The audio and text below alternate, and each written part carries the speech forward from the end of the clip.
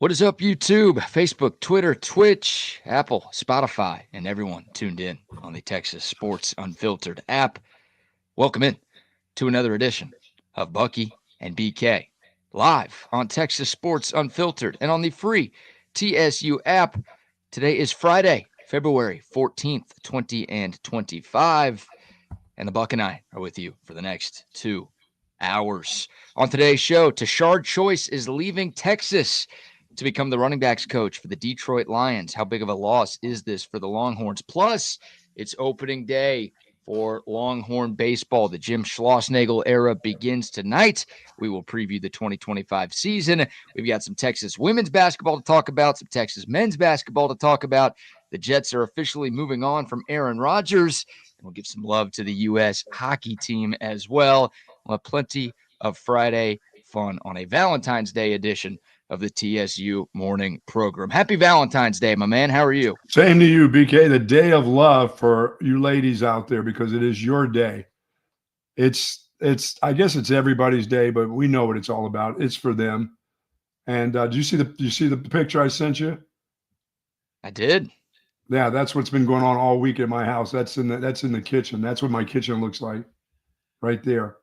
All of those flowers all piled up. No more vase. There's no room. There's not another vase in the house. So if the flowers don't come with a vase, they're going to sit in the sink with water now, my wife said. And I said, that's okay.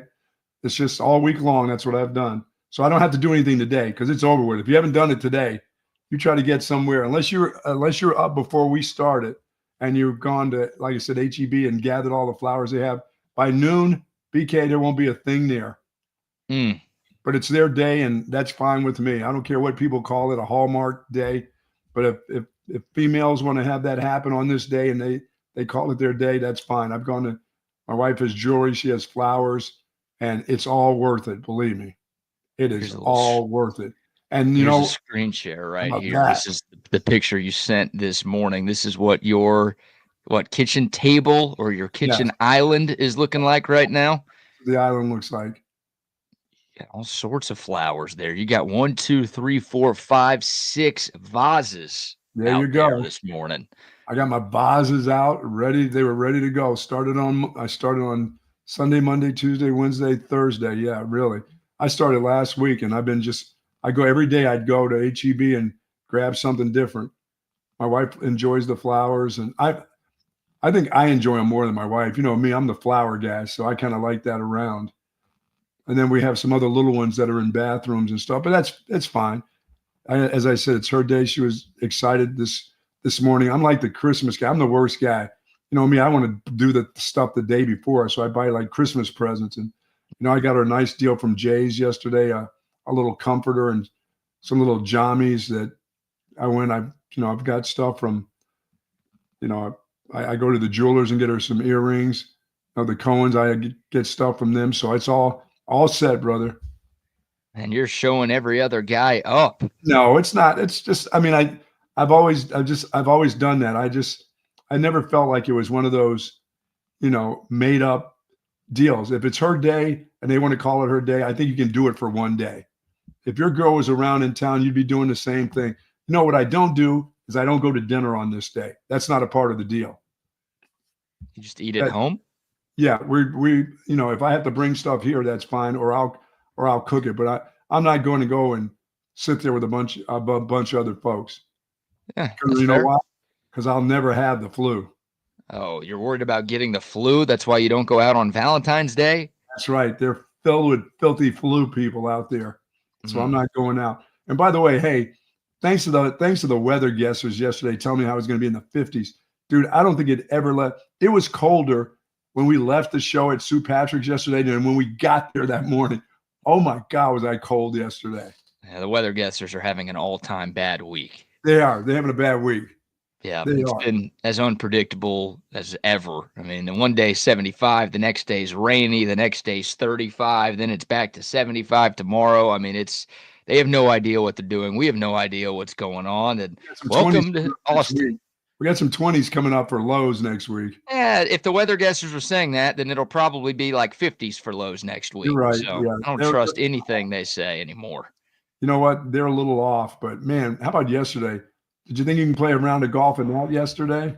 No, Not even attempt to, right? no. I spent a lot of time inside yesterday. Wow. Mm-hmm. Absolutely. Yeah, it was not. It was not a good day. Good morning to soldiers at Fort Cavazos, Texas, the soldiers in the state of Texas, and all those that fight for us each and every day. Thank you, thank you, thank you to you, your families, and everybody involved. EMS, all you workers out there, the first responders, thank you for what you do also. We do appreciate it, and do be safe out there. Yes, indeed. Plenty of sports to get into today. We'll have a lot of Valentine's Day fun as well. Happy Valentine's Day to Yes. everybody tuned in. Appreciate y'all tuning in this morning, whether you're on the TSU app or watching us this morning. Thank you for starting your day off with Texas Sports Unfiltered. Happy Bucks Valentine's on Day to all Texas. my sisters. Happy Valentine's Day to all my sisters, my grandkids too. You're not getting anything, but you need to be listening if you want to hear something. So happy Valentine's Day to you, and all you ladies out there. Happy Valentine's Day to you also. Yeah, it's a ladies' holiday, like you said. Yeah. We don't have to beat around the bush. This is a day for the women because they don't get enough days nowadays. See how you are. It's just a day. Just a day. Mm-hmm. And then for the women. Will be just a day too. Saturday night dinner, Sunday night. Yeah. Yeah, just a day for the women. Hey, they have things to do on Sundays. Somebody has to cook the Sunday dinner. You're right. Someone's got to do the laundry around the house too. Harrison Butker. Don't forget about that. All right. Don't forget that. Hey, this news dropped yesterday morning, shortly after we got off the air. Tashard Choice is leaving Texas to become the running backs coach for the Detroit Lions. Now, Texas fans thought they were out of the woods when Choice turned down the Cowboys gig last week. Well, it turns out we were just walking in them. Tashard Choice leaving the Longhorns to become the running backs coach for the Detroit Lions. Buck, your initial thoughts on that? Well, I think this was him. It's not just that they wanted him. I think he was done with the college scene. I think he was ready to move on to the NFL. It wasn't just the Cowboys. I mean, he had some of this stuff's in the works. That's what that tells me. It wasn't just one team that, he said, I have no interest in. He had interest in other teams, and the Detroit Lions was a pretty good. I mean, he's going with a running back that he's familiar with. They've got a young team that's on the rise, and I think he probably had enough of the college scene, and he just wanted to move on in his career. Nothing more, nothing less. No, this wasn't right for me at Texas. This is a better opportunity. No, he wants something different in his career, and this is a time for a young guy like that to do it. Yeah, and the Detroit Lions job is a heck of a lot better than the Dallas Cowboys job, right? Well, there's no doubt about that. Yeah. And the Lions, the 1 seed in the NFC last year, one of the best teams in football last year. It feels like they are going to be Super Bowl contenders again next year. And they've got a really talented running back room, including Jahmyr Gibbs, who was coached by Tashard Choice at Georgia Tech before Gibbs transferred to Alabama, and Choice took the job here in Austin. So there's some familiarity there. But yeah, the combination of Jahmyr Gibbs and David Montgomery up in Detroit is a hell of a lot better than whatever the Cowboys have at running back right now. And it's a lot better than what he has right here right now. Well, yeah, I mean, it's two of the best running backs in the NFL versus a very good college running back room. Yes. So it's hard to argue against that. And Dan Campbell's a great coach. I mean, there's some job security there in Detroit. At least it feels that way right now. And I think you're right. Look, Tashard Choice is a guy with a young family. And when you're a college football coach in 2025, you spend a lot of time away from your family. You got to go recruit. Obviously, coaching. Look, he's going to be doing a lot of coaching in Detroit, but you don't have to travel around the country going on recruiting visits during the offseason. You kind of get to use that time to hang out with your family a little bit more. So that might be a big part of this. Because Tashard Choice was set to make $800,000 at Texas. He's going to be one of the highest paid running backs coaches in the country. But he's about to take a pay cut probably. And it sure feels that way, right? Because most NFL position coaches don't make $800K. No. So, yeah, it feels like, and we'll see the details. Maybe Detroit just ponied up the cash and made an offer very close to what the Longhorns had.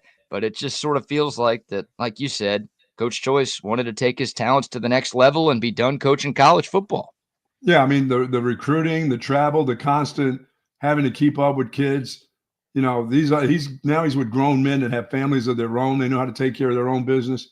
I mean, you still have to monitor your players as a position coach in college. You got to be on them constantly. You got to know everything about it. The head coach expects you to know everything about every single one of them, and not the first team guy, but the last team guy. And that can get old, especially if you have young kids and you want to spend some time with them. And when you get home at 1 o'clock in the morning and you're back up at 6 headed to the office, you don't have much time. You don't get a chance to say goodnight to your kids. Your kids are already in bed by the time you're done, with your evenings over at the university. So and if he's got young kids, you want to do that. A little bit different coaching in the NFL. So, and he's going to a right place, and I don't know what they're ponying up, but he ain't making chump change with the Detroit Lions. You don't leave this gig to go make some chump change. You're going to be pretty set. I would think so. I mean, the average NFL running back coach makes anywhere from $300,000 to $500,000. Yeah. So I think at minimum, Tashard Choice is going to be at that $500K number. Sure. Because if you're about to make 800 and they tell you you're only going to make half of it, you really better love your family to take half. I was going to say, I don't know if you do love your family if you're doing that to your family. You can't be taking a 50% pay cut and have wifey be happy about that. No, they're not going to be happy about that. You can spend all the time you want with them because eventually they get sick of you. I've seen that before where, you know what? Are you going to go back to work? Don't you have some stuff to do over at the office? Because eventually when you spend too much, when you're a coach and you end up all of a sudden, whether you're retired or you've got an opportunity to spend more time with your family, you'd be surprised at how you're a big part of that family bringing in the check, but your say in that family gets to be a little bit different. They run the household a little bit different than you think you're going to run it when you have a lot of time. Because if you think you're going to do it this way and mom's been doing it that way, that don't work out. Yeah. You're going to take back seats to some rules that have already been in place, Where you been, Dad? You weren't a part of this. You can't be telling us what to do. This ain't your house anymore. Yeah, this is not how we do things here. Oh, did you enjoy all that food that you've had over the last few years? Yeah. What do you mean I don't get to have a say? What's going on here? Yeah, I think this is the only job, and I don't know this for sure. This is total speculation on my end, but I think this is the only job that Tashard Choice was looking for because he got interest from the Rams last year, turned that down. Got interest from the Cowboys last week, turned that down. And we don't know if there were ever official offers on the table at either of those places. But I do remember when the news came out that Tashard Choice was sticking in Austin a week ago, Clarence Hill of DLLS Sports, longtime Cowboys reporter, said that Tashard Choice was getting interest from 2 other NFL teams, and he turned them down as well. So it sounds like there have been a bunch of people who have called Coach Choice over the last 2 off seasons. And I guess just the opportunity to go work with his friend and a guy he's coached in the past, Jahmyr Gibbs, and be a part of what's building with the Detroit Lions. I guess that was the one that was too much to turn down. But he had turned down a lot, but it seems like this was the one he was looking for or waiting for. So did Ben Johnson take the running back coach? Obviously, he's gone. Yeah, I can't remember what happened, but the Lions running backs coach is gone. So they had a vacancy, and they make a home run hire with Tashard Choice.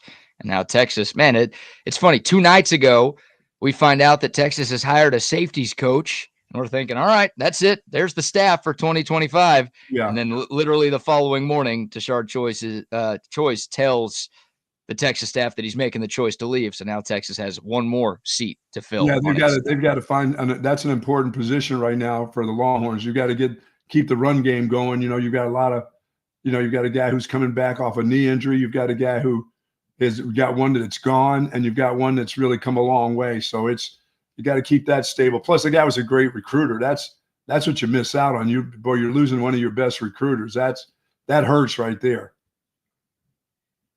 Yeah.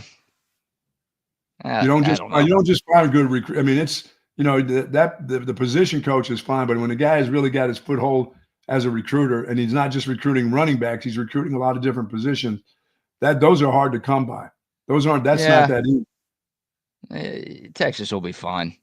Of course they will. They're not going to miss Tashard Choice that much. I'm sorry. I don't want this to sound like a smear campaign against Choice because he's gone. He did a great job while he was here, and you're right. He is an elite recruiter, and he did a solid job developing some of the on-campus talent that Texas had in its running back room. But I remember Texas fans freaking out after Stan Drayton left. Stan Drayton, the guy that recruited Bijan to Texas, the guy that helped teach Roschon Johnson how to be a running back once he got to Texas, the guy who got Jonathan Brooks to Austin, that guy. I mean, Texas fans were freaking out. Even though the Longhorns went 5-7 in Sark's first year, it was like, oh my God, we're going 5-7 and we're losing our best assistant coach. What's going to happen here? People lost their minds, thinking Texas was in serious trouble, and the Longhorns figured it out. They were just fine. They went out and got Tashard Choice, and everything worked out perfectly fine. What's Stan Drayton doing these days? It's a good question. I think he's jobless right now. But did that just happen to him at Temple this year? Yeah, he got fired midseason this year. So he got the job at Temple, and I remember it vividly, man. Texas fans were losing their minds. Like, the guy who brought Bijan and Jonathan Brooks here is gone. What are we going to do? We're in trouble. And it's like, and people think Tashard Choice did a better job than Stan Drayton did in Austin. So, look, Choice was a great coach. Again, I don't want this to sound like I'm dogging him now that he's gone. Do I wish he left? No, of course not. I wish he was still here because he was doing some great things at Texas. But you think about all of the great running backs that Texas has had in its history, going back to Earl and Ricky and Seti B and Jamal Charles and Deontay Foreman and Bijan and Brooks, and the list goes on and on. Those guys didn't all have the same running backs coach. No. Look, you know it better than I do. Texas is going to get elite running back talent, and they are going to have elite running back play more often than not. This is going to be a very coveted job with what this program is and what this running back room is right now. Texas is going to bring in a home run hire, and they're going to be just fine at running back coach. Well, knock on wood and hope that they are, because it doesn't always work out. You don't need a lull when you're in the SEC right now. Well, you have to find a dynamic recruiter. The running back coaching position part of it that's just part of the game. You're going to find a good coach. You're going to find somebody that can coach, because you've got the guy who runs the offense can coach. He can coach all the positions if he had to. So you're going to be just fine. If you got a young guy, you bring in a young guy and you just help him along the way, you should be fine. It's that recruiting part that you really have to, when you start making those contacts with people all over the state, and you're doing a good job, people miss you when you leave when it comes to that kind of stuff. You know what I'm saying? It takes you, It could take a guy a little bit of time to get in there, but it's Texas. All the great running backs in this state, they're going to want to come to Texas. And it doesn't matter who the coach is. It's just Texas. It's just the way it is. Well, the good news with the timing of this is we're still 10 months away from signing day for the class of 2026. And everybody's hitting the road anyway. This is where you start to hit the road anyhow. Right. So, I saw one of the top running backs in the class of 2026 tweeted out that he's canceling his official visit to Austin because Tashard Choice is off to the NFL, and Choice had already done a good job recruiting him over the last few months. Well, Texas, they're going to make a hire within the next week or two, and that new guy is going to make contact with that running back. And Texas has plenty of time to keep its relationships with its current targets for 26 and build new relationships with guys in 2026. So they're not going to all of a sudden not be able to recruit any good running backs now that Coach Choice is gone. Again, we just had this happen 4 years ago. In Florida, they'll still have Florida stuff. The kids from Florida want to come. Yeah, they'll be okay. They will be okay there. And again, this is an extremely coveted job. This running back room has a ton of talent right now, with Trey Wisner coming back after a 1,000-yard season, with C.J. Baxter coming off of an injury. You've got Jarrett Gibson, you've got Christian Clark, you've got Simon, you've got Stewart. I mean, it is one of the deepest running back rooms in America right now. People are going to want this job, and Steve Sarkisian is going to be able to make another home run hire to replace Tashard Choice.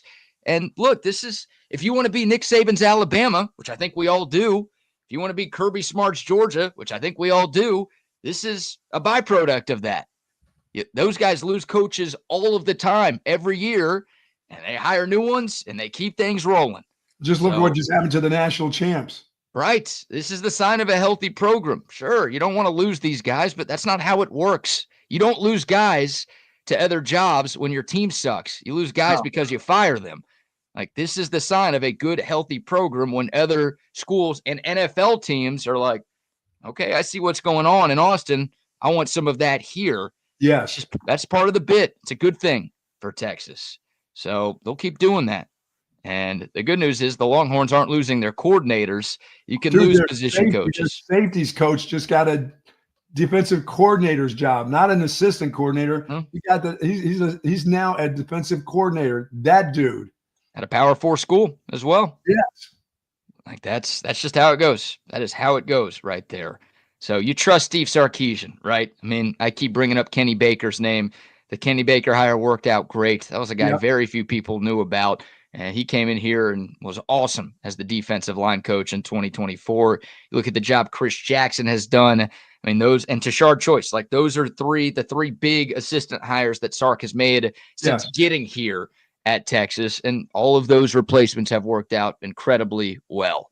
So we'll be fine. And oh, by the way, let me just say this again, not dogging on Tashard Choice here, but Texas had the 69th best running game in college football last year. Very nice. There's room for improvement there. Now, I think it would have got better even if Tashard Choice was back in 2025. But, like, let's not sit here and act like Texas had an elite, super consistent run game that was blowing people away week in and week out.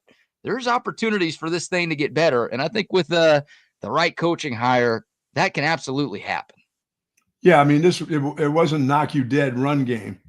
No. Don't go revisionist history just because you like Tashard Choice. And the players loved him. He was a great recruiter, a lot of traits to absolutely love. But let's not sit here and act like this run game was so good that you can't find anybody to replicate it as a coach next year.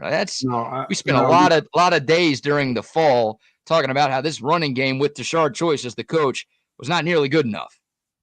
Absolutely. You're right. No. They, like you said, they will find somebody and take that position.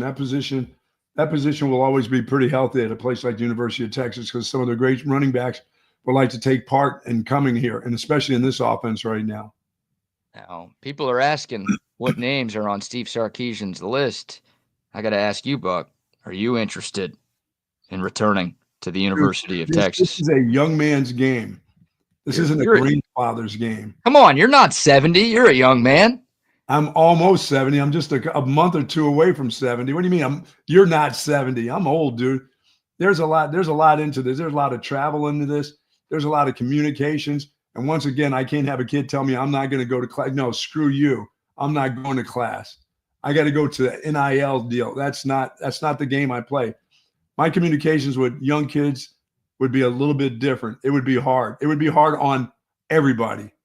You don't think you can connect to the kids anymore? I can connect to the coaching part of the kids, but some of the social part of the kids, I would have trouble. That's just being honest. Sure. Because I'd have a hard time having a 17, 18-year-old kid tell me to go F myself. No. Would you have a hard time with the players making more money than you? No, that's a little different from when you were coaching. Not that you were making a ton when you were coaching, but no, that's not the part that would bother me. I mean, I love the game of football. I mean, if I had the physical capabilities of having that kind of stamina, hell yeah, I could do it. But I just don't. I'm different. The language and the lingo with me and the kids would be different. I may say the wrong thing and the kid may have his bags packed in like 15 minutes. You know what I'm saying?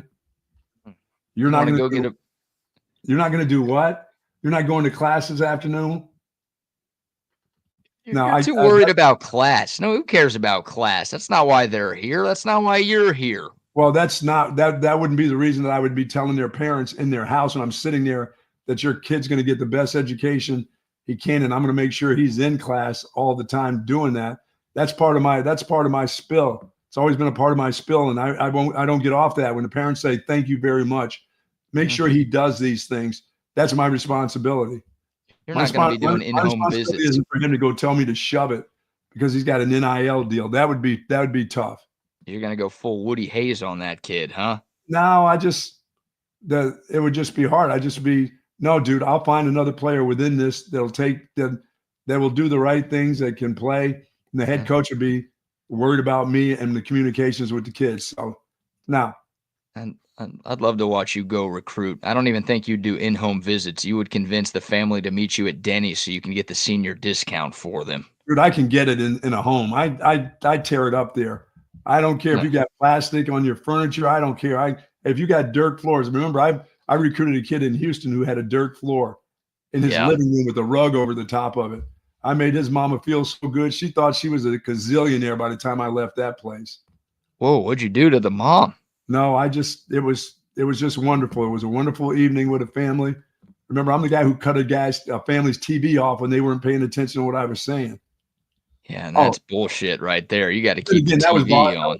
That was Boston College too, so you got to keep the TV on. Like they're trying to watch something good here. All right, Sanford and Son is on. Don't mess with that. It was something like that. It was all like they had done that to me a couple times, and I'm trying to get my last pitch, and then that's the mother who said to me that I want my son to be an engineer, and I went, "You mean like, dude?"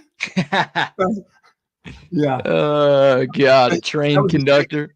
So I didn't care if I got that kid or not. That was just a trip for me upstate New York. That's all. So you're out. That's you're all. Not. I was out on that kid. I was out on that kid about the second time they had the TV up loud when I was trying to talk to the family. So I was out on him. And then when they told me he wanted to be an engineer, and I had seen his grades since he was about in 8th grade, I'm like, no, I don't even know if he can be a toot engineer. I'm not traveling any bridges that guy ever built. That's for sure. Wow, not even good enough to do that, huh? No. Kid was a dope. It was a dope. I wonder what he's doing now. But he was a dope. That guy's actually now the CEO of Amazon. That is Jeff Bezos, who you turned down there. That guy is in Sing Sing somewhere. So you're out. No interest in being the next running backs coach at Texas. I didn't say that. You just said you couldn't do it anymore. I didn't say I didn't have any interest. There's always interest. You can always talk the Buck into certain things. I could get it done. I just don't want to get it done. How's that? Okay. That's a total 180 from like 3 minutes ago. All right. Do you want me?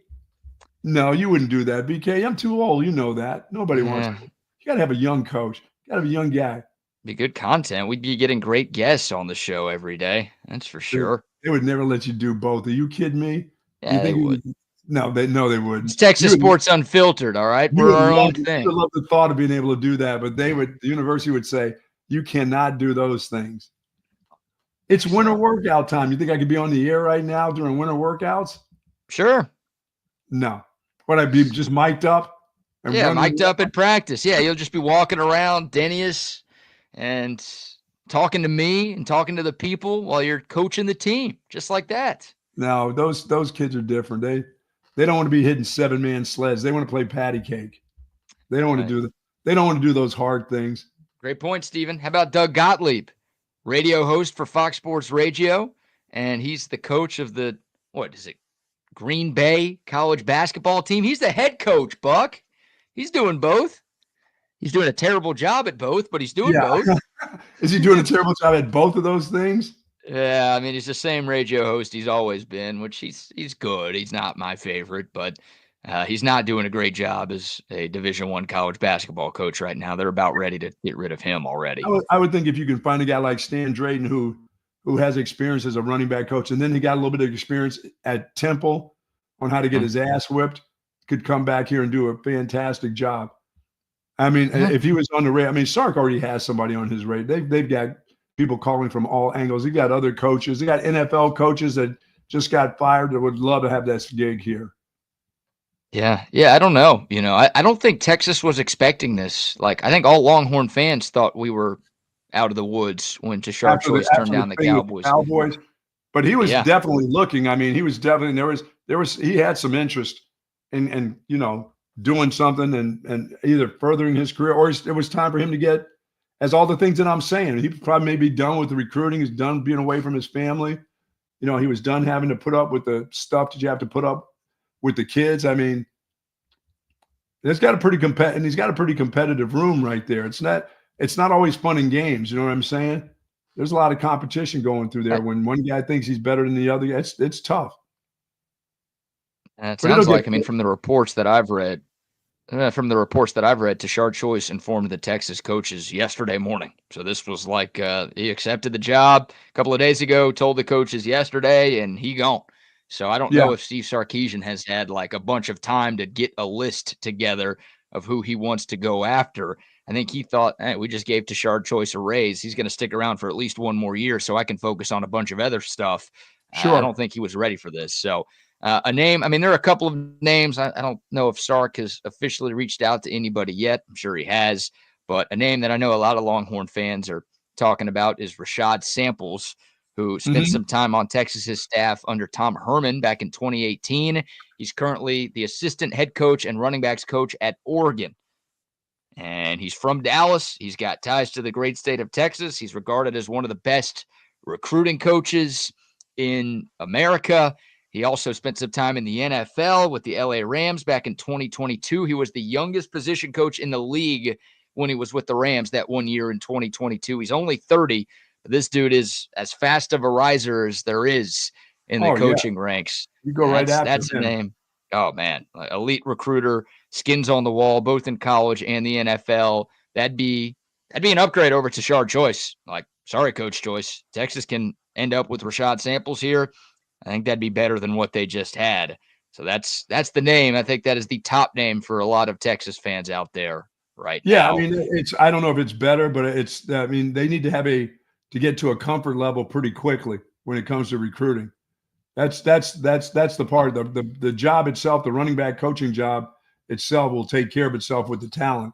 It's the recruiting part of it when you've made all these great contacts over the last couple of years, whether it's 3 years with this guy. That's where it's hard, man. It's hard a lot of times for some of these high school coaches to trust you going into their schools and stuff. Now you got a new guy coming in, but once again, as you said, a guy like this has come from Oregon. He's been recruiting the state of Texas. He brings kids from Texas to Oregon all the time. That's it. Like Samples, again, he's from DFW. He's already coached at Texas, but Oregon recruits the same players that Texas recruits. Sure. So the same guys that Texas has been talking to with Tashard Choice, Oregon's been talking to with Rashad Samples right now. No doubt. So that's like the smoothest transition I think you could possibly have. Now, Oregon's got ridiculous amounts of money. We know that. So they might be willing to pay Samples whatever to stick around Eugene, and there might not be anything Texas could do on that front. But if that call hasn't been made, that needs to be made soon, because that's Tashard Choice, young guy, elite recruiter, skins on the wall. Like that's the same resume that Tashard Choice had when Texas hired him. So and once again, this is a group that was not like ranked third in the nation in the running back room. This thing struggled here. We talked about the struggles here, and who's the short yardage guy, who can't get a yard, why isn't this guy getting this or that? Now they've got a guy coming off of a knee. I mean, that's going to be an important room coming up right now. So it's not like you can just get anybody. You got to get a pretty quality guy right now. Yeah, look, when your season ended because you couldn't run the ball in from the 1 yard line, yes, you got to fix that. That was the biggest problem for Texas, their goal line offense and their inability to run it in short yardage and goal line situations cost them a national championship last month. So they got to find somebody, and a lot of that's on Sark, of course, obviously. Sure. But they got to get some things in the run game cleaned up, and that'll be whoever they hire, their job to take care of. So we'll see. Tashard Choice is gone. He's off to the pros. He's going to Detroit. And Texas now has one more hire to make. They need a new running backs coach. And that's what happens at good. That's what happens at good programs. They come and get your people. Part of it. Part of the game. Part of the game. And you're not losing Sark. You're not losing PK. You're not losing Kyle Flood. I think those are the three most irreplaceable coaches you have on staff. Texas has lost position coaches before. Hell, they've lost a running back coach under Sark. They made out perfectly fine. I think that will happen again this time. All right, we'll take your thoughts. The Dakota text line, 512-222-9328. The YouTube, Facebook, Twitter, and Twitch live chats are rocking and rolling as well this morning. Buck, in a moment, we'll talk Texas baseball as the Longhorns open up the Jim Schlossnagle era tonight. But before we shift to the diamond, how about a few sponsor shout-outs? Folks, Relax Back embraces a holistic approach for a healthier lifestyle based on 35 years of proven expertise. And I'm one of their experts as I sit in my Relax Back chair right now feeling very comfortable after this cold weather. It feels absolutely fantastic. Their motto is to live wellness. And folks, transform your routine of your life into some great things for your body. Believe me, they have it just for you. They've got wonderful recliners, Tempur-Pedic pillows, mattresses. They've got all the accessories that you need. whether it's for your car or whether it's for the sofa that you have at your home. They've got it at Relax the Back. I'm sitting in my chair right now feeling absolutely fantastic, and you will too. If there's somebody that you care about, if it's not just you, if there's somebody in your family that has some chronic back pain, lower back, lumbar area, shoulders, neck, send them over to Relax the Back in their 2 locations at the Hill Country Galleria across from Whole Foods, and in North Austin at the Gateway Shopping Center across from the Container Store. Live pain-free like the Buck at Relax the Back. Yes, sir. And shout out to our friends at Waterloo Printing and Graphics as well. We've got some new TSU hats. Very nice. How about the rope hats, Buck? Love Check the this rope. guy out. Oh, yeah. Yep, I'm wearing one right now. Kind of hard to tell on camera with the white one, but TSU rope hat. We've got them in white. We've got them in black. We're going to be selling these bad boys. I'll put them on our Twitter page over the weekend. Also be giving some of these away as well. But shout out to Waterloo Printing and Graphics. All of our hats, our shirts, our signs, our stickers, our everything made by Adam and his great team at Waterloo Printing and Graphics, based right here in South Austin. They'll get you what you need, and they will get you what you need quick. Just reach out to Adam. You can call him. You can text him, 512-300-9641, or you could send them a DM on Instagram at Waterloo Printing. Very nice. Yes, indeed. And shout out to our friends at centextickets.com as well. Uh-oh. You know who's coming to town this weekend? Who's coming in town? Your crush. Oh, Kim's coming. Kim will be here on Sunday. Timothy coming to town. Timothy Dwayne The Rock Johnson Mulkey. Yes, she's coming to town. Will be here on Sunday. Massive game. We'll talk a little Texas women's hoops in hour 2, but a massive game. She doesn't need to come there in the bell bottoms. If you need tickets, Syntex Tickets is the place to go, folks. That's it right there. CyntexTickets.com this Sunday at 2 o'clock at the Mood. Number 3 Texas, number 5 LSU, 2 teams that are atop the SEC. It's a 3-way tie right now with those 2 and the Lady Cox of South Carolina. But a massive game for the Texas women's team as Kim Mulkey and 5th-ranked LSU come to town. If you want to be there, they've got tickets for you available at CyntexTickets.com. What about the men? The Texas men hosting Kentucky. Huge game for the Longhorn men. Again, we'll talk about that more in hour number 2 as well. But if you want to be at the Moody Center for either of those ranked games this weekend, CyntexTickets.com. Don't forget to use the promo code CYNTEX10 to get 10% off of any ticket purchase. Nice. All right, Buck. Texas baseball is back. Got my Longhorns baseball shirt on. We're ready to roll, and the Jim Schlossnagle era begins in Arlington tonight. 3 games for Texas inside the Gilf. They'll play Louisville tonight, Ole Miss tomorrow night, and then former Big 12 foe Oklahoma State on Sunday. We talked to our guy Mark Pena from Occupy Left Field yesterday, and he reminded us that the Longhorns have lost 8 straight games inside the Gilf.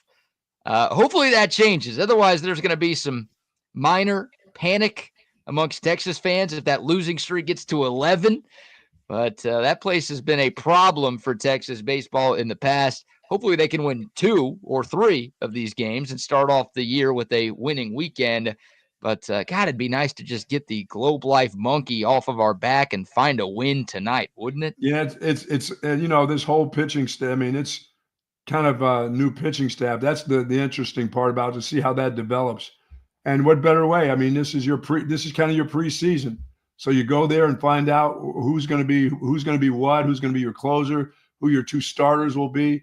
This is the part that I think is fun about the season, getting an opportunity to see who's in the pitching, in the framework of your pitching, who's going to be in the rotation. I like this part of it.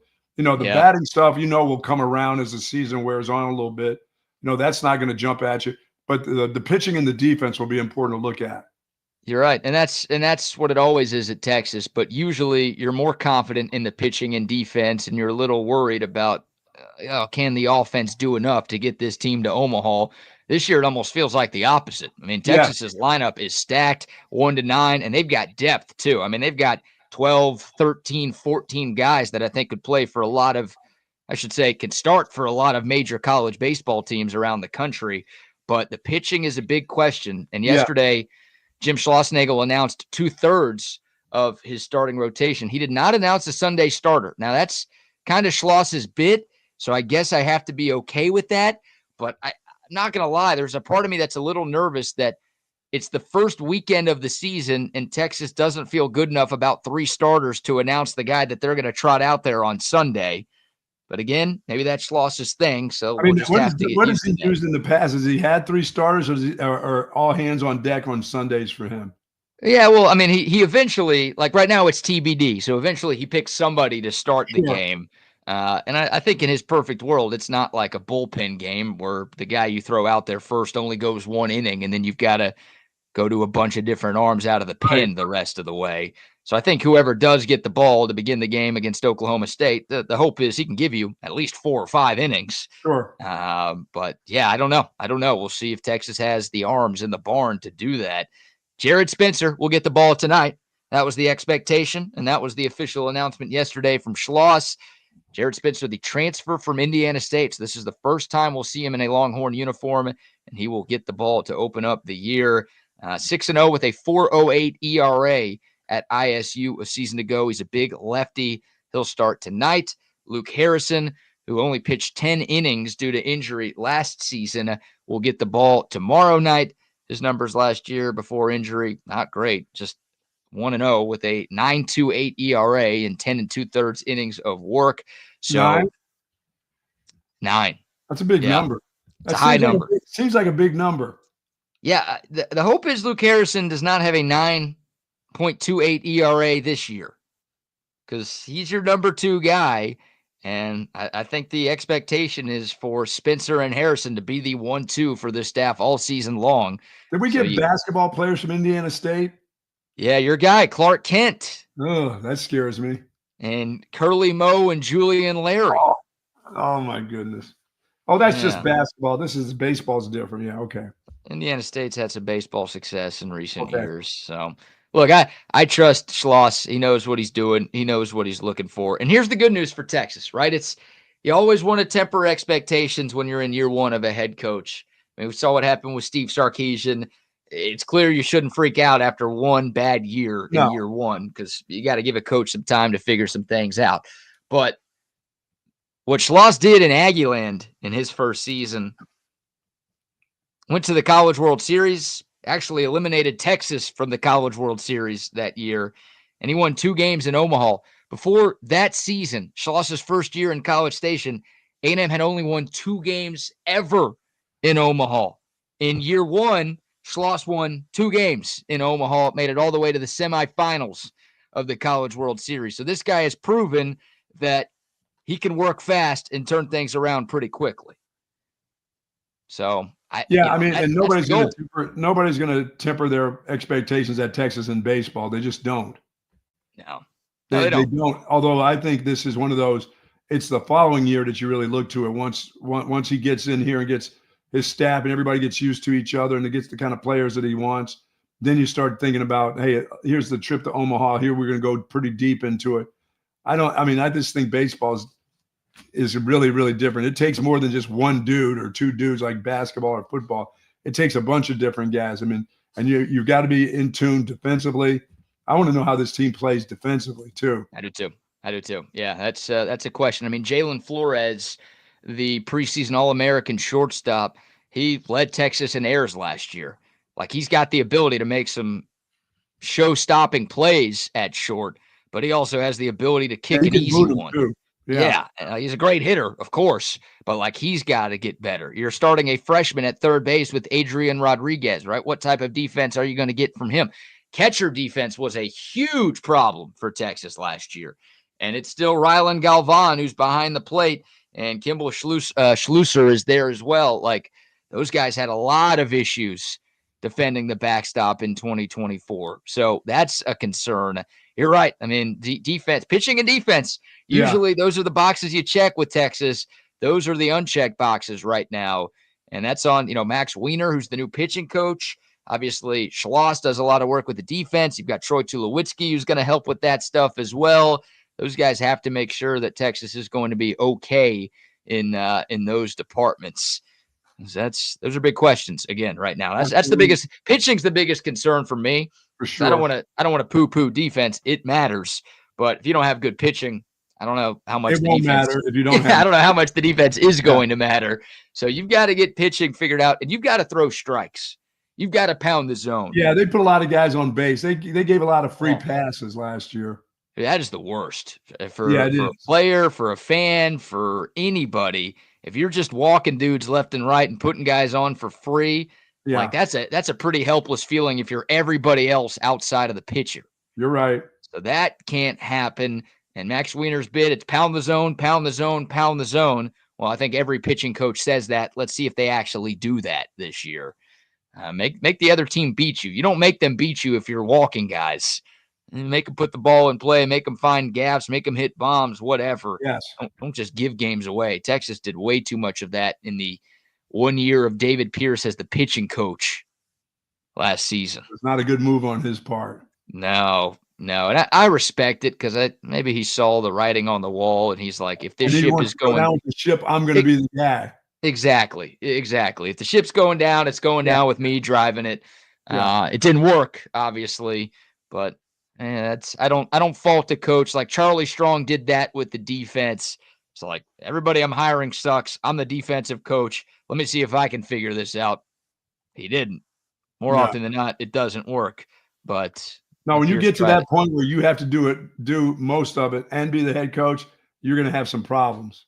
Yeah, 14 new pitchers, as Steven says. So it could be bumpy. I think the offense is going to have to carry this team early. There could be some, 9-7 type of games, some 10-8 type of games, something like that, to where the bats are going to have to carry the load for Texas early on. Yes. All the games this weekend, by the way, are on Flow Sports. Good luck finding that. Is that close to the CW?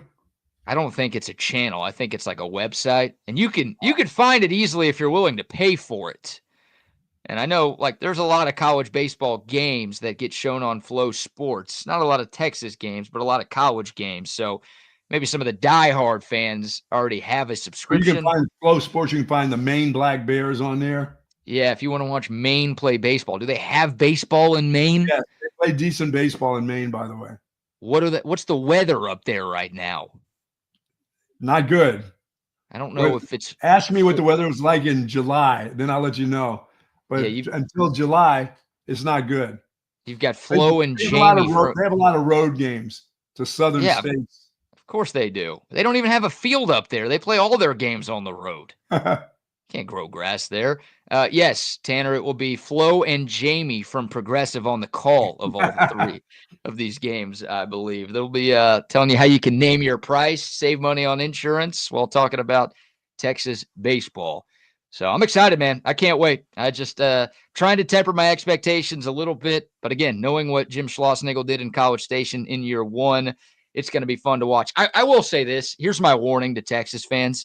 I know I went on this monologue right when Schloss was hired and then right when A&M was able to hire Michael Early back to be their staff.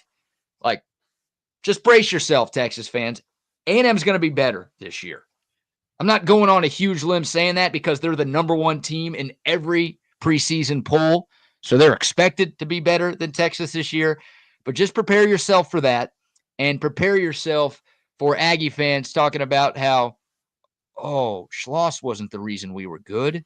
It was Michael Early. You guys took the wrong guy. We're lucky. We never needed Schloss anyways. Early's the best coach. Stole a coach from Texas. Why would you do that? That is not even right. Yeah, they got so mad at us for stealing a coach from them, and then they stole a coach from us. What's the deal? Yeah, show some respect. Right. But this is Chris Beard 2.0.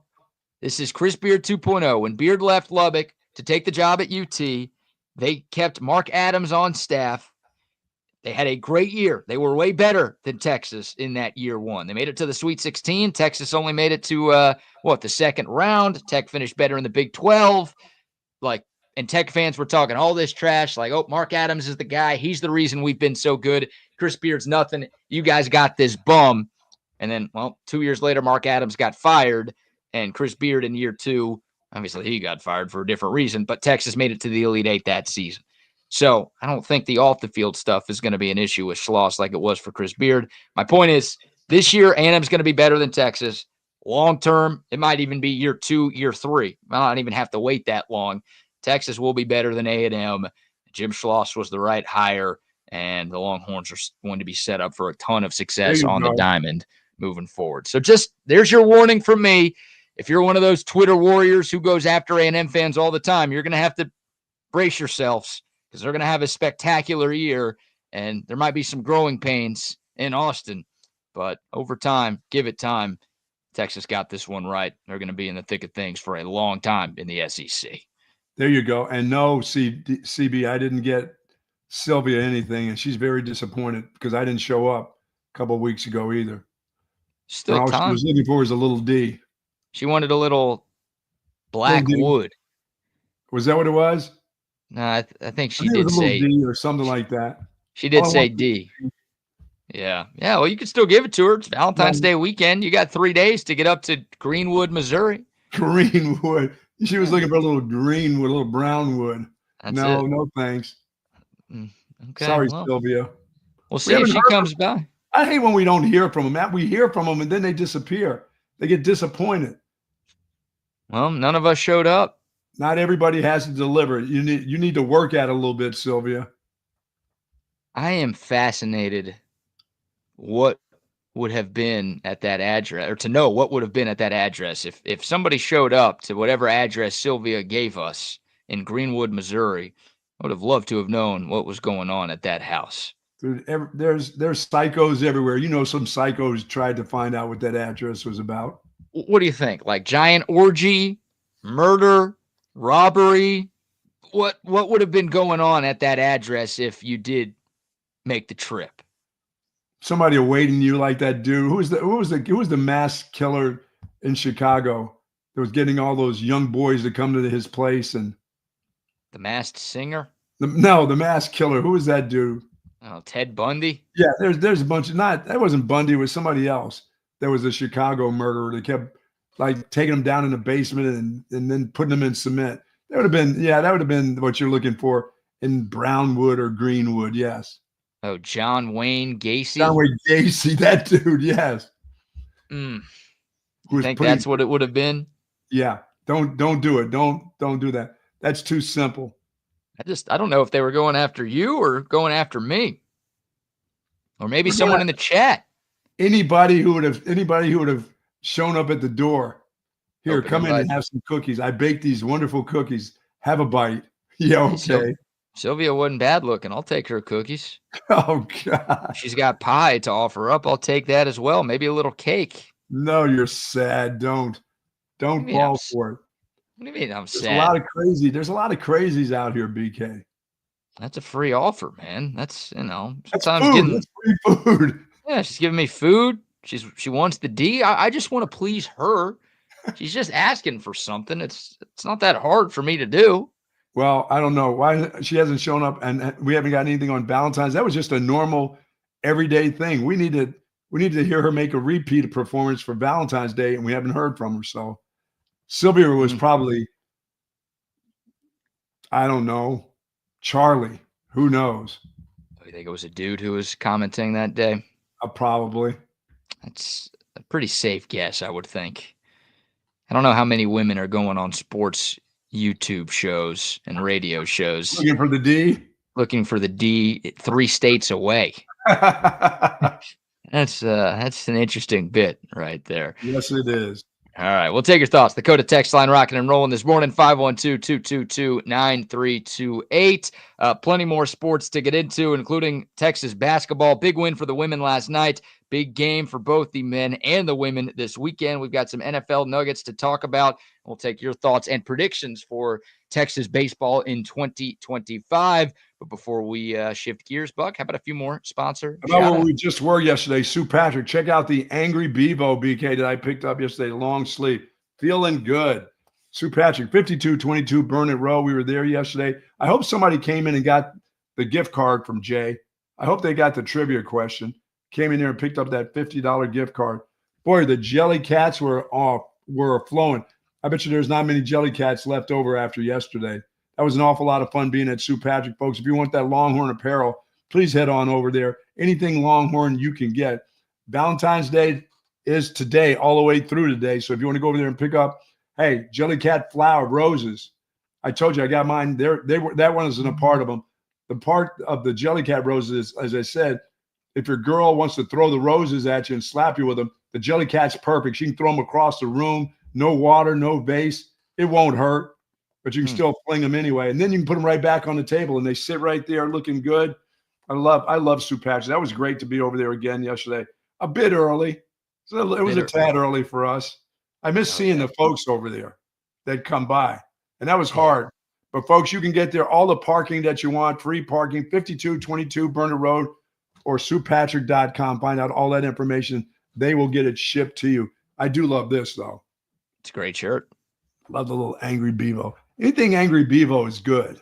Yeah, I was wearing my Angry Bevo shirt yesterday from Sue Patrick. Big fan of that look, and they've got a great selection of everything that you need at Sue Silence Patrick. of the Lamb's house. Yeah, that's kind of creepy of what I would have thought of Sylvia's house would be like.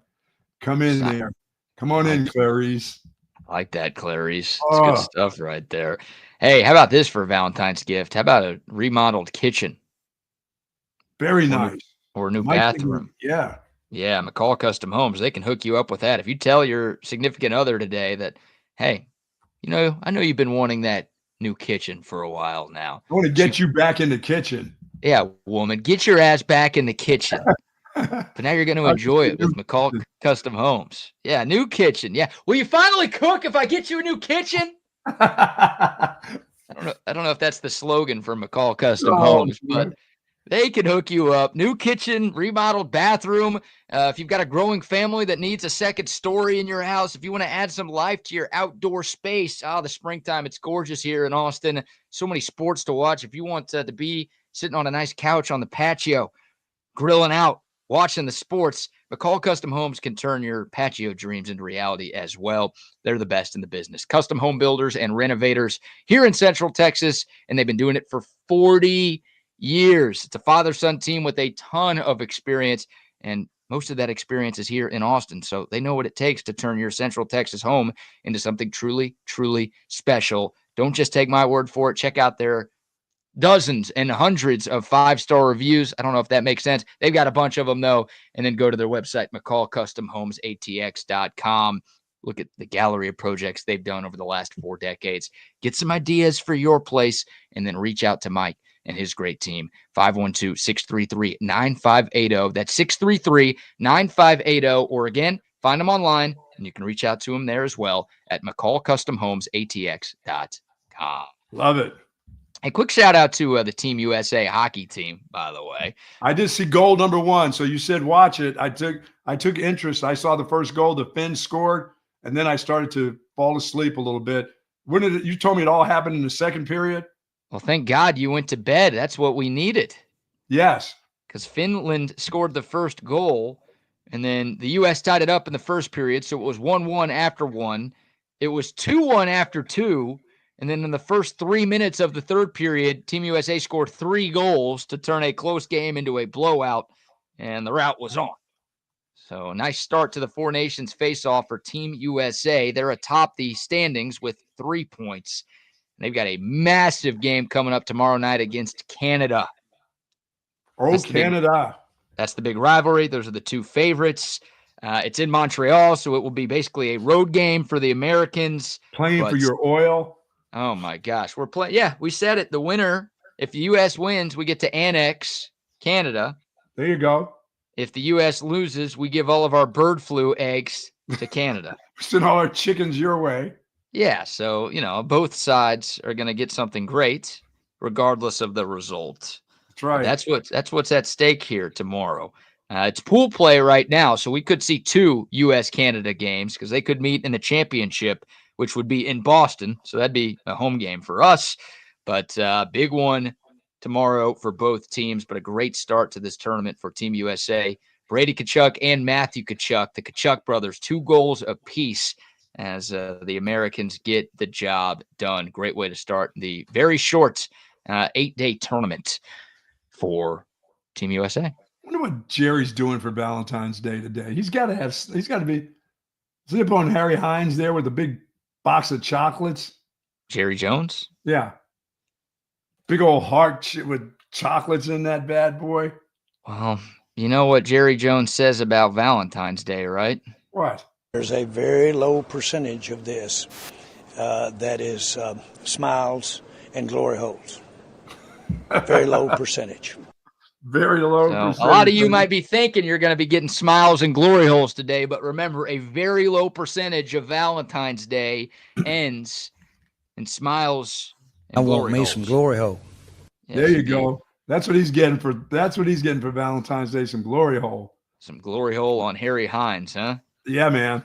That guy's Steamed just up on the corner. Yeah, like what you do with the popcorn. He's just cutting a hole in the bottom of a box of chocolate, walking around, seeing who wants a little bit of that 82-year-old D. Yeah, man. Come on, Jerry. He's got to be taking. I bet he does it right for Valentine's Day. He's got to be spending this one with his wife, right? This day. And the next day, and the next day, and the next day. Well, that's what he's supposed to do, but he's not actually doing that. No. Allegedly. Guy's on the Magina, what's her name? Maria Magina or Regina? The ship? That guy's Bravo. The Bravo, Eugenia. Yeah, that guy's cruising by now.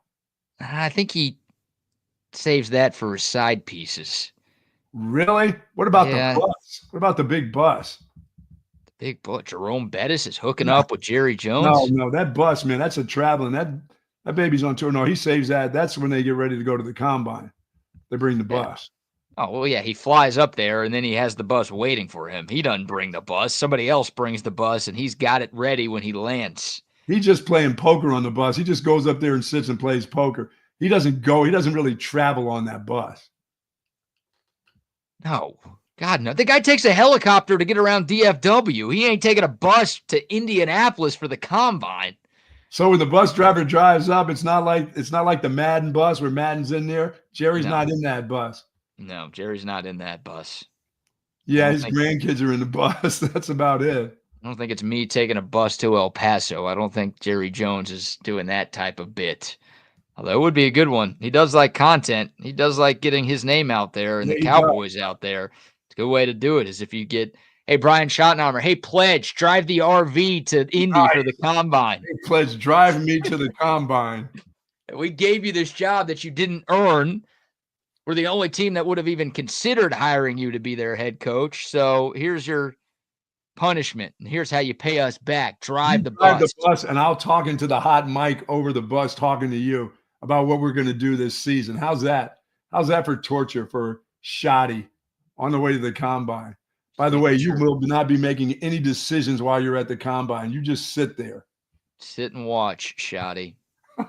Sit and watch. Speaking of NFL, how are we doing with Aaron Rodgers? Has he not retired yet? Let me just tell you, it's coming shortly. He hasn't retired, but the Jets made it official yesterday. He's retired from them. Yeah, the Jets are retiring from Aaron Rodgers. Yes. They released a statement saying that they wish Aaron Rodgers all the best in his future endeavors, but those future endeavors will not be taking place in New York/New Jersey. Thank you for what you did for us. Absolutely nothing. Oh, my God. You talk about tanking a franchise. Look, the Jets were already tanked. It's not like they were great and then Rodgers ruined things. They went from bad to bad, and they're going to stay bad because that's just life as the New York Jets. But took a ton of money from them, basically forced their hand to bring in like Devontae Adams and Alan Lazard and a bunch of other players that the Jets probably would have never brought in if it wasn't for Aaron Rodgers. And the team sucked. He got hurt towards Achilles, missed the entire first year. I think they won 6 games this past season with Aaron Rodgers under center. So a disaster. And oh, by the way, they've got to pay, or they have to eat, I should say, $49 million in dead money next year once they cut Aaron Rodgers. So they've got to pay him a lot to not play for them. That's not good. That looks like retirement to me. That looks like I'll take that money and I'll go somewhere in the mountains. Come on. You know where he's going. Stop trying to fight it. He's coming to Minnesota, dude. Yes, he's so close. He is so close to fulfilling the prophecy. All he needs to do is go finish his career in Minnesota, send a D pick to somebody who doesn't want it, and steal from the poor and give to the rich. And then he is Brett Favre. He's 3 steps away from completing the challenge. Once again, you're trying to incriminate Brett Favre. Nice guy trying to help out his daughter and her volleyball team, try to better themselves. And you're gonna get the father trying to help his daughter. I mean, come on. This is one of my okay. Tell me how he was trying to help Jen Sturger when he sent her that D pick. That's different. Okay. That's just he got sometimes the wires get loose up there, and then you do silly things. But him trying to help out his daughter and the volleyball team, it's like the Girl Scouts selling cookies. That's all he was doing. He's just helping out the volleyball team. I think for millions upon millions of dollars. Yeah, stealing from charity to give to a Division I college athletics program that already has money, by the way. I get it. It's Southern Miss. It's not Texas volleyball. Yeah, but no. I don't think they need the money as much as the charity does. No, they didn't. Yeah, so that's Aaron Rodgers' future. Don't fight it. He's going to your team. And, hey, Brett Favre led the Vikings to an NFC Championship appearance. So it worked out pretty well for him up there. It's been a while since your Vikings. I'm trying to tell you why you're fighting that he's going to retire. This is it. This is the end of the line. He doesn't want to be heard from anymore. This deal with the Jets, that's it. He's done. I don't think so. I don't think he wants to go out that way. By the way, I don't think anybody wants that, dude. I keep hearing, this team needs a quarterback, that team needs a quarterback. They don't need that quarterback. Here's an interesting comment from CB. What about Pittsburgh? Pittsburgh makes some sense because Russell Wilson and Justin Fields are both free agents, so they're not committed to either of those guys right now. And look, I don't know how much better Aaron Rodgers is than either of those two. I don't even know if he is better than either of those two. But I don't think the Steelers are going anywhere with Russ or Fields. So maybe they just say, hey, maybe we can find one more good year out of Aaron Rodgers, and we always make the playoffs, and maybe Aaron Rodgers is good enough to win us a game in the playoffs. Well, I'll just say this. He becomes their quarterback, and guess what they don't do? They don't make the playoffs. They don't have a winning season. They'll be done. That'll be into that streak. The streak ends. Yes. That's what you're asking for if you bring that guy in there. Maybe that's what the Steelers need. Maybe that's what they want. They could just suck for a couple of years. That'd be the best thing for their team because they are in purgatory right now. Oh, yeah. Because they can't get a quarterback, and they're never bad enough to draft a top-end quarterback. Oh, no. It's a crappy position to be in. Just go ahead and get Sam Darnold and enjoy him. Pittsburgh's going to pay for Sam Darnold? Okay, good. And then Aaron Rodgers will go to Minnesota. Oh. Perfect. Come on, you're speaking it into existence right now. No, I'm speaking JJ. Little JJ. It's time for JJ to get his self in gear, and let's go. Yeah, JJ McCarthy. They did spend a top 10 pick on him last year. Yes, they did. And what? They're not going to look bad on that. That guy's going to be playing. They you know how teams hate to look bad on a first round pick. They're going to. He's playing bum knee or not. He's getting out. He's going to be the starter this year. That's the biggest question of the offseason, right? What does Minnesota do? Because Sam Darnold was awesome for 16 games. Yeah, he was pretty good. The last two games, week 18 with a chance to win the division and be the number 1 seed in the NFC, he looked awful against the Lions. And then in the playoff game in Los Angeles, he looked awful. So it's like, he did so much right, but in the biggest moments, he came up small. Do you trust him? Everyone was like, they got to pay Sam Darnold. And now it's like, I don't know if they got to pay Sam Darnold. They squeezed every ounce of juice they could out of him. So, yeah. I agree with Steven on the text line. If any place he could end up with Pete Carroll with the Raiders. Oh, but once again, that's just a year or two. Maybe that, just being in Vegas pumps him all up. If they can win 6 games, that'll help the Raiders. But that's not. That's not a long term. That's not long. These things aren't long term unless you have. What quarterback do they have in the wings at the Raiders that will sit behind him and get better? The kid from Purdue. Yeah, Aids O'Connell. Yeah, they're not doing. They're not. No. Got AIDS. He's not long term. He's there. What am I talking about? He's not going anywhere. He's retiring. He's done. Yeah. He's going somewhere. I just don't know where. I don't know who really wants that guy. I heard Patrick and Matt on Open Gym talking about this yesterday, and they had a tough time figuring out where Aaron Rodgers was going to land because it doesn't feel like there's a super obvious fit for him. right I mean, now. teams are looking for guys long term, or they're looking for somebody that they feel like will be an asset to the organization and really help out a young guy. I just don't see him being the guy. If there's a young guy, I don't see him helping him out. That guy's not putting his arm around some young guy and helping him. No, that's why the Raiders don't make, like, the Steelers made the playoffs last year, and they believe that they can make it again next year. That's why they make more sense to me than the 4-13 Raiders who need to rebuild. Right. And you don't rebuild with a 41-year-old quarterback. No, you go someplace that's your defense with TJ Watt. I mean, you go there where they have a fantastic defense, and it's not about rebuilding. It's just, can you help the offense out a little bit? We're okay defensively. Well, the other half of this is, what do the Jets do now? Like, I thought maybe they'd bring Rodgers back because they have zero other options. They're picking 7th in the draft. I think Cam Ward and Shedeur Sanders will be off the board by then. Maybe the Jets plan to trade up and get one of those guys. I would answer that question pretty easily. But if they don't, who's playing quarterback for them? Yeah, no kidding. Darnold? Bring him back?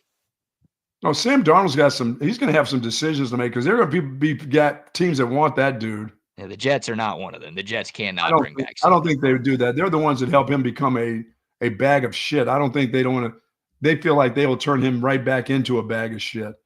I mean, his last 2 games was that way anyway. They don't want to. They don't even want to risk that, I wouldn't believe. The other 2 quarterbacks for the Jets last year were Tyrod Taylor and Jordan Travis, the former Florida State quarterback, who had that gruesome injury. His wheels back together again. Did his pin heal up? No idea. I don't even know if he was able to play. I don't think he did, but I don't even know if he was healthy enough to play. I don't think he was ready to play. No, he wasn't available to play at all.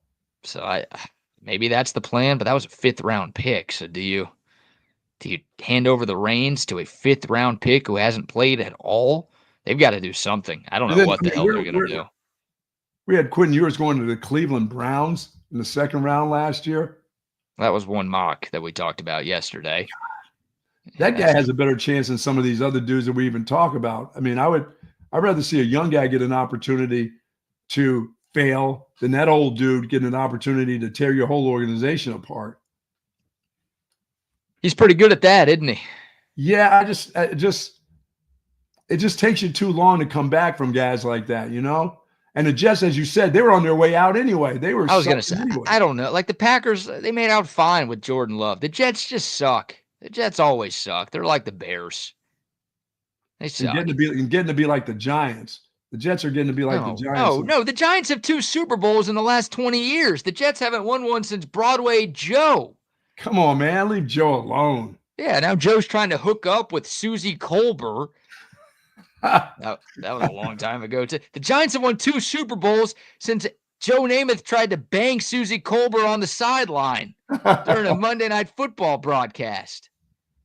Look, the Giants suck. Don't get me wrong. And I hate the Giants. I don't like to be defending them very much. But the level of futility that the Jets have been in is way worse than the Giants because it's been around for 50 years. Yeah, they've been bad. You're right. Terrible. So they're just, what a tough team to root for. I got a good buddy who roots for the Jets. I don't know how he does it. I don't know how any of them do it. Yeah, it's just so, I mean, it's almost like Dak Prescott talking about how close they are. Yeah. We're close. Yeah, no, you're not. You're not close. I don't know if the Jets say that. No, they don't even say that. They should. Woody Johnson doesn't say anything. He just pays money out to guys. He doesn't say anything. He just pays. I guess he does. He's a terrible owner, too. Ownership matters, man. I'm telling you. Dan Snyder getting out of Washington. If Dan Snyder still owns the Commanders, I don't care if they have Dan Quinn. I don't care if they have Jane Daniels. They don't do what they just did. No, they don't. Ownership matters. Cowboys fans know that. And the Raiders shouldn't be that bad.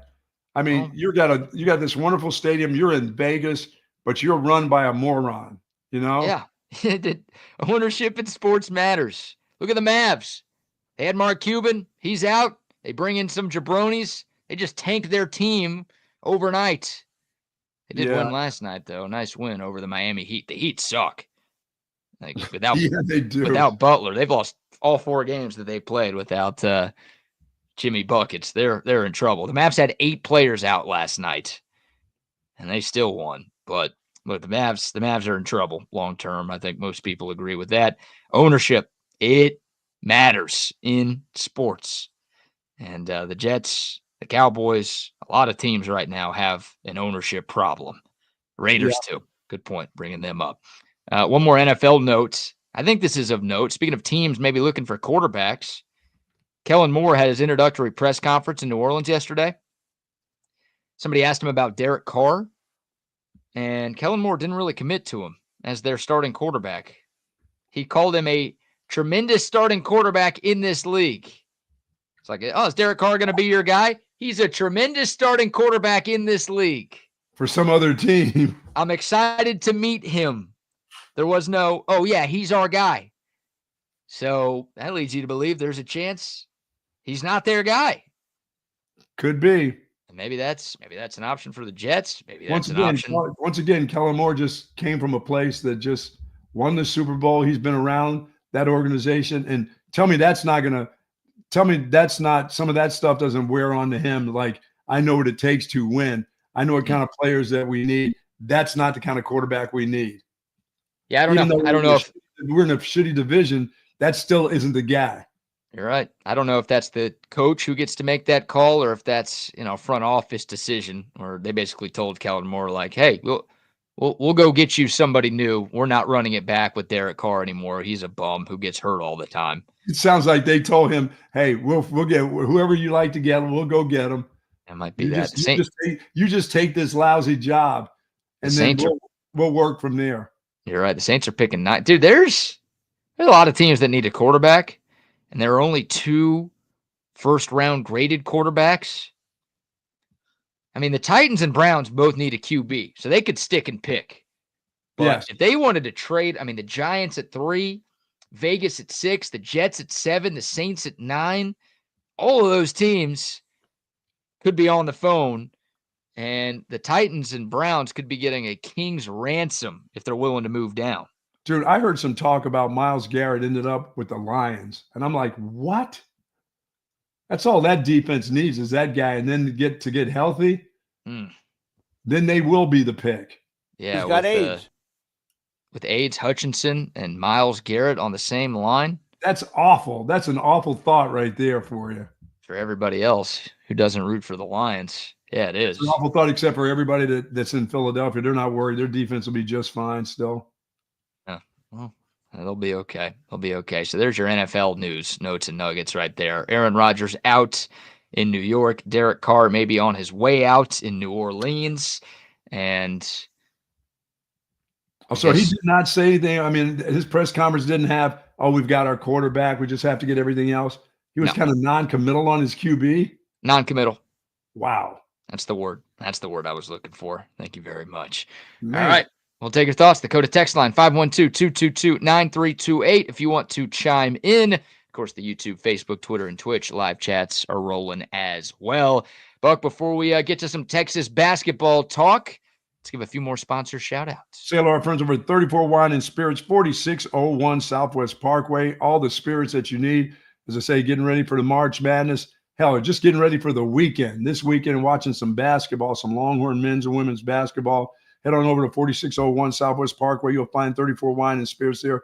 Pick up all of your alcohol needs, wines, liquor, and that wonderful Allstat beer that they have there. They are a wholesale distributor. They can get it to you if you're having a big party, big function, whether it's in your neighborhood or at your office building. Call on 34 Wine and Spirits. Yes, indeed, and get that Allstat beer at 34 Wine and Spirits. Big weekend. God, tomorrow's an epic men's college basketball day. Probably be spending a lot of time on the couch just watching some college hoops, some college baseball, some Team USA hockey. Yeah, and I need some Allstat beer with me on the couch. I got the beer fridge already stocked with the Allstat. If yours isn't, go get you some on your way home from work today. Maybe on your way to work today. Get you some Allstat beer so you're ready to go for a great football weekend. Should be a gorgeous Saturday here as well. So whatever you have going on over the next couple of days, make sure you've got your Allstat beer because your good times are made even better with an ice cold Allstat. They've got a bunch of different brews. They're working on some new ones as well. And, by the way, a quick congratulations to the Allstat Brewery because they took home 3 medals at the Craft Brewers Cup. Oh, very nice. The medals, the ribbons, the alcohol ribbons. Got to have those. They're getting awards. So it's not just me telling you about Altstadt. It's people who get paid to drink beer for a living, which what a You job do. that would be. Oh, my God. Yeah, you do that too, don't you? I wish I did. But this stuff is fantastic. Give it a go. One sip and you won't go back to the other beers you have been drinking in the past. It is Altstadt beer. No impurities, no regrets. Nice. Okay, Texas basketball, Buck. Big weekend for the men and the women. Quick shout out to the Texas women's team. We'll start with them because they won last night at number 8 Kentucky. It was a beatdown in Lexington. 67-49, the final score. No hangover from the South Carolina win. No overlooking for the LSU game coming up on Sunday. No problems at all for the third-ranked Texas women. They win their 9th straight game against a very good Kentucky team. Madison Booker, Kyla Oldacre, they led the way with 19 points apiece. Texas was up 8 at halftime, but they pushed the lead to 20-plus midway through the third quarter, and that was all she wrote. Dominant by Texas. They out-rebounded the Cats by 17. Yeah, they were good in the middle again. Yeah, crushed them in the paint. Yep. What do we call – is Kentucky the Lady Cats? Yes, you can call them the Lady Cats. The Pussy Cats? No, the Lady Cats is fine. Not just Wildcats. They had a big cat in the middle, but she couldn't handle Texas. They couldn't handle Texas size last night.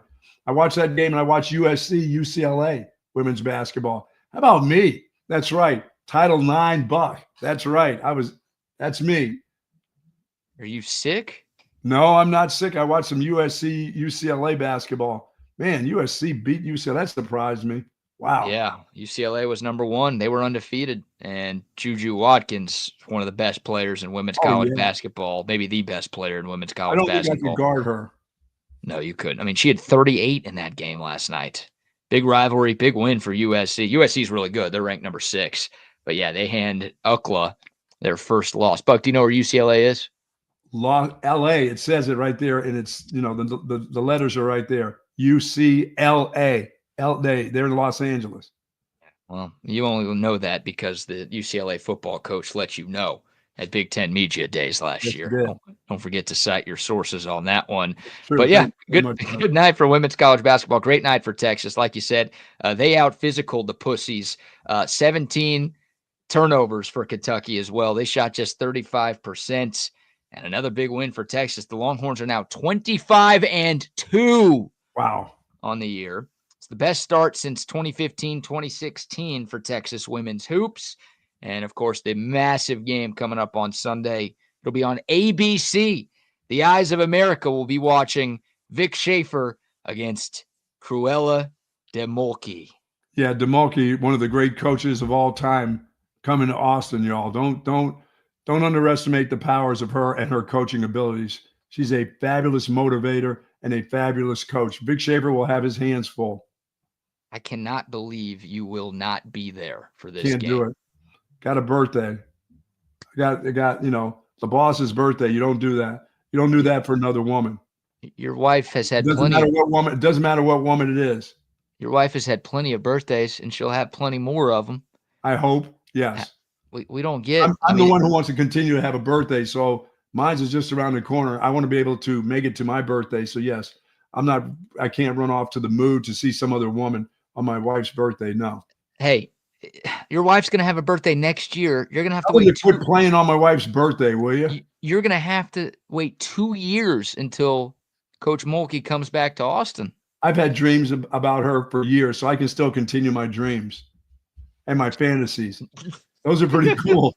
They're pretty cool. Oh, you're going to say that on Valentine's Day, huh? As long as she's not in those bell-bottom green pants ever again. What do you think she's going to be wearing on Sunday? Not going to wear that. She's not going to wear that Gumby outfit. This is going to be class all the way when she comes to Austin. She's not coming to How one many of the hoops are going to be on her?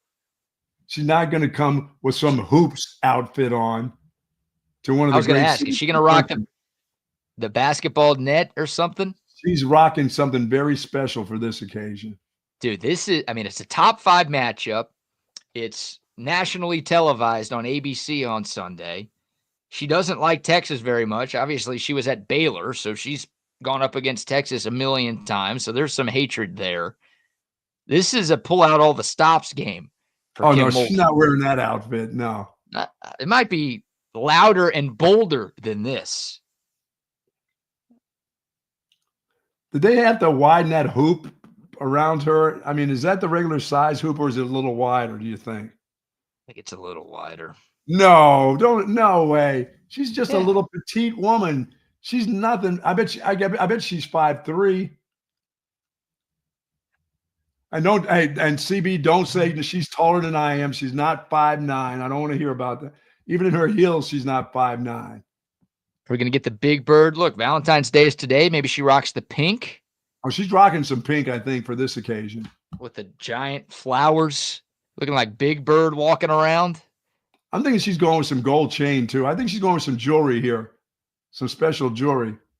Oh, I don't know if she wears very much exposed. I mean, she wears earrings, but you're saying gold chain as well? Who's the designer here, the famous designer, the lady that's in Austin? Kendra Herman Scott. Kendra Scott. I mean, yeah, Kendra Scott. I think she's gonna show Kendra Scott how to put on the gear. You're gonna see that, yes. Okay. I don't know. I feel like she picks out her own fits. She's gonna be dressed to the nines for this. Who would lay that stuff out for her to put on? This isn't like Herb Street getting his stuff laid out by his wife. There's nobody to lay her stuff out. She picks her own colors. Yeah, nobody else is picking that shit, is what you're saying. Yeah. Nobody else is wearing that. Nobody else is advising someone to wear that. No, she's picking her own. She's picking her own gear out. Huge game. Huge game. I mentioned it. 3-way tie right now atop the SEC. It's Texas, it's LSU, and it's South Carolina. The Longhorns have 3 more regular season games after this one. All 3 of those games are against unranked teams. So, no, that doesn't sound. I gotta double check that math. I did that research, and now I'm looking at the calendar, and the fact that it's only Valentine's Day, it makes me believe that I'm not right. But I know I am right that this is a 3-way tie atop the SEC, and obviously a win would go a long way into Texas at least clinching a share of the SEC title in year 1 in the conference. Yeah. Can they beat Kim Mulkey? Because they couldn't when she was in Waco. She was a problem. And that's the worst part of – no, it looks like I'm right. Looks like they do have 4 games left. And, yeah, this is the last one against a ranked team. It's at Georgia, who's 10-15, at Mississippi State, who's 18-8, and then home against Florida, who's 12-13. So Texas, those are games they should win. So this is the toughest game the Horns have left in the regular season. And again, this is a regular season title we're talking about. So if Texas gets this one on Sunday, there's a good chance they clinch at least a share of the conference championship. Yeah, I mean, she had some pretty good dudes there at Baylor when she was at Baylor. Those dudes were good. Brittany Griner might actually. They were good. They were good. She had Texas's number. I'm going to bite my tongue on that one. Yeah, she did for years, right? And Karen Aston did some great things as the Texas women's coach, but couldn't beat Kim Mulkey. No. And Vic Schaefer early on had some troubles with Kim Mulkey as well as he was trying to build Texas. So she's great. She's won 3 championships. She's an elite coach. She's the scariest human being to ever live, but she knows how to coach women's basketball. And she's got a great team that's only lost once all season long, and that was to South Carolina, who's obviously really good. So it'll be a tough one for Texas. But if they play the way that they've been playing during this 9-game winning streak, they've got a very good shot to get it done. By the way, did you did you eat the stuff from Jay and the guys got for you yesterday at Sue Patrick? We were there. By the way, the clay pot made it staying. No way. Oh, baked potatoes, the whole works. Doing some chicken in that bad boy too. No fish, just chicken. Hopefully you're not baking the potatoes. Yeah, I want to put my version of the potatoes inside of that clay pot and really get it done the right way. I want it to harden a little bit in there. So yeah, that is disgusting.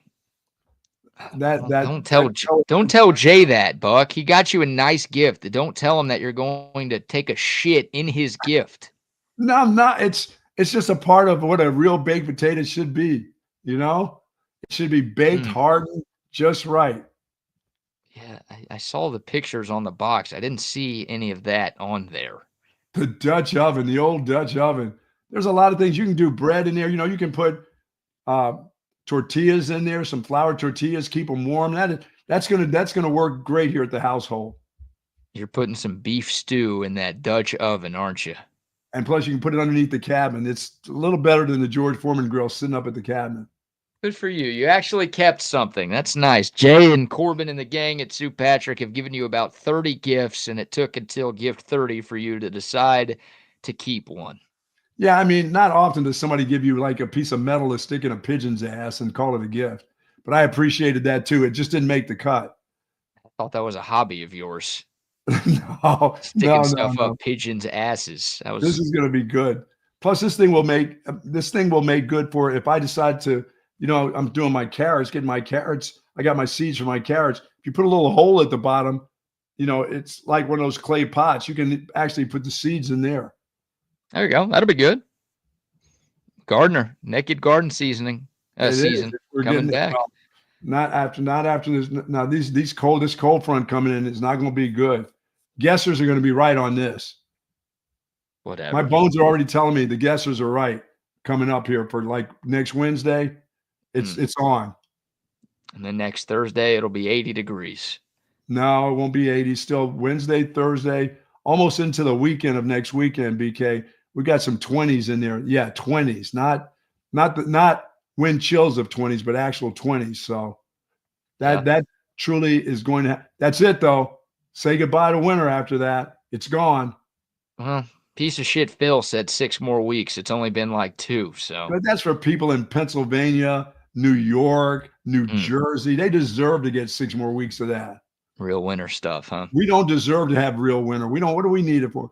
The bugs. And somebody said that to me yesterday. It'll get rid of the bugs. I'm like, they don't. The bugs are still be here now. What are you talking about? I've never seen one of these winters that all of a sudden the mosquitoes didn't show up in the summer. They still show up. It makes a difference. Of course, they still show up. You don't get rid of all of them, but it makes a difference. Yeah, it does. Okay, bug man. What are you? ABC Home and Pest Control now? My dad killed bugs for 30 years. That was his job. You're in tune to that. You are. You're bug man. He's the mosquito king. I'm the son of the mosquito king.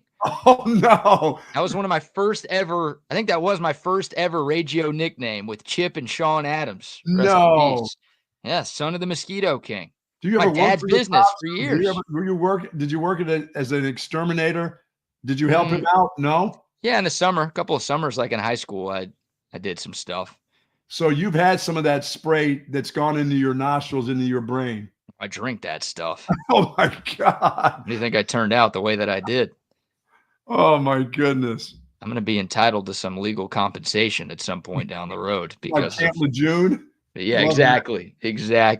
Wow. All right, the Texas men's basketball team, big game for them. Look, the Texas women are already locked into the NCAA tournament. There's a very good chance they'll be a 1 seed when we get to Selection Sunday or Monday. They may be the number 1 team here shortly.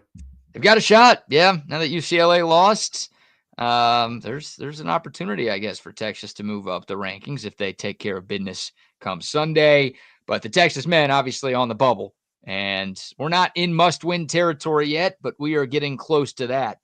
And a win tomorrow for the Longhorns against 15th-ranked Kentucky would go a long way into helping the Texas men solidify a spot in the field of 68.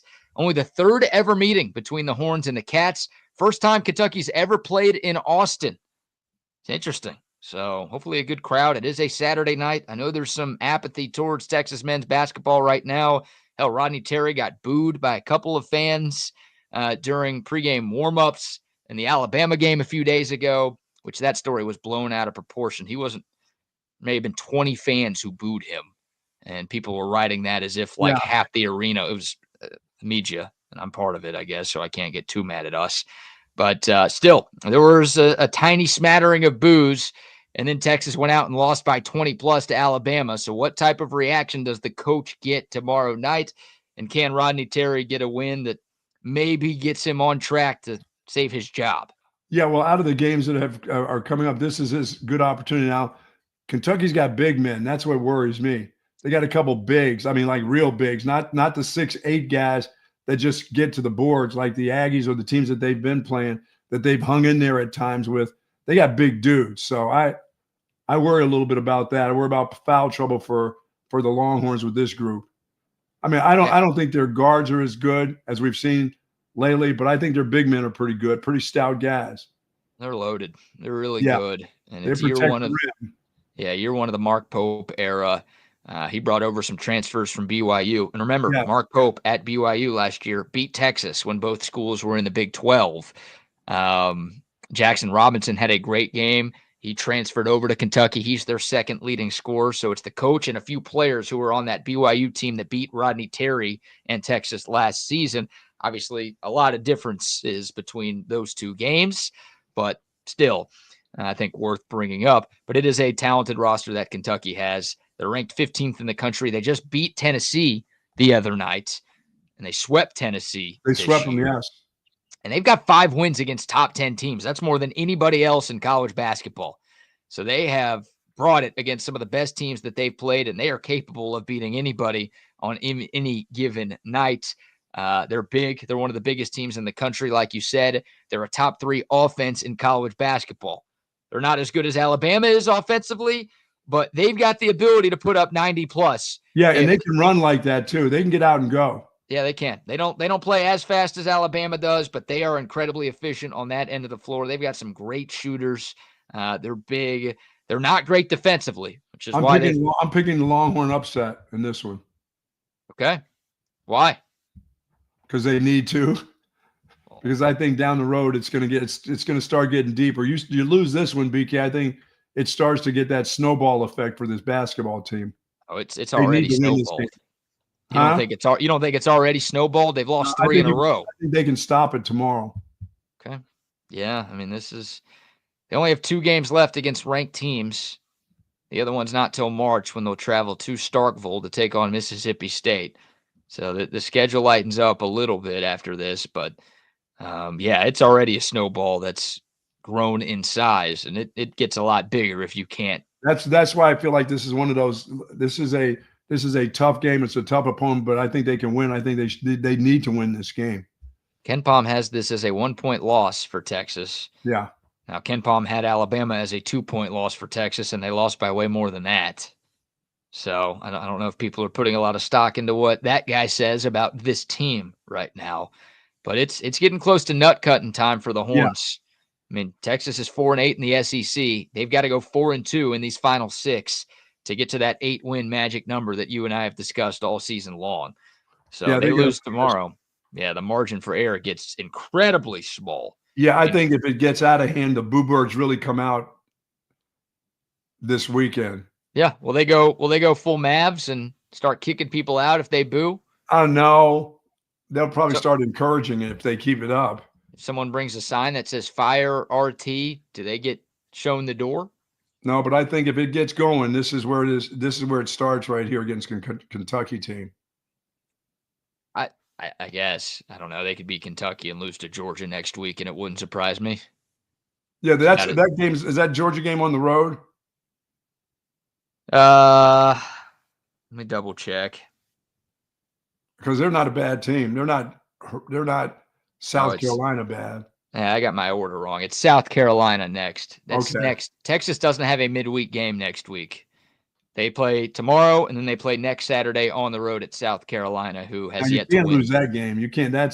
No, you've got a week to prepare for the worst team in the league. You better win. That's why this one's so important. You need to come. You got to have a positive weekend. This is a good way to have one right here. Be nice. Yep, they've got to win on the glass because Kentucky has this 7-foot brother from England named Amari Williams, and I get worried about Caden Shedrick going up against any big with a pulse. Yeah, but they don't have Clark Kent. No, you're right. Kentucky does not have Clark Kent. That's right. They've got a bunch of players who are way better than Clark Kent. Oh, no. Wait a minute. That guy had a game now. Let's go. He's on the roll right now. He did. He's had his best 2 games back-to-back leading up to this one. Yeah. 19 points against Bama the other night. They're going to need it. I don't know if Arthur Kaluma is going to play. He only got 11 minutes against the Crimson Tide, and he left with an injury. I don't think Kendall Weaver's going to play. I don't know what the deal is with him, but it's like you're never going to see him play again. I'm just going to assume he's out for tomorrow's game. But yeah, Kentucky's good. Otega Owe, really good, physical, scrappy, 6'4" guard. They've got Kobe Brea, who might be the best shooter in the country. They're talented, man. They have a lot of different guys who could put up 15 or 20 on any given night. And if the Texas defense looks the way it did on Wednesday, then Kentucky can put up triple digits, and that's a problem. Yeah, it's going to be tough. Yeah, so big one. You're right. Huge game. I've not seen a line. I think it'll be close. I think Kentucky will probably be anywhere from a 1 to a 3-point favorite. Not a must-win, but we're getting close to must-win territory for Texas. Well, I know this. You can't lose this and then lose in South Carolina. No. Because that's where it gets bad. That's why you need this one. This will give you some momentum right here. As bad as South Carolina is, they can beat Texas. No, they can't. No? No, they can't. No? No, they can't.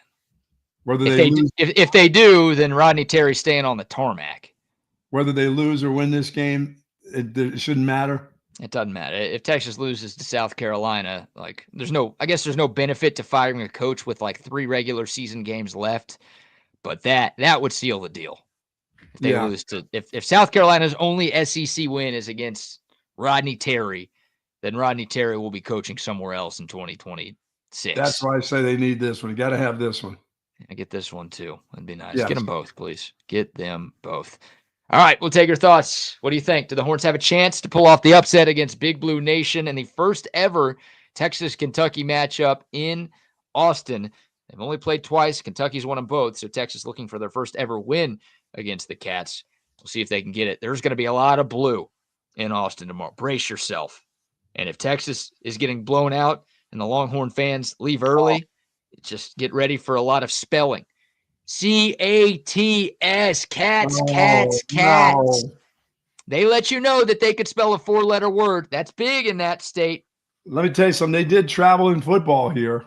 Yeah, they had a good crowd in football, and Kentucky football can't hold a candle to UK basketball. No. So they will be here tomorrow. Just get ready for that. If you're going, get ready to see a lot of blue. If you're watching on TV on ESPN, you're going to see a lot of blue on your AV Consultations TV screen.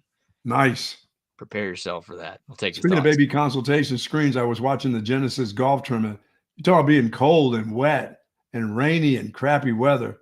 San Diego, man. I didn't want. Is it actually? Yeah, it's terrible. In San Diego? 50s. Windy and cold. Is that possible? It's possible. It's happening. Wow. I didn't get to watch any of that yesterday. I didn't realize it was last month fires, and now it's cold and rainy and windy. Yuck. Yes, yeah, Southern California. They've been going through it. Yes, they are. Yeah, but I saw Scotty Scheffler's in the mix. He is. Because, of course, he is. That's just what he does. Tied and for he shot fourth. A great round of -2 yesterday. Yeah, tied for 4th, I believe. Yeah. Denny McCarthy's got the lead from a quick check of the ESPN app over here. Yeah, I'll be watching some of that this weekend. Shout out to AV Consultations, 512-255-8678. Great sports weekend on tap. If you're like the Buck, you're going to be watching some golf. If you're like me, you're going to be watching some hockey, basketball, baseball, everything. Whatever you're watching, there's always something good to watch. And you need to be watching on an AV Consultations TV screen. Maybe a couple of AV Consultation screens. They can hook you up with the home TV setup that you've always wanted, whether it's the man cave style bit like I have or the giant 85-inch screen like the Buck has. They can make it happen for you. They can do projectors as well. They've got a bunch of stuff in stock ready to go. They will get you a better price than you can get at the big box stores, and they will install everything. They'll make it look great. They'll make it work great. They will take care of you every step of the way. Just reach out to AV Consultations, 512-255-8678. That's 255-8678, or find them online, avconsultations.com. Yeah, our friends over at Woods Comfort Systems have been doing it for close to 70 years in Central Texas. Going to get cold next week. Make sure everything's running properly. My heater just cranked on a little bit this morning, and it was cranking on, by the way, yesterday afternoon, too, when I was waiting for it to be like 60 degrees and it never got out of the 40s. Boy, if you've got problems with your heater, you don't want it to happen next week when we get this cold spell. call on Woods Comfort Systems. They'll get out there and get it done for you.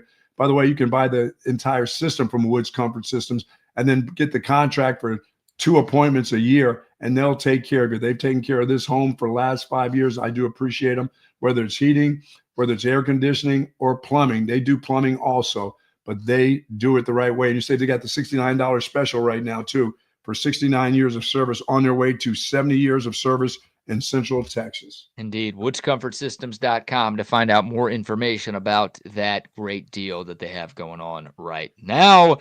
Shout out to them as well. And who else? Oh, shout out to Olipop. How about our Olipop we had yesterday over at Soup Pouches? Love the ginger ale. You had the ginger ale. I had the cream soda. Love the Olipop. 19 different flavors. I think we talked about it yesterday, but how about Jimmy Johnson? 7-time NASCAR Cup champion Jimmy Johnson was drinking some Olipop the other night. I don't even think they're a sponsor. You know, everything in NASCAR is sponsored. So it's like, oh, Olipop. You think he was just having a soda and it happened to be Olipop, huh? I think he was, because he was doing an interview, and that's when the camera caught him taking a swig of the Olipop. And during that interview, he's like, shout out to my sponsors, this company, and this company. And he didn't say Olipop. And he just took a sip of one, like in passing. And he just knows it's good. By the way, guess what? They'll be on board now with him. No, of course. He just knows it's good. He don't even need their money. He just drinks that stuff because it's legit stuff. And you like the ginger ale taste now, huh? I'm a ginger ale guy, apparently. Yeah, man. You'll love this taste. It's good. Delicious. Good stuff. Get you some Olipop this weekend at the grocery store, wherever you buy your groceries, H-E-B, Walmart, Target, Whole Foods, Costco, you name it. You can get the 19 great flavors of Olipop. So I had this morning, BK. So after I gave my wife all the stuff for Valentine's Day, just not the flowers, but some jewelry and, some little trinkets here, a gift card to the olive company out this way where you get all these different oils and stuff, or have lunch. And I gave her a box of those. Garden? Yeah, it's called Olive. It's Olive Company out here, not Olive Garden, Olive Company. And so I gave her this box of chocolate. She goes, I can't eat that. I said, I know you can't eat that. That's not for you. That's for me. I'm giving it to you so you can pass it on to me. And so I had 2 chocolates early this morning. Man, that stuff is good. How comes guys don't get chocolates? How comes a girl doesn't give a guy a box of chocolates? Because it's a woman's holiday. Does he get a box of something else? If he plays his cards right, he does. Asian man or something? Yeah, if he plays his cards right, he does. I see. That's how it works. Yeah, you got to take care of the lady, so she'll hopefully take care of you at the end of the day. There you go. Isn't that it? Isn't that the Valentine's Day bit? I guess that's the bit. Yeah, you got to do that. That's great. You bought yourself a box of chocolates and tried to dump them if off. I'm your wife, I'm like, cool, I don't need to get you anything anymore. Thank you very much. I'm good. No, the nice little box of chocolates. And she goes, well, I can't eat that. And I'm like, yeah, but I can. You know what? I got into him early. I got into him before we even started. How about that? How about that? It's at 6:30, jamming that chocolate down my gullet. That sounds kind of gay. And there's one that's got nuts. I'm about to go have those. You know what you could be doing today? You talk about not going out to eat on Valentine's Day because there's a lot of flu rolling around. Yeah, because I don't want to get the flu. Well, there's one place that you could go. I don't think anybody has ever gotten the flu in this place. Waffle House is open today. Oh. And they take reservations on Valentine's Day. What? This is the only day of the year where select Waffle House locations, and I think it's more than 200. So I don't know if the Austin ones are doing this, but there are a lot of locations of Waffle House around the states that will accept your reservation today. They will dim the lights. They will break out tablecloths and candles. They will offer up some special menu items. If you really want to treat your special someone to something special, I mean, look at this. This is a Waffle House, Buck. Wow. Look at that. Red tablecloths. You got lights hanging from the windows. You've got hearts all over the place. Looks like a real no, that's not a plate. No, that's We're going to give you plastic plates, right? You're not going to get real dishes today, are you? No, you'll get Waffle House dishes. Come on. They don't do plastic there. They do real stuff. That's a reserved sign that you're looking at. That's not a plate. That's just something that says reserved. Look at that. It looks like they got some Hershey's Kisses and some lollipops on the table. This is where you need to be going. This is a new tradition. You've got to start with your lady friend. I'm gonna ask Joyce, what do you think if I asked you to go to Waffle House? Who needs a girlfriend when you could take your side piece to the Waffle House? No, I'm taking her to Motel 6. I'm not going anywhere. She's not eating dinner. Your side piece? Side gets no food.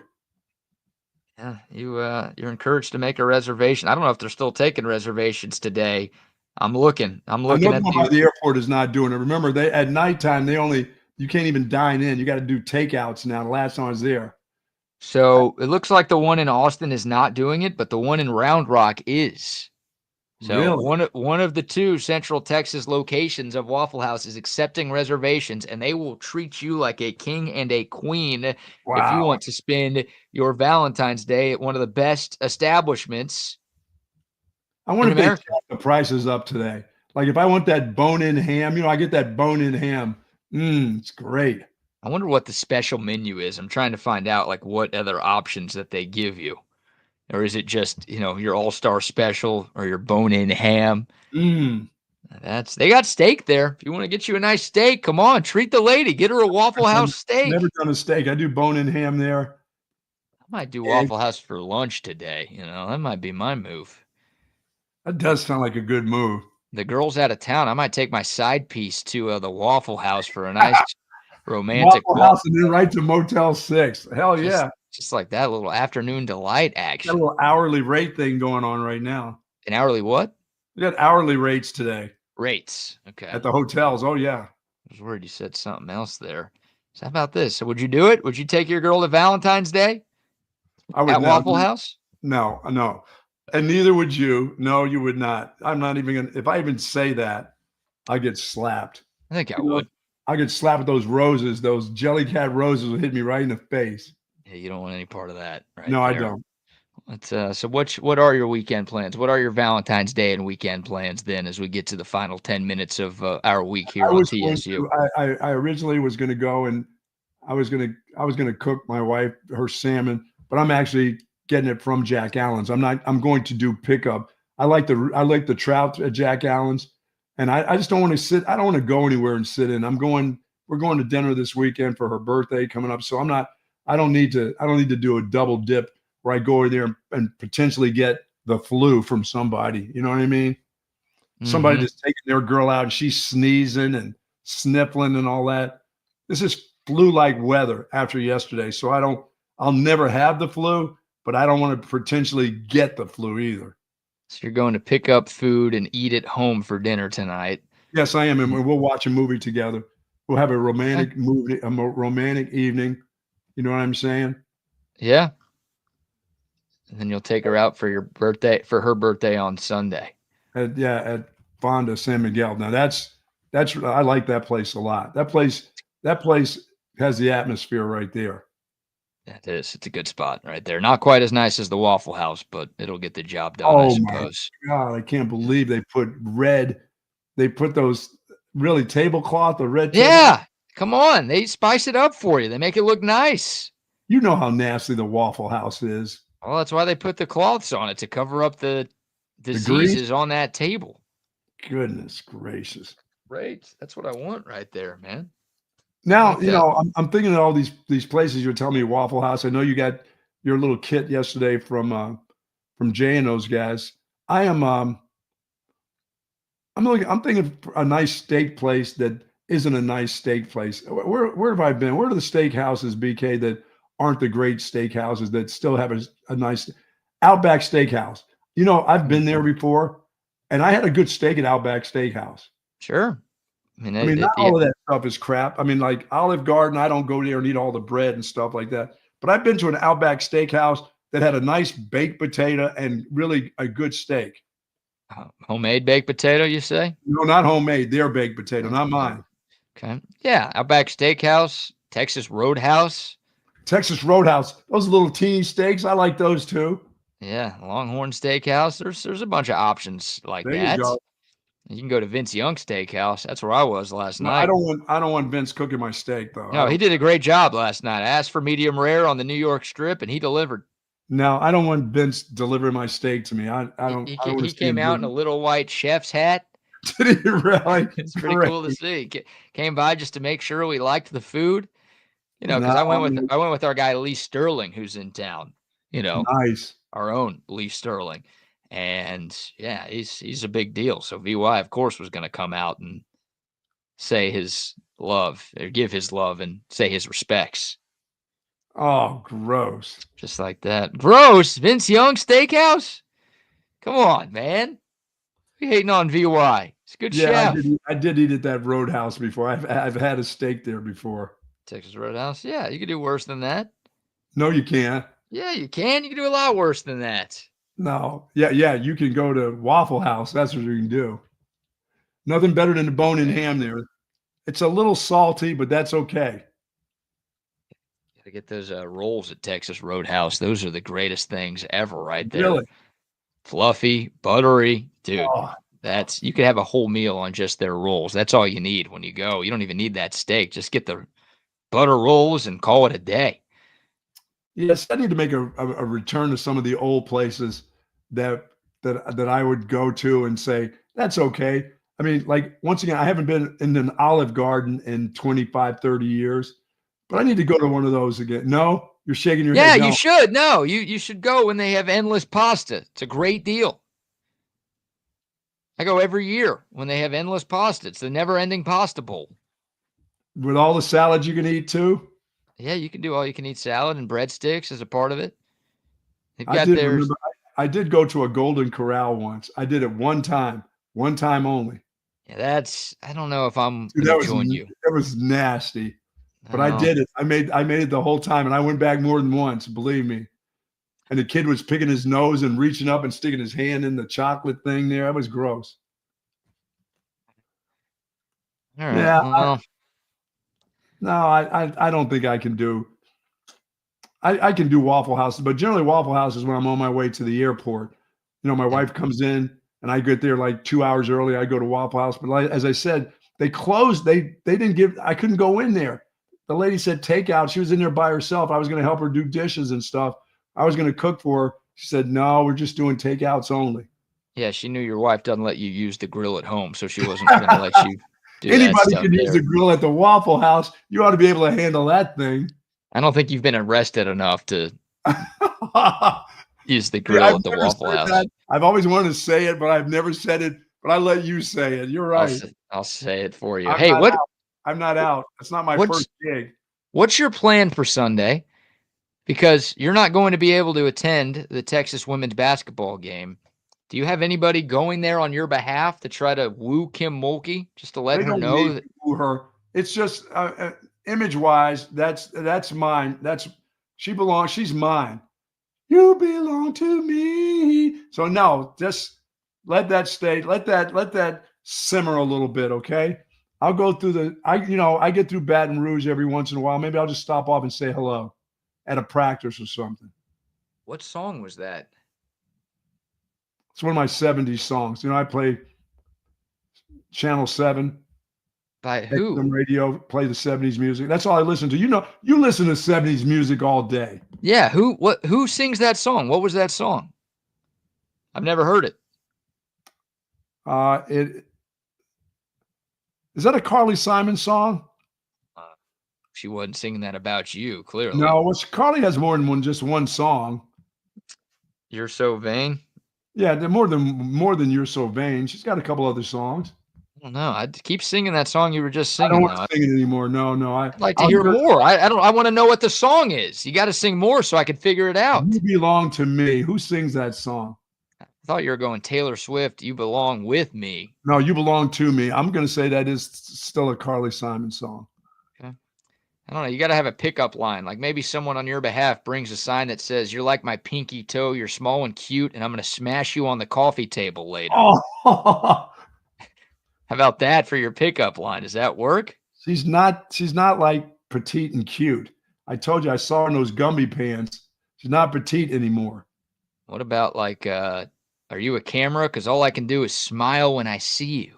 That's a good line. That's a great line, BK.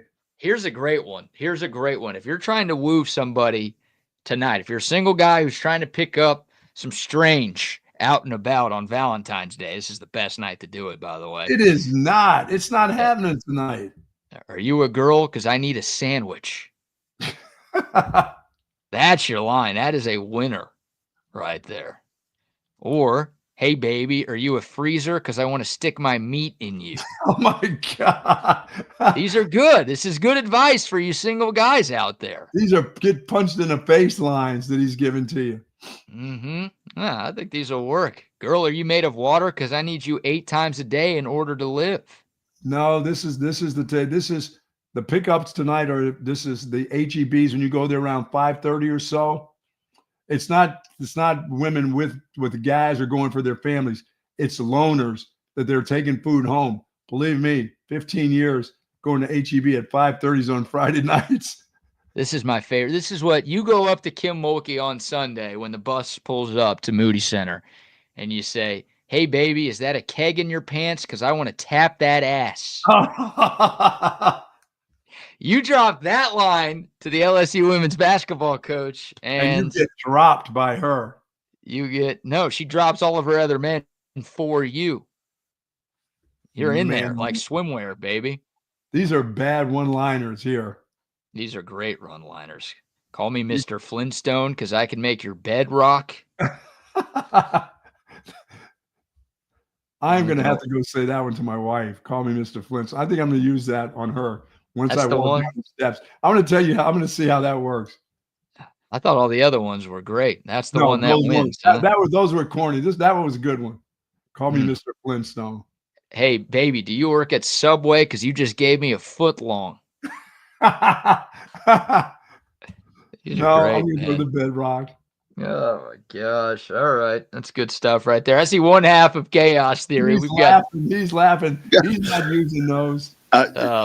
Guys, I got to tell you, it was ironically, it was like a Valentine's dance that I was going to in junior high. So like 7th grade. And my uncle was over at our house and, I'm dressed up, getting ready to go. Somebody has to go drop me off. And he like hands me this thing of this cologne. He's like, put some of this on. And so, I put it on and he's like, so when the girl walks up and asks you, hey, what do you have on? You tell him, I have a heart on. Come on, man. Did that work? I didn't really understand what that was back then, but I tried it, lost 2 teeth, but other than that. All right. So it sounds like it worked pretty well then, huh?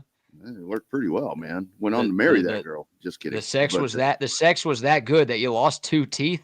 The sex was amazing. I was screaming so loud I felt things that I'd never felt before that my teeth fell out. Oh, God. No, that's Valentine's Day, man. We were talking about this yesterday like you guys were, to where it's like I am very lucky. Like I was telling you guys the other day, my wife texted me this morning. She's like, oh, what a beautiful card. And it's good.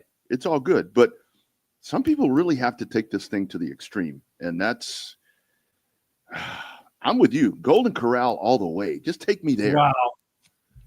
I did ask my wife about the card thing, though. She didn't say anything, Rodney, when I said, when can I start slowly getting rid of the card? She goes, if there's one missing, I will know exactly which one it is. And when I gave it to him, I'm like, what? Oh, man. No way. That's a false, empty threat. Yeah. She's got like a card catalog of the cards. Yeah. Literally. Good morning, fellas. What's up? Happy Friday. Man? Any of those lines work for you, Wags? No, I had a Popeye spicy chicken sandwich last night, so it burned me. It burned me 3 times, as a matter of fact. So, wow. What is wrong with you? That in itself should not be doing that. There's something going on with my gut. Like that. That's why we've been lighting up a little bit on like the fast food and trying to stick to the soups a good bit, man. Just trying to keep things in the stomach a little bit, ordinary, right? Soup, spicy sandwich, chicken. Dude, the spicy sandwich should not mess me up that much. And I hadn't had the Popeye spicy sandwich in probably a year and a half. Had the old number 8 yesterday, and Man, it tore me absolutely. It tore me up, man. It tore me up. That's why you need to go ahead and go to Waffle House tonight. Get that all straightened out. Just lather it up. Bone in ham. Just lather it up. Oh man, Mike McCarthy menu, man. Mm-hmm. Oh yeah, Mike McCarthy's Playbook you can find only at the Waffle House. Don't forget about that. That's it. He goes to that Waffle House, Brian. And you know what he does? He puts that, those home fries or whatever they call them, hash browns. He then puts, what do you put on those, BK? Gravy? You can. Oh, yeah, I usually don't. I usually don't gravy them, but you can put a little sausage gravy on them for sure. Oh, Yeah. Yes, that'd be all right. No, I'd be good with that. I'd be good with What are that. you guys shaking your head no for? That's delicious. Oh, that's so nasty. That is why your gut is hurting, Wags, right Yeah. there. Yeah. Probably. I mean, Hey, yeah, you remember go chipped ahead. beef gravy? Who? Chipped beef gravy. Chip Brown. Now, when I was young, we didn't have that much money, so a lot of not Chip Brown. A lot of our dinners would be like, breakfast stuff. You know what I mean? We'd have like sausage and eggs or pancakes and sausage. But we also would have chipped beef gravy, and you would pour it. Basically, you'd pour it on bread. It's really gross. It's disgusting. But yeah, that's kind of what we grew up on, and that's probably a whole bunch of what my gut is lathered on is chipped. I never had white gravy until I got to state of Texas. I never had that growing up. Oof. Carolinas and Pennsylvania. It's always been brown gravy. And if I ask for brown gravy here, they look at me like I got like two heads. I'm like, I just asked for brown gravy to go with Chipped beef gravy, or AKA shit on a shingle, is what that was called. That's what it's called. Nothing like Nice. shit on a shingle. Nice. It's a good Well, listen, sell. boys, you guys have a good Valentine's night. Enjoy it. BK, I know you'll be out, and you better not be out and about. Your lady's not in town. You better, you know what she does. She's got, when she's been in your place, there's probably that ring deal of when you come in and who comes in with you. So always be prepared. Hey, Bucky, I'm in Dallas. You know what's like right over here, like a half mile away? I was actually there yesterday. Harry Hines.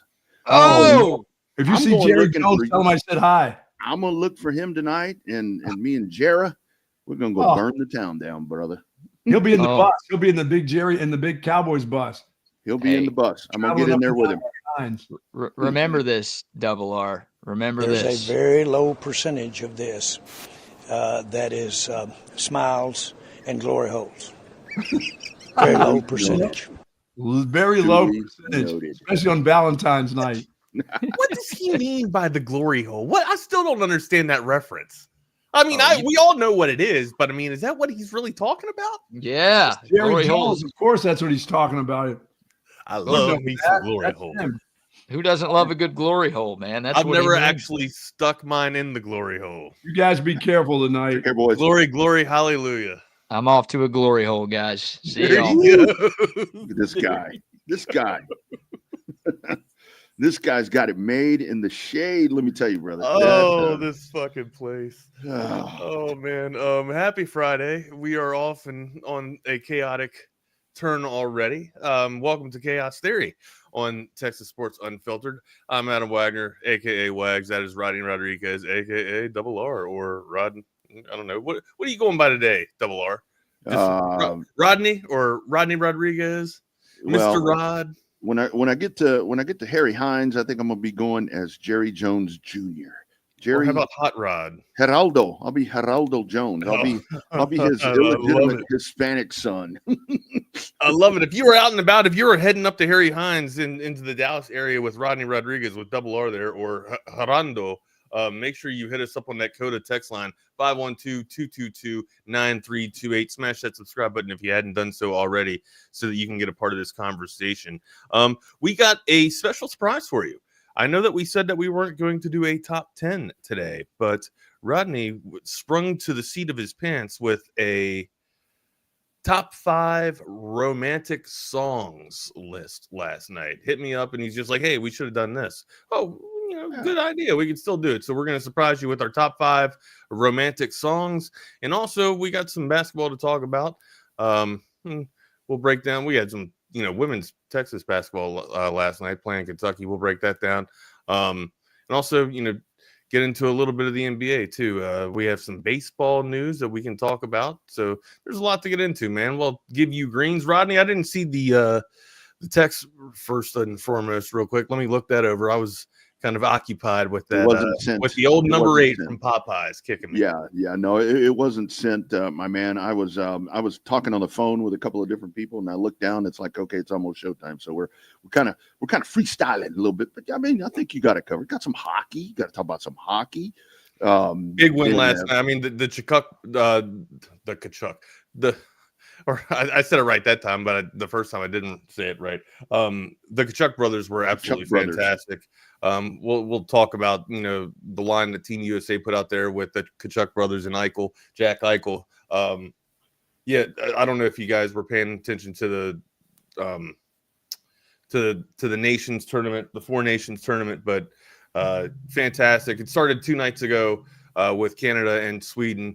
Canada getting the overtime victory there, and then USA in dominating fashion last night over Finland. And then now let's keep it exactly 100. Finland doesn't exactly have the best skill set on their roster there, but they can skate just as well with any of these 3 teams. But the most talent is clearly on Canada and USA. USA's young and talented, man, and it showed last night. Yeah, that was that last night. Not a lot of experience though, Rodney, but Yeah. It was kind of I was going back and forth there from the qualifying stuff at Daytona over to that to kind of be able to see some of that, because now I'm bought into it, because what I was doing, I was like Jake already. Jake's already coming in with the cinnamon ring here.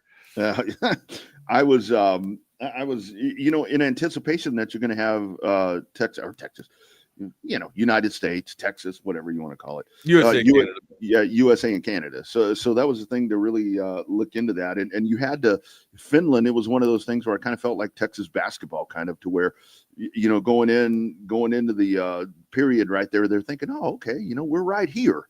And then here comes USA. I mean, just kind of blows them out of the water. So this just beat the living shit out of them. I mean, very, very impressive right here, man. I am looking forward to US and Canada. That's going to be some damn good skating right there, man. It's funny because when you watch the NFL, when you watch the NHL, like we're all screwed up today, dude. I know.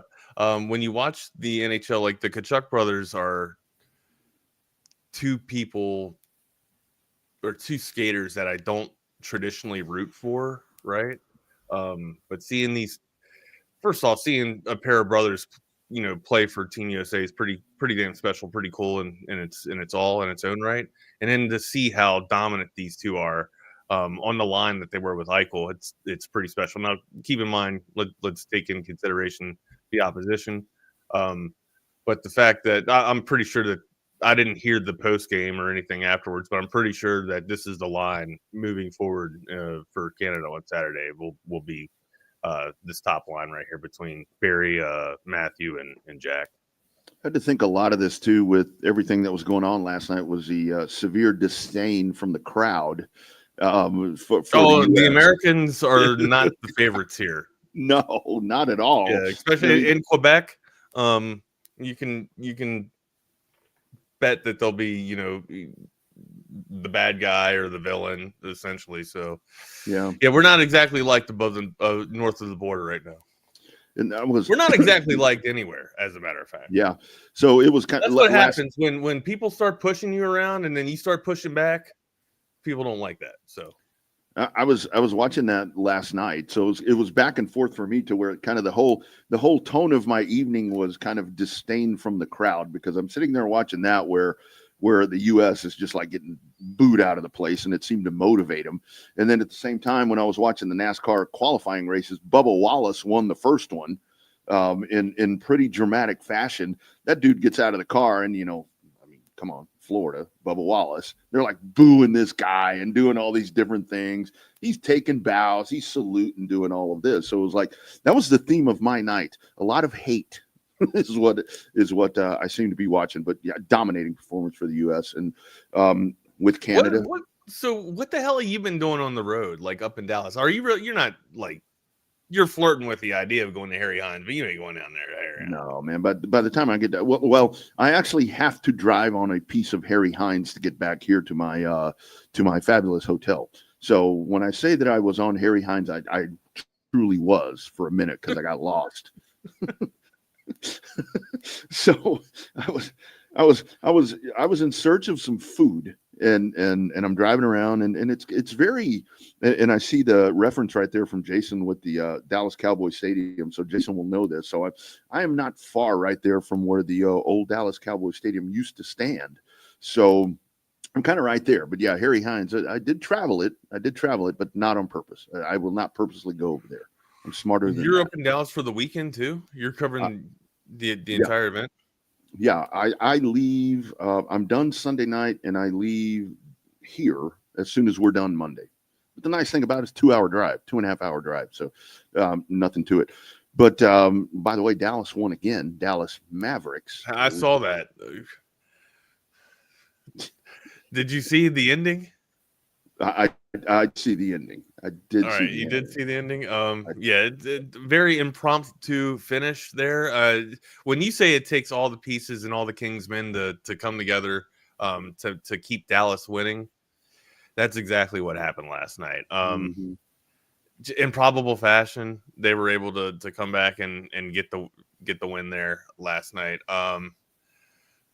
But yeah, it didn't. It doesn't have to look pretty, right? It doesn't have to look pretty to get the win. But look, man, I used to have a lot of optimism here, but Dallas just has to get healthy at this point. Yeah. Once Dallas gets healthy, then we can start about like an actual push into the playoffs here. I say that, but after the break, after the All-Star break last year, Dallas turned it on and kind of, ramped it up and made a push into the playoffs.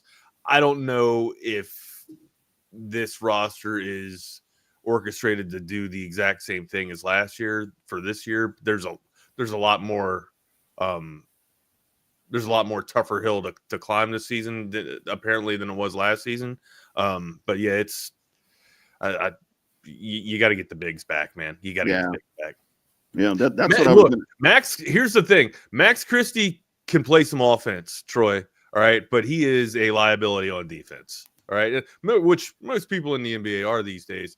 But I mean, there were some times last night where Max Christie was allowing almost everybody to pass him by. So the dude's a bucket. He can hit some perimeter shots. Dude can drive to the cup too, but you got to play some defense, man.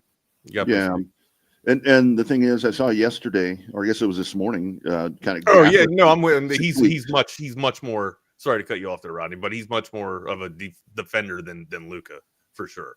Luka's kind of giving you that Olay defense, but Luka did rebound. Luka gets some boards. Yeah, and Gafford's going to be 6 weeks there, and I think that. I mean, obviously with AD and Lively, I mean, all of that, but I think that Gafford is such a big loss right there, because that is what they need. You need the big. You got to have the big, and I think that's your best semblance of it right there. And the fact that dude's going to be out for 6 weeks, I think is something that, I mean, we may not see it. I mean, I think a lot of this right now, like we were talking about yesterday, and like you just mentioned, I think a lot of this right now is just a lot of emotion and momentum and everything that's been going on here with people getting thrown out of the gym and all these different things. But at some point, that shit's going to fizzle out, and that's where you're going to really feel the effect of not having those guys. Yeah. And I think Lively's the biggest missing piece in that. Oh, for sure. He's. I think all three of those guys are a big piece. You're especially taking now. Away now. Yeah. You're taking away your protection at the cup. So yeah, I would say that all three of those guys are a big piece of success for Dallas. Here's the thing too, right? Like I'm giving Christie a little bit of. A backhanded slap here, right? Like he played great on offense last night. Defense wasn't exactly there, but also you're going up against one of the league's best. Like I don't know how many people sit here and watch Miami, but Tyler Hero, I mean, the dude's a bucket, right? The dude can break it. The dude can break some of the better defenders down. So Max Christie had his hand full last night, and Hero was kind of in his bag anyways. So I need to be a little bit more fair in my, just my criticism with Max Christie there. But yeah, Troy, you're absolutely right. Christie's bucket. He can, in the short amount of time that he's had so far with Dallas, he's actually, raised an eyebrow for me. And proven that, this piece to kind of move the deal, forward. It's actually more than just a piece. It could be a contribution. Mm-hmm. And for Miami, I mean, I really thought that once Jimmy Butler, just for all the distraction and all the whatever that you had with that, I thought that might give them kind of what we're talking about with the emotional kind of spring in their step and so forth that the Mavericks may have right now. But man, they've lost 4 since he left. I mean, they've lost every game since he left. So it's kind of going the other direction for them right there. But Dallas, another win right there. And like we said, in the West, just got to win games. I mean, you just got to win games because everything is tight. You're chasing Oklahoma City, and who's going to be the one to kind of get up there and push on them. Maybe Dallas gets that opportunity. Minnesota looked pretty good last night. Yeah, they did. But again, take it for what it's worth. Night in and night out. You got to put this thing together in a 7-game series. So I think we talked about it last year. Like if Dallas or Denver rather would be the toughest team to beat in a 7-game set or a 7-game series, and I think Minnesota, you beat the hell out of them, beat the brakes off of them, and then Dallas was able to surmount some wins there. So I don't know, different landscape, a lot of changes this year going into the playoffs, and I don't think Dallas has the pieces this year. I just don't. Yeah, no, I don't think so either. And that is the whole thing with the attrition. I think eventually once they kind of come off of this low or high, whatever you want to call it, those losses are going to start to mount. It's not going to be about the seeding right there, man. Like they won last night without any of their stars, right? I know Kyrie didn't play. Clay didn't play. I don't think those dudes were all out. Yeah, Washington was out too. So yeah, they didn't have any of those guys. So that's why I really feel that this is very much a emotional type of thing for them to be able to, where the other dudes are going to step up. But once you get, I mean, what is today? It's Valentine's Day. So it's Dante Exum Day. That's what it is. Yeah, there it is. February 13th. Player of the game last night. Yeah, winning games like that. I mean, that's a much different story when you get into April, May, and kind of on the cusp of the playoffs right there. Will they be able to do those things? I don't know, but get as healthy as you can, I think, is going to be the key for them because it's still there. So I don't know. We'll see. We will see with the Dallas Mavericks. Wags, I didn't even mention this to you. I know that you probably saw this happen, but we were pretty excited, kind of shifting over to football just for a moment. When we saw that Tashard Choice was not going to go to the Dallas Cowboys, going to Detroit. Yeah, that sucks. Man, we thought everything was all right, didn't we? We thought everything was going to be okay. Yeah. Look, I get it. Actually, I don't get it. I don't understand. What's the how big's the purse? Or maybe it's not even about the money for Tashard Choice. Maybe it's about the landing spot. Maybe it's about just career growth, right? I would argue that I think that your career is growing pretty rapidly or pretty well if you're the head, or not the head coach, but if you're the running backs coach of arguably the biggest brand in all of football, and it's not even arguable. It's the biggest brand in all of football, and in a program that is kind of reinvigorated itself and rewrited itself with the culture. But I mean, be that as it may, Choice probably has, greener, or is at least seeing greener pastures going to the pro level. And maybe that's just the ultimate desire or ultimate landing spot. Some people, it's not all about the bag. It's really not. It's about, your preference and choice of where, no pun intended, your preference and choice of where you want to be. And, if the professional level is the ultimate goal or the career goal for Tashard Choice, and I can't fault him for that. I mean, we all have our motivation, and it's just, it differed from each individual, but it sucks. It really sucks to lose a talented coach like Tashard Choice. You'd like to think that he's got a really good rapport with the running backs that are in there, and hopefully this doesn't negatively impact, any of that locker room. But I don't think it will. I'm not saying that. It's just, it sucks when you lose a friend, right? And it appears that Tashard Choice was more than just a friend to these running backs. He was an excellent mentor. Yeah, kind of with the move right there. I mean, you got Jamar Gibbs there, and there's history there. I mean, they, at Georgia Tech. I mean, there was all of that. But I think this is very much a situation, kind of twofold. Like number one, with the career advancement, I think this is one where he can go solidify himself in a situation where you've got a product that's already made extremely well. And I think if you're a Cowboy fan or you're a Cowboy enthusiast, or if you're Jerry Jones or Stephen Jones or any of the Will McClay, any of these people, this is where you look at this, where it's like, okay, we sought this running backs coach coming from arguably no argument, the best brand in college athletics, and we could not woo him in. We couldn't woo him to come coach within the same state, America's team, the star. He turned us down. It's not about Dallas, man. I think everybody's trying to make it about Dallas. It's about Tashard Choice going to the best spot. Choice. And going. All you Dallas fans keep trying to make it about Dallas. Dallas is it's not the bright shining star anymore. It's not, and that's my point. So he goes to the best available opportunity. It's like Ben Johnson, not our Ben Johnson, the Chicago coach. If he was going to make the move from Detroit, he waited and he found the best available spot. This comes up to Tashard Choice, and he sees everything that's happening there, with Dan Campbell, and he makes the move. It's very much something to where he could propel himself into an offensive coordinator. That's just it too. Like maybe that's the career move that he's seeing, right? He's seeing the running back spot, and then he'll, hey, if this worked out, for Ben Johnson, maybe I can find myself in an offense coordinator spot, and then it kind of accelerates my career. No, I'm absolutely with you there. That's kind of what was in the back of my mind, kind of, resonating. I just didn't know how fast his promotional steps could be, going from running back coach to offensive coordinator. But and the one that I kind of think of when I go down that path, I mean, with everything that Eric Bieniemy did, with Andy Reid, but I think a lot of Eric Bieniemy's lack of not being in the game right now or whatever, is stuff off the field or whatever the case is with all that. But I mean, and again, we don't know the back history. Eric Bieniemy can coach, but Eric Bieniemy was in a really good system. He was. Okay. He was. And I think that this is where if we're going to keep it 100, we're going to keep everything 100. Oh, yeah. All right. Yeah. And I think this is where, and that's what Kansas City's done well.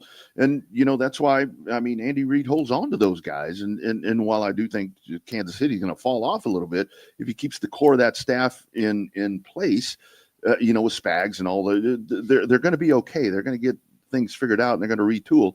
But this is back to where Texas, this is, Blake Gideon leaves. And last week we were like, well, if you're going to lose one, maybe that's one that you lose.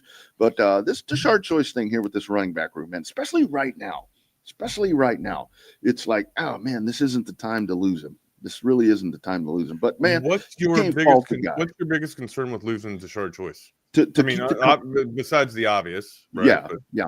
I think to keep the continuity of that running back room together as to where what's the hierarchy right now as to who and what's the plan if plan A doesn't work? Do you think Baxter is the number one back, or do you think it's going to be Wisner? I honestly would go with Wisner to start out and then to kind of figure, I mean, because CJ Baxter's coming off of a pretty grueling injury right there. So, I mean, but from past history, Texas has had injuries that have come before you ever snap the ball for the first game of the year. But I just think that Tashard Choice had a better pulse on that. And I'm curious to see what the move is going to be. And what does this do for recruiting? Because with the room that Tashard Choice has built here, what happens now? You're going to lose a little bit of momentum right there. I think a running back's thinking about coming here based on what Tashard Choice has done. That may be something that's going to draw them back a little bit. Maybe before they pull the trigger, going to be some other conversations that need to be had. There, I mean, I'm with you there. So yeah. Coach Choice is out. We also, we have Mark Orphy though coming in as the safeties coach. You mentioned the aforementioned of Blake Gideon, no longer going to be defensive backs coach for the University of Texas. Mark Orphy, assistant coach from Rutgers, will be joining the squad, joining the staff as he looks to be the succession plan for Blake Gideon there in the defensive backfield. Your thoughts on that? Yeah. Again, I think like we talked about, this is a spot to where, again, lots of improvement that we have watched over the last couple of years there with Blake Gideon. But I think that this is a spot where you've got a little bit of room to kind of put your own stamp on it, because it's not like the running back room that has just been loaded. I mean, the secondary, all of that was really good, but I mean, a lot of that was due to the portal. Now, this dude's got to come in. He's got to continue to work the portal. He's got to recruit. Portal kind of takes care of itself. You know, the transfer portal, NIL, all of that. I mean, that's pretty simple. But to go in there and win, those guys are going to solidify that and make it good, not just now, but for the next 2 or 3 years. And I think that's where the Tashard Choice loss is pretty massive, because that's a guy, I think, that building for the future, a lot of that through recruiting. So I don't know. Jordan and them, I'm sure can I know Jordan will definitely have lots on the Tashard Choice stuff, but I don't know. I think it's a pretty big loss, man, in a lot of ways. Yeah, it sucks. But again, hats off to Coach Choice. Cost of winning, right? Right. That's exactly right. Winning is expensive, and usually you lose your coaches, right? Yeah.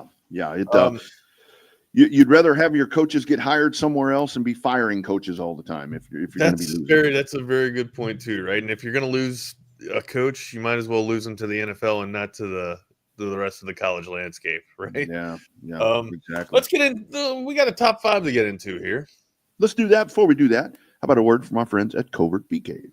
It's a family atmosphere. It's not just when you stop in, you buy your car. From communication to expertise to professionalism, it's exactly what I expected from the Covert family. So they make it so easy for me. That car that I wanted, they found it, and I didn't know if I can afford it, but they make it possible.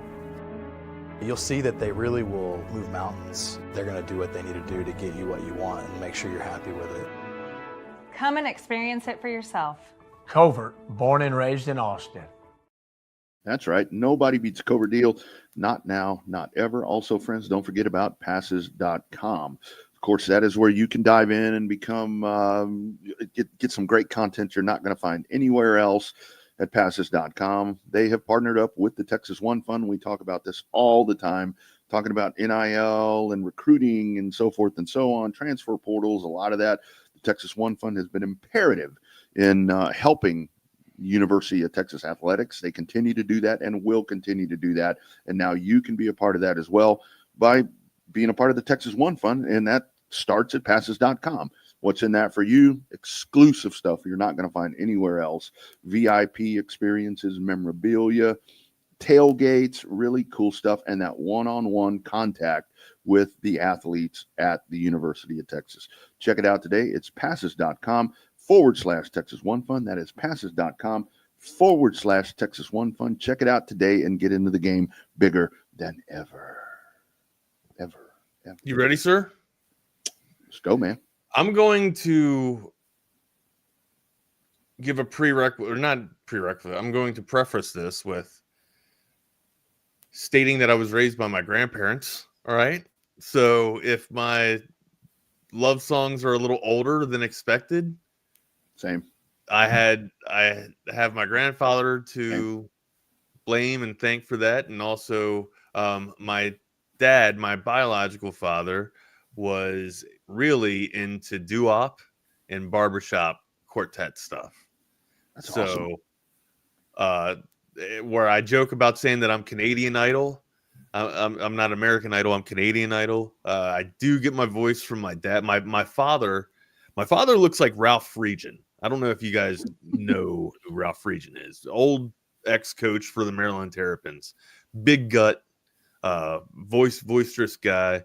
But my dad can sing like the Temptations. Like my father has some actually a better comparison.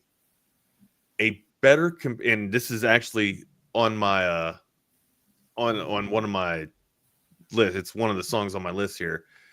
My dad sings like Billy Paul. Now I don't know if you remember Billy Paul, the R&B singer from what, the 70s, right? Or I guess that's when he was most prominent. Yeah. But Mrs. Jones, Me and Mrs. Jones, that's yeah. a song that's on my list. That is my dad. I've never heard anyone sing besides Billy Paul. Never heard anyone sing Me and Mrs. Jones better than my father. And I know that's being a homer right there. But again, like my dad, it's a wonder my dad never had a record label. It really is. It absolutely really is. You know, it's funny that you mentioned, not funny, but it's ironic that you mentioned that, because I just had probably about less than a month ago, I had one of my good friends growing up that passed away. And this guy, you know, a little bit older than I was, we grew up together. And this was a guy where he would sit, he was the funniest guy that you could ever meet. I mean, the dude would sit there and make jokes. The dude can do impersonations of anybody. I mean, it was that good. And then he would speak in regular conversation, and maybe he didn't have the best grammar, but I think a lot of that was intentional. But you hand this dude a guitar and a microphone, and this dude would belt stuff out where I'm like, I swear I'm listening to a record. I mean, it's crazy. It's crazy. I wrote something about him on social media. It was like, this dude has no idea, with me getting to talk and do different things right here, that he taught me how to train my voice to do different things. And that's a special talent, man. That's a special talent when you get somebody that can just belt those things out like that, man. But yeah, I thought the love songs, I don't know how we didn't think about that. And I'm sure that even the people that are going to be checking in on the Coda text line and on the YouTube chat line, this is going to be very diverse. Sure. Oh yeah. It's going to be very diverse. Yeah, absolutely. So yeah, Bevo Lance Jason. So Me and Mrs. Jones, it's his romance though, right? He's the other guy in the song, and they know it's wrong, but the feeling's much too strong to let it go. They gotta get it going on there, Jason. Yeah, they meet every day at the same cafe. Yeah, you guys know the lyrics, but I don't know. It's a romance song for me. Maybe you're a Mr. Steal Your Girl in this song, sure.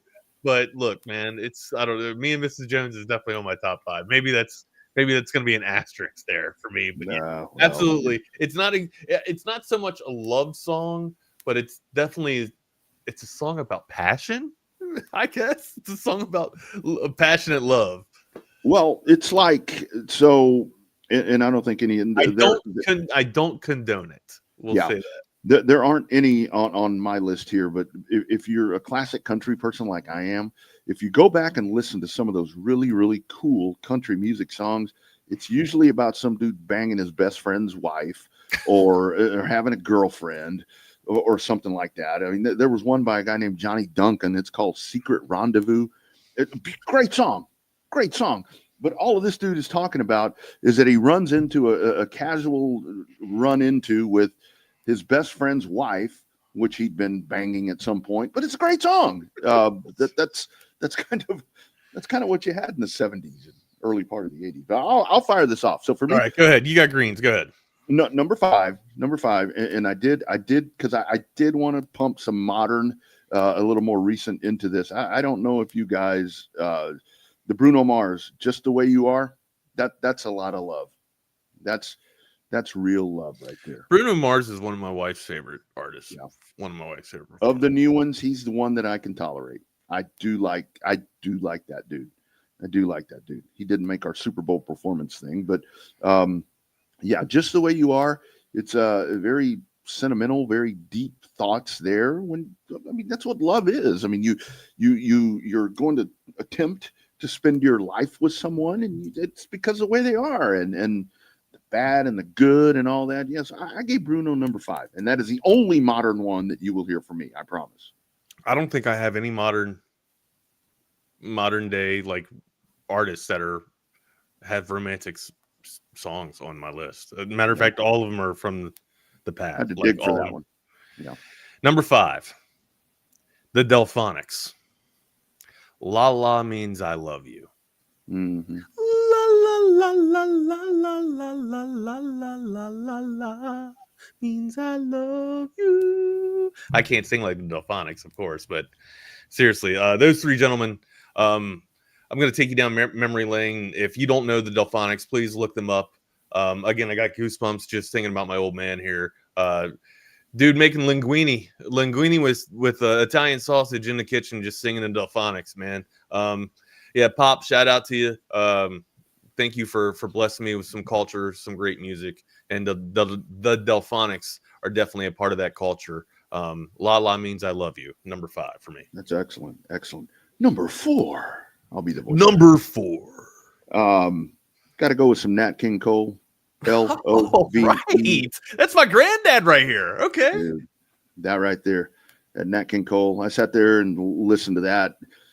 People in this hotel are probably wondering, because I had it like on repeat. I listened to it like 4 times in a row. People are probably wondering. They've seen me coming in and out of here alone, and they're like, what is this guy doing in there? But yeah, man, little Nat King Cole, L-O-V-E. Love. We're talking about love songs right there. I mean, probably should be higher. For me. But what's your favorite? What's your favorite Nat King Cole song? That one, honestly, that one is. That's kind of the one that I go to, because when I think of a lot of artists, when I think of Barry White and all these different people that you think of, yeah, man, think of You want to talk about voice? Holy shit! That's one hell of a baritone Barry White voice, dude, that guy right there. Yeah, you listen to that guy and you're like, Bob who? Yeah, that guy's got the voice. That guy. Bob, you don't exactly throw Bob Cole out the window when you're talking about Barry White, but no, I understand. I understand what you mean there. All right, number 4 for me, the Commodores, or maybe it's. I don't even know if you can consider it the Commodores. It's probably just Lionel Richie, right? 3 Times a Lady. Oh yeah. 3 times. Yeah. I mean, it's just very cool. Just a beautiful description of what your wife is supposed to be like, or the love of your life is supposed to be like in the future, or in the sharing space with with you for the rest of your time. Mm-hmm. And the Commodores very much ahead of LeBron and Chris Paul and all them. When you're once, twice, 3 times, a lady. They stopped right there. They didn't need to do all that. Number 1, South got Slayer for number 1. Slayer, number 1. All right, number 3. I would say, and this is going to sound cheesy, but this is again where you go in and you listen to the words and the meaning or whatever. Maybe you don't like some singers sometimes. It's more about the meaning of everything. The Fleetwood Mac tune "Landslide" is very much. I thought that was about cocaine.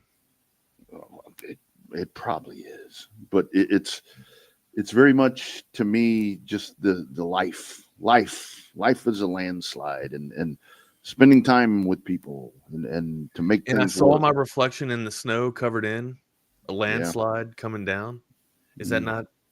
No, I thought that was about cocaine. But because there that would be allegedly under your nose. Like I don't know. I could be wrong. Yeah, I could be wrong. Yeah. But yeah, no, I can definitely get down with with either Mr. Fleetwood or Mrs. Nix, talking.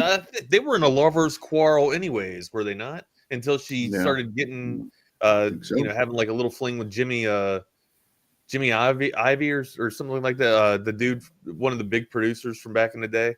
Mm-hmm. I can't remember. Speaking of that, have you seen the Bob Dylan movie that came out just the other day? I have not. I want to go. I meant to go see that in the theaters, but I didn't make my way around to go seeing it. Yeah.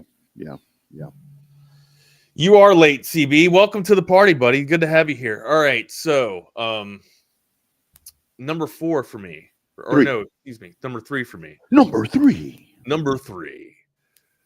Let's Stay Together by Al Green. Baby, let's stick together. It's stay, not stick, but I don't know. Again, a lot of Motown on my list. It's just where the love happens for me a good bit, man. I know people were probably envisioning Boys to Men on my top 5. They had some hits, right? Motown Philly, you were great, but The Influence is where I go with my list. Boyz II Men's Influence is what is on my list, right? The actual love sounds. And this is where I think a lot of times, if you're going to present a song to somebody, be sure and listen to it because it was. I remember years ago, I had a girlfriend. You remember the one? It's from a road. That's a good one. That's not on my. That's not on my list, but that's a good song. Yeah. Oh yeah, and I want to kiss you all over to the night closes. Yeah, that's a good one. That Sticks. Is that Sticks? Is that? That's right? Exile. Who later became a country band. Sticks. Yeah, and then they became a country band. I want to kiss you all over. Till the night closes. The night closes. I remember I had a girlfriend way back when in the early 90s. Stay with me, baby. And I played Adam Sandler, is it not? No, that's Exile. No. That's an Adam. Is that not? Oh, it's shit. What movie? What Adam Sandler movie is that? To the night close. Happy Gilmore. It's Happy Gilmore. You know what breakfast? You know what breakfast? Yeah, there it is right there. There it is right there. There we go. All right, I'm sorry. What was I going to say? Oh, so I tell this girl, I'm like, oh my God, this song made me think of you. And it was that one where it's like, we've come to the end of the road, wow. Because I'm like, you got to listen to this. It made me think of you. And she's like, are you dumping you guys me? breaking I up? wasn't going to. I wasn't going to. But anyway, number 2. Number 2. Here we go. Number 2 had to go with, because I think this can be in romantic form, and it can also be in belly rubbing, knocking the bedpost off form. Got to go to Marvin Gaye. Let's get it on. I left that one off the list and put Al Green on there because I figured that you would have Marvin Gaye on there and we needed some representation for Marvin Gaye. But yeah, that is that's romance. If I'm gonna have Billy Paul on here, you can have Marvin Gaye on here, right? Okay, like yeah, that's romance. That's romance. That's romance, and that's just let's go. Come on, right now. Number two, I had to throw in my 80s white trash love songs here, okay? Foreigner is number 2 here. I've been waiting for a girl like you to get me through the night. Yeah, little Foreigner. Waiting, yeah. Yeah, Little Foreigner, so long. Oh yeah, right there. Give me. I should have had some Kiss on here, right? Love Gun, Love Gun, good song by Kiss. That's a really good love song. Is your Love Gun? But yeah, had to get some Foreigner. Had to get some 80s rock in there. And there's some love songs in 80s rock, and Foreigner was one of them. Yeah. And now number 1. I said number 1. I said about going modern. Actually, this is a modern artist, and this one kind of hits home to me. And you may have not heard this song before, Wags, but to me, it's not modern because I've been married for almost 20 years. So I don't know if you guys have ever heard, and it's number 1 because this was our wedding song. If you have Taylor Swift on here, I'm leaving the room. No, so this is actually the wedding song that my wife and I. It was our song. I mean, and it wasn't the biggest hit or the whatever, but just kind of the way we came together. So when we talk about love songs, this is more touching to me because this kind of defines us. I don't know if you guys have ever heard the Keith Urban song "Memories of Us." No, "Memories of Us." That is number 1. I'm not really much of a Keith Urban fan. I'm not either, and that's why it's even more amazing that I appreciate this song so much because I'm not a Keith Urban fan. That's one. I don't even know if I know that song. Memories of Us. Take a listen to that right there because it's like starting over, growing old together. There's kind of like your old story, right? Very much like our story. So yeah, the Keith Urban hit "Memories of Us." Check it out. It doesn't sound like any of that other shit that he calls country music. It was way before he got married to Nicole Kidman. Are they still together? I think so. They are? Yeah, I think so. I think Blake Shelton is the one that went off and married Gwen. So, but yeah, Keith Urban, they're still going. Wait, time out. Gwen Stefani and Gavin Rosdale are not married? Dude, come on. Even I know this. I'm serious. I'm absolutely serious. Dude, she's been married to Blake Shelton for like not long after they started on America's Idol. I mean, it's no idea. I had no idea. Yeah. Gavin Rosedale has a really good love song also. When he went out on his I thought they were still married. Oh no, dude. It's been a long time that she's been married to, because Blake Shelton was married to Miranda Lambert. Very, country stars right there, and then that went wrong. But they're yeah. So Sal, Here and Now is, I left Here and Now off the list. That is a good one, because that is the number one song that I hear at every wedding. Here and now, I love you forever. Yeah. So Luther Vandross. I mean, Luther is, if you're gonna have a love song, you should probably have Luther on your list. I thought Rodney would have Luther on his list, honestly. But yeah, Luther, Here and Now is the song that you usually hear at every wedding. It's fantastic. I'm honestly, I'm kind of shamed that I don't have that in my top 5. It's kind of like an obligatory love song to be on your list. But be that as it may, that's probably why it's not on my list, is because it is obligatory. Wags, what's your number one? Did you already just give it to me? Yeah, Keith that Urban? was it. Number one. Yeah, Keith Urban. Love. Number one for me, shocker, spoiler alert, we already said it. It's Me and Mrs. Jones by Billy Paul. There's been multiple renditions of this song and variations of this song, but nobody does it like Billy Paul, not even my father. I've sang the lyrics, but Billy Paul's voice is so damn crisp and so clean that I would be doing him a disservice if I tried to replicate it. He's fantastic, one of the best to ever do it. And yeah, Me and Mrs. Jones, number one for love songs, even though it is about, Mr. Steal Your Girl, essentially. So, well, hey, you find true love in different ways. I mean, it's one of those things to where, a lot of folks say the first time it doesn't work out, it took me making, that first one to learn whatever, that things happen. You mentioned Gavin Rosedale. His solo Love Remains the Same. That's a damn good. That is a good romantic song, I think. I didn't know you were such a savant for love songs.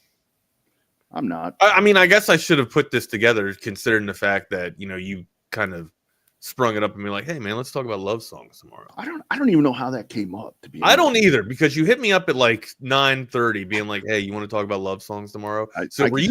Were you in your bag? Were you, drinking yourself a little bit of a Chardonnay last night, or what's that cupcake wine that my wife usually gets? Pescado. Were you drinking a little Pescado last night? And I may have stopped at the Harry Hines convenience store and got a 6-pack of Coors Light or something. There you go. I think I saw a commercial. I saw a commercial. I'm like, hey, why didn't we think of that? And with all these hopeless romantics that we have watching and listening to this, I mean, shit, I knew that they would be all over it too. So there you go. Yeah. So it sounds like the only ones, just kind of looking at some of the chat right there, is that my love song, which references cocaine, maybe is one where people are like, and yours, it references adultery. Right there by Jason. Oh, he's bringing up the Hall and Oates right there. Because your kiss is on my list. That's a good one too, man. That's one. Hall and Oates got some overcooked. It gets overcooked. I'm like, it's a little much. Like, honestly, right now, I am totally over. I've said this before. I'm totally over of hearing Country Road. Oh, what's WBU song? That's like John Denver's full of shit, man. John Denver. That's on all the time. I'm tired of hearing that. I'm like, all right, whatever. You go to all these games and I'm shocked I didn't have any Elvis on my list. I say that I was raised by my grandparents. Elvis is probably one of my biggest influences growing up. The dude had pipes. The dude could sing folk. The dude could sing country. The dude could sing rock and roll. He could dance. So Elvis is probably one of the better entertainers. Controversial, behind off the stage and stuff with his drugs and antics. Nothing's changed. Nothing's changed. Yeah, it's still the music industry. But yeah, Elvis had some pipes, man. I thought about putting I'd Love to Lay You Down by Conway Twitty on here, but that Elvis is not dead. Yeah, that dude's still around. Elvis is still alive. I might see him on Harry Hines later.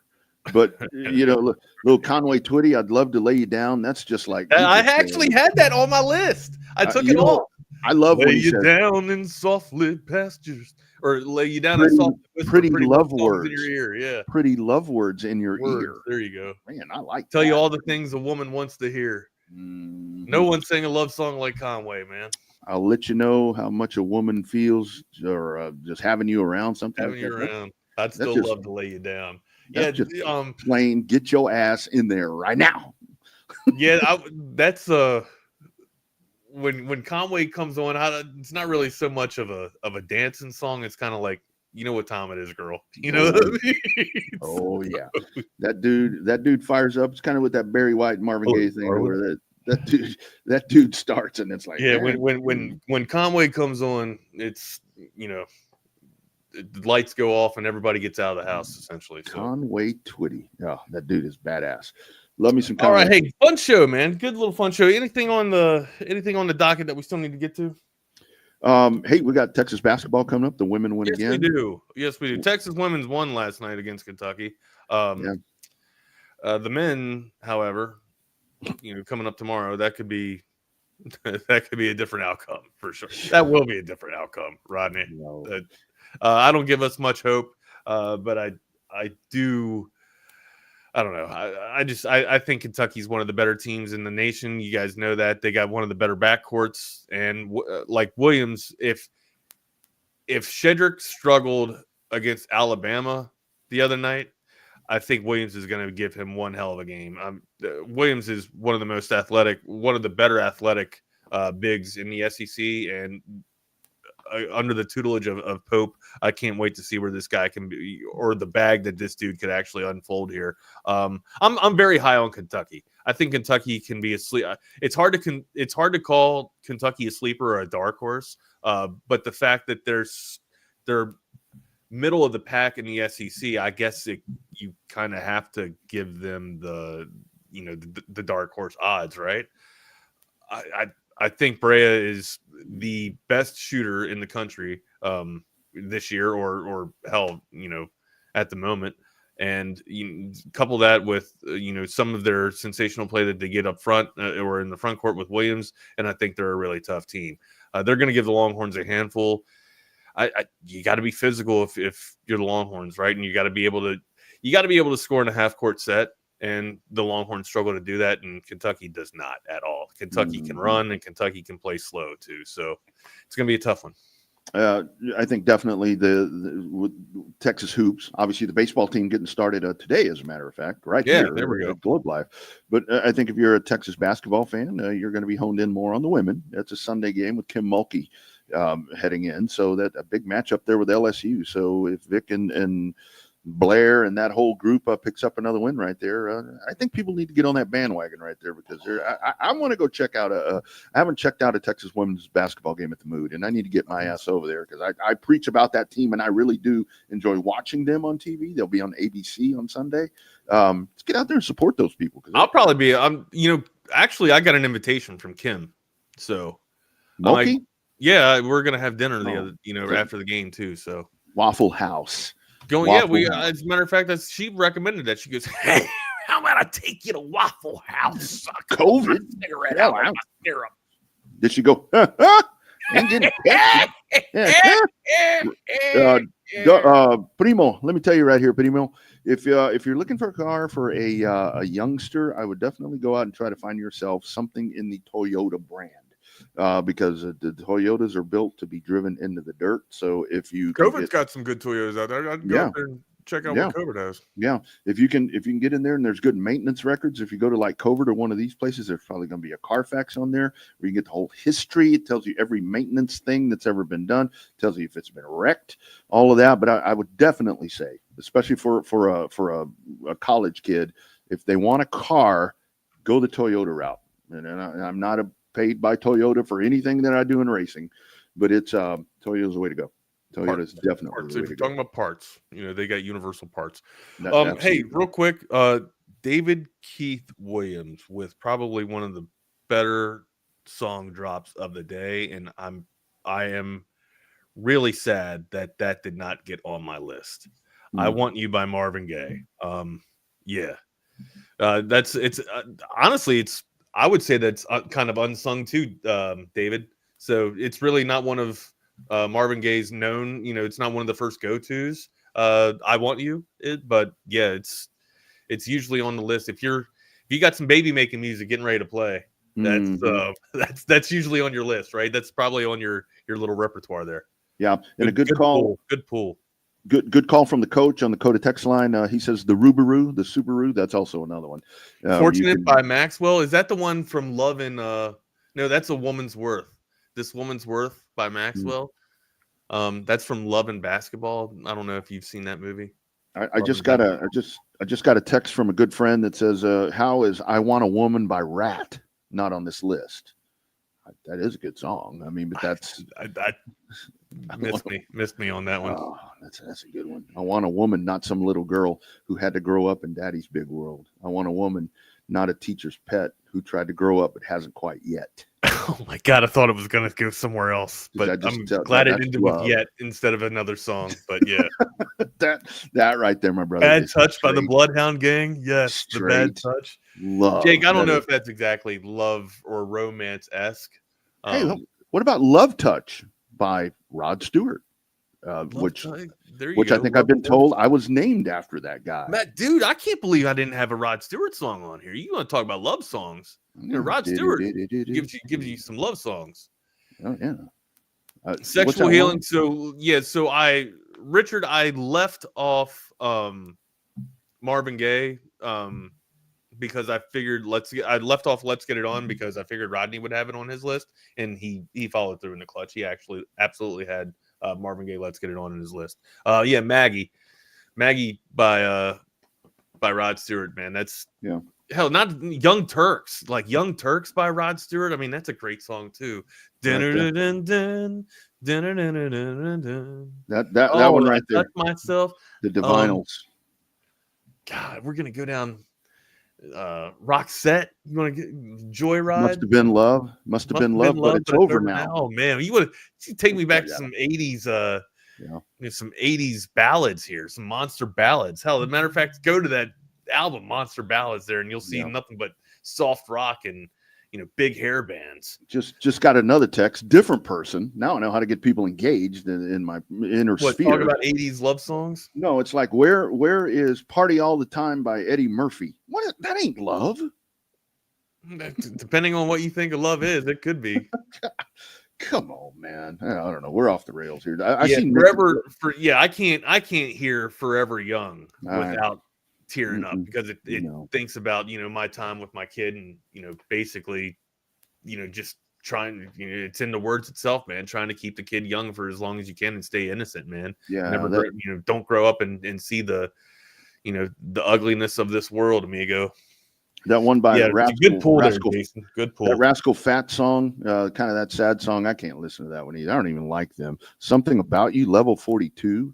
How about some Lessons in Love by Level 42? Oh man, this is old man radio here. Nick, what's up, Nick? How are you? I've just been admiring the last 3 minutes or so. I've added a lot of these. Do you have a top 5 love song list? A top 5 list off the top of it. I don't necessarily have a song, but it would probably include a lot more 2000s artists. Like that's what I'm saying. We did not hit the early aughts. I'd probably get some Alicia Keys, some Neo, some Usher in there. But yeah, there'd be a lot more of this millennium. Sorry, fellas.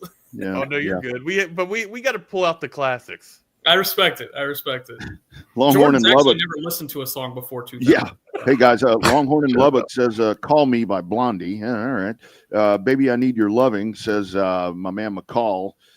Anything by the Dan Band and their cameos in the all right, whatever. That's off the rails, guys. Is that the band that does "Turn Around Bright Eyes," or they do like all the F-bombs at the wedding songs?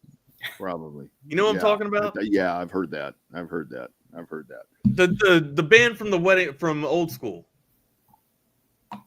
You know what I'm talking about? Yeah. All right. Yeah, absolutely.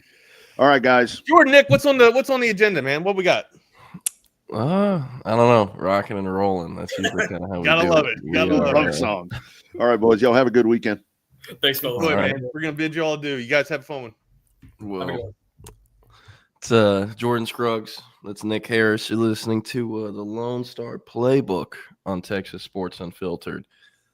A lot of different stuff we could get into, but we'll start with Tashard Choice first, since I feel like that's the. Well, hold up. What are you doing for your girl for Valentine's Day? What are we doing today? Why are you putting this on me like you don't have a girlfriend too? You can ask me. I'm just curious what you're doing. We're getting a nice dinner later. She has work offer today. Is sick and is a teacher. So love sick. Yeah, that's what it is. Also has Monday off, so should be a nice weekend outside of having to spend all of Sunday at Melissa High School. For the Under Armour Dallas camp. But how about yourself? What are you and your lady friend doing? Yeah, flying up to New York tonight. I'm gonna spend a weekend in New York, have a good little time. And I'm also off on Monday, so gonna take the nice long weekend and embrace it.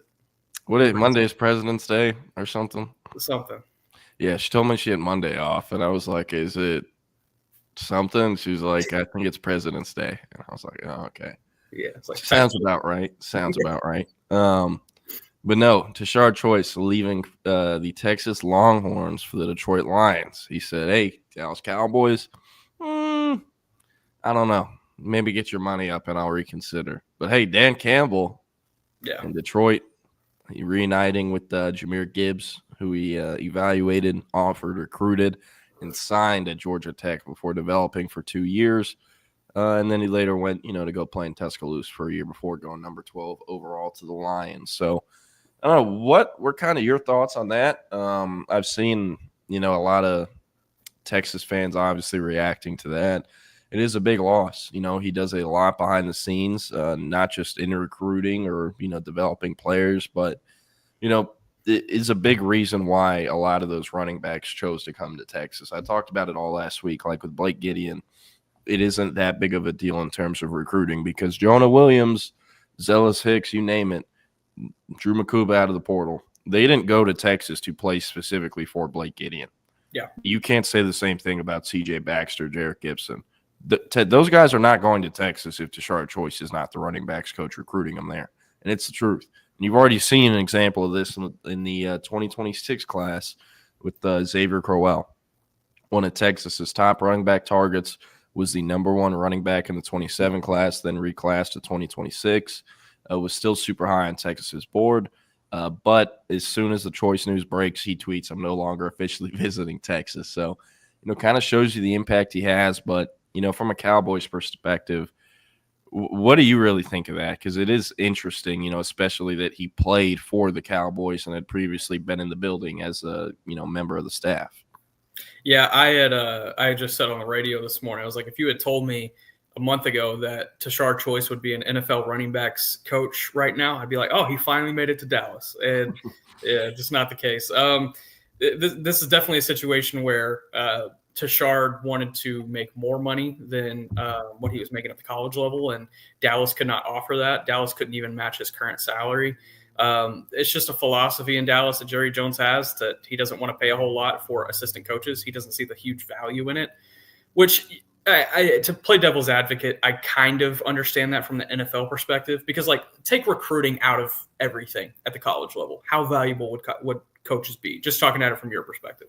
Yeah, no, it is a good point. Yeah. So it's from the NFL perspective, it it's a philosophy I understand. But at the end of the day, you do have these development gurus that end up being offensive coordinators, defensive coordinators, head coaches in the NFL. If you can get them at that ground level and really develop the talent that you have at that ground level, then yeah, that's where you see it pay off. But those do come few and far in between.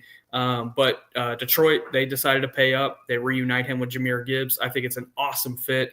And I think it's really just Dan Campbell trying to help Texas A&M out. I think that's really what's happening here. Yeah, no, I've seen that conspiracy as well. But what even happened to the Lions running backs coach to open that? Yeah, I couldn't tell you, to be 100% honest. Okay, because I feel like there's so many moves, and like there's obviously a ton. It's that time of the year, but more than usual, at least at the college level. Like Penn State, Ohio State. Penn State had to replace one of their corners. Ohio State, both of their corners, or both their coordinators. My bad, not corners. And Penn State, they lost their running backs coach. He went to Notre Dame, and they hired Stan Drayton either last night or this morning.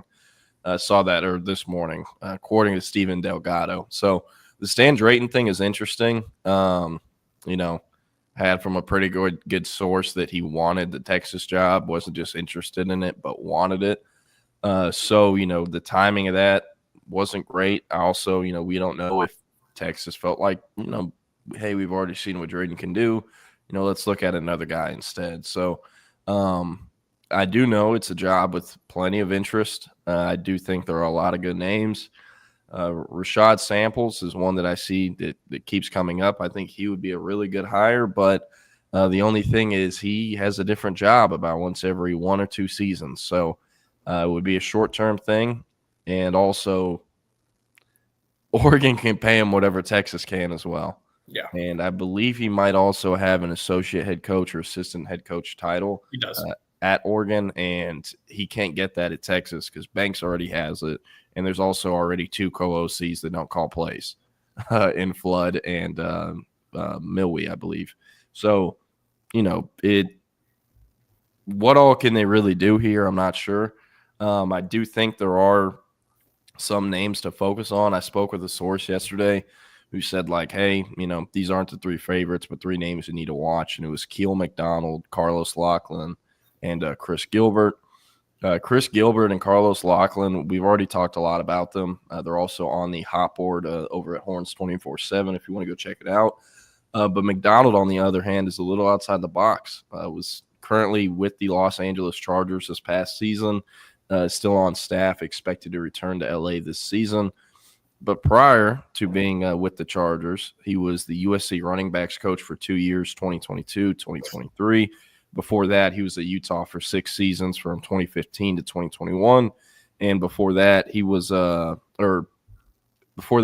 Eastern Washington from 2012 to 2016. So an interesting candidate, doesn't have the strongest ties to Texas, is actually originally from the Bay Area, but did some moving around growing up and went to high school in Colorado Springs. But when he was at Utah and USC, he almost exclusively only signed running backs from the state of Texas. In 2023, his first real full cycle being at USC, he signed Quentin Joyner and Amarian Peterson, who were like 2 of the top 4 ranked running backs in the state of Texas that year. Quentin Joyner ended up being the number 1 running back in the portal this year and ended up at Texas Tech. So definitely think that's interesting. And then also, at Utah, he got Quentin Jackson out of the portal, Ty Jordan. Rest in peace. I remember him going to Utah, a few other Texas kids that played running back up there. So it is an interesting candidate. Again, like I said, tried to find, what makes sense here. Who has he coached with on the Texas staff in the past? And ended up finding out that in 2007, it was either 07 or 08, he was a cornerback at Idaho when Johnny Nansen was the special teams coordinator there.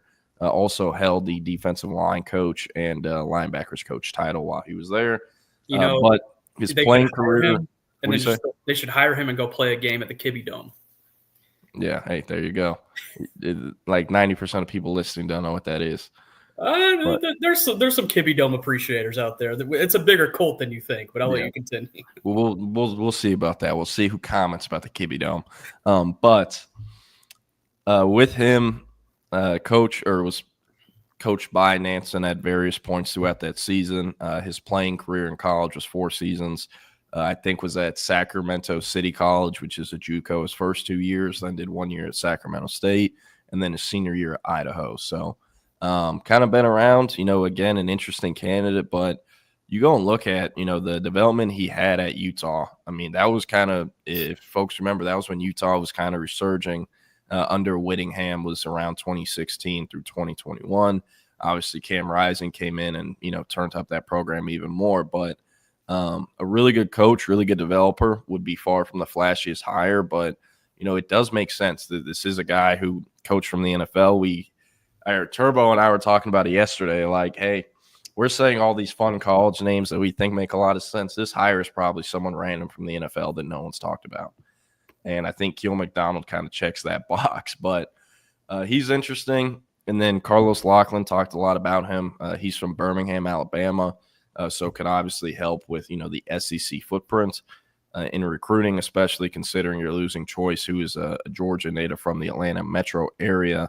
And then Chris Gilbert, wouldn't be the flashiest name, but, when you think about what Choice was as a top-tier A1 recruiter, you need someone similar and someone who has a respect level that's similar. And while Chris Gilbert might not have coached on field since the 2023 season, he pretty much gets whoever he wants in recruiting, and he's doing that as the special assistant to the head coach. So, with him as a running backs coach, yes, there might be some disconnect with the out-of-state kids this first cycle in 2026, but Chris Gilbert, he should be able to still recruit the in-state guys, have a great shot at them, Javian Osborne, KJ Edwards, guys like that. But definitely going to be interesting, and, I'm very curious how this plays out. I don't know if there's any names you thought off top, for the Texas opening once you saw that yesterday. I think Chris Gilbert makes the most sense because that's your best bet at retaining what you have and then also continuing to recruit what you don't have. Losing that presence in Georgia and Florida, that's going to hurt. There's no doubt about that. And eventually you would like to add a presence on the staff that can get you back in that region. But I think if you're trying to just, hey, let's make sure that we keep Cedric Baxter happy, we keep Jarrett Gibson happy, these guys that are already here, I would say just promote Chris Gilbert. He has the on-field experience. He can develop that room. It's not just a here you go hire. It is definitely an earned hire. I think Chris Gilbert's the best move that they can make. I would have said Stan Drayton but before he went to Penn State, but I think Chris Gilbert's the best hire you can make there. Yeah, I also think it's sorry, I'm looking at text. Also think it's interesting, Jamal Fenner was a guy I thought might have a shot. He has pretty much been Tashard Choice's running backs assistant coach, in addition to also holding the director of high school relations title. But, Jamal Fenner isn't a big enough name yet on the recruiting trail. Yes, he does a lot of help behind the scenes, but, when it comes time to close on someone, when it comes time to, Texas to come out of nowhere and get in the mix for a kid, they don't send in Jamal Fenner. They send in Chris Gilbert. Yeah. And that's not a slight to Jamal Fenner. I think the big dog. Yeah, and I think Jamal Fenner will be, an on-field coach one day, and I think that is very much what he wants to do. But I'm not sure if he makes that jump at Texas. So, and like you said, I think Chris Gilbert does make the most sense of those names. So, we'll see what happens, but definitely interested to see how this unfolds. I think there's a lot of different things here that could benefit Texas, and I'm very curious to see what direction they go in. But you brought up, recruiting the Southeast, Georgia, Florida, Bama, Mississippi. Texas just made a very interesting hire this morning. I don't know if you saw it. Did you see the hire? I did. I'll let you explain it. Yeah, so they hired Aaron Joe from Georgia Tech. He was the general manager at Georgia Tech the past 2 seasons. He is expected to have the director of scouting title at the University of Texas. So this director of scouting title is interesting. It was last held officially by Billy Glasscock. I was just about to ask, was that his title? Okay. Yeah, he left for Ole Miss in January. I heard last January, right? Like 24? Yes, January 24. Let me make sure I'm getting this right. Okay, yeah. Bill Reese joined the Texas staff last year in the summer, but I don't think it was ever announced. Okay. Yeah, he never got the scouting title, and it was never put on the team's website. But there's a guy named Bill Reese, the father of Tommy Reese, who was a longtime director of scouting for Notre Dame for about a decade, and they hired him last year in around June in the summer. So not sure if the hire of Aaron Joe means, Bill Reese is no longer with the program, but I do know behind the scenes that is who was running the scouting team or, helping them operate. So that's interesting. But Aaron Joe, I think this is a really good hire. This is a guy who's originally from Polk County, Florida, which is one of the top, hotbeds in football recruiting. Went to Lake Gibson High School, but in Lakeland, Florida. Lakeland, Florida recently, y'all know Carmani McClain was the number one corner prospect in his cycle. Hasn't necessarily panned out, but he was the last, super big name guy out of Polk County, Lakeland area. Also home of guys like Pouncey twins, Ray Lewis. So really fertile recruiting ground and good to have those ties. But been the GM at Georgia Tech last 2 years. Before that, he was at Alabama for 10 months as a player personnel staffer. Prior to that, he was the director of recruiting at UConn for 2 years.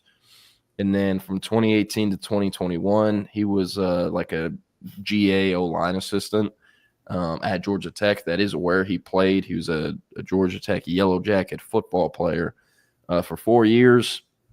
And he started GAing after spending 1 year as a QC at FIU. And then prior to that, there was like a 3-4 year gap between when he graduated college, working, I guess real life regular jobs, and then getting on the FIU staff. So I like this hire a lot. Georgia Tech signed a really interesting class, number 22 overall recruiting class in the country. Yeah. Their class was ranked higher than Clemson's was. And I believe everyone in the ACC except Miami, perhaps. But signed a 5-star offensive tackle, signed the nation's number one athlete prospect. Hey, he's the GM. Yes, the ammo he's using is money provided by the boosters, 100%. But he has to know how to put it up, 100%, smartly. 100%. So, they signed. They also they literally flipped a defensive line recruit from Georgia that Georgia wanted to keep. It wasn't like, oh, this kid's getting dropped, we took this commitment. They wanted to keep him. Yeah. And the thing that sticks out to me, there's a kid named Dalen Penson who's from Sandy Creek, Georgia, that they signed in 2025. Already early enrolled, has an athlete tag because he was getting recruited to play receiver and safety, but ended up choosing Georgia Tech over Stanford. It was Stanford, Georgia, and I think USC, and then Georgia Tech. That was like the top 5 or top 4. And he chose Georgia Tech, and all those schools wanted him. He finishes their number 68 overall prospect. This was a kid who we didn't even know existed. And then he showed up to Under Armour Atlanta last year, tested like top 3 in every single event, and he blew up, got like 30 offers in the week after. Georgia Tech had already offered him for like 7 months at that point, and we're like the second or third school to offer him. Let me ask you, because when I was covering recruiting in Texas and Billy Glasscock was involved as the director of scouting, he was probably the only high-ranking official on staff that did not recruit at all. Like his job was not to recruit; his job was to evaluate. So you talk about Aaron Joe, and that staff being able to have big wins over Georgia and USC, and what does that come from Aaron Joe, or does that come from the Georgia Tech staff specifically?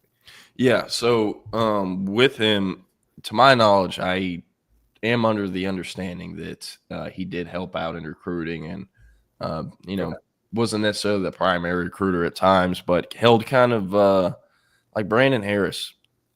He's not the main guy calling these kids, but he will have conversations with the top targets over the phone. He'll talk with parents, and then when they're on campus, he's kind of hosting different things and, explaining things. So, again, they're never the primary or secondary recruiter, but they will help out and, definitely make an impact on the recruitment. So, with him having those ties and I believe having that experience of helping out in recruiting, I expect him to do the same at Texas, opposite of Billy Glasscock. Going to try to find out what the deal is with Bill Reese. He's an older guy that's, I think 60s, maybe 70s. So I highly doubt he was doing any recruiting. And because he was such a ghost, at least online and being tied to the Texas staff, I doubt he ever, was really talking to parents or whatnot. So I'm assuming Reese is still kept around. I've noticed they did change a lot of how they recruited out of state in the last 2 years, and you can tell there is a difference from when Billy Glasscock was there compared to now.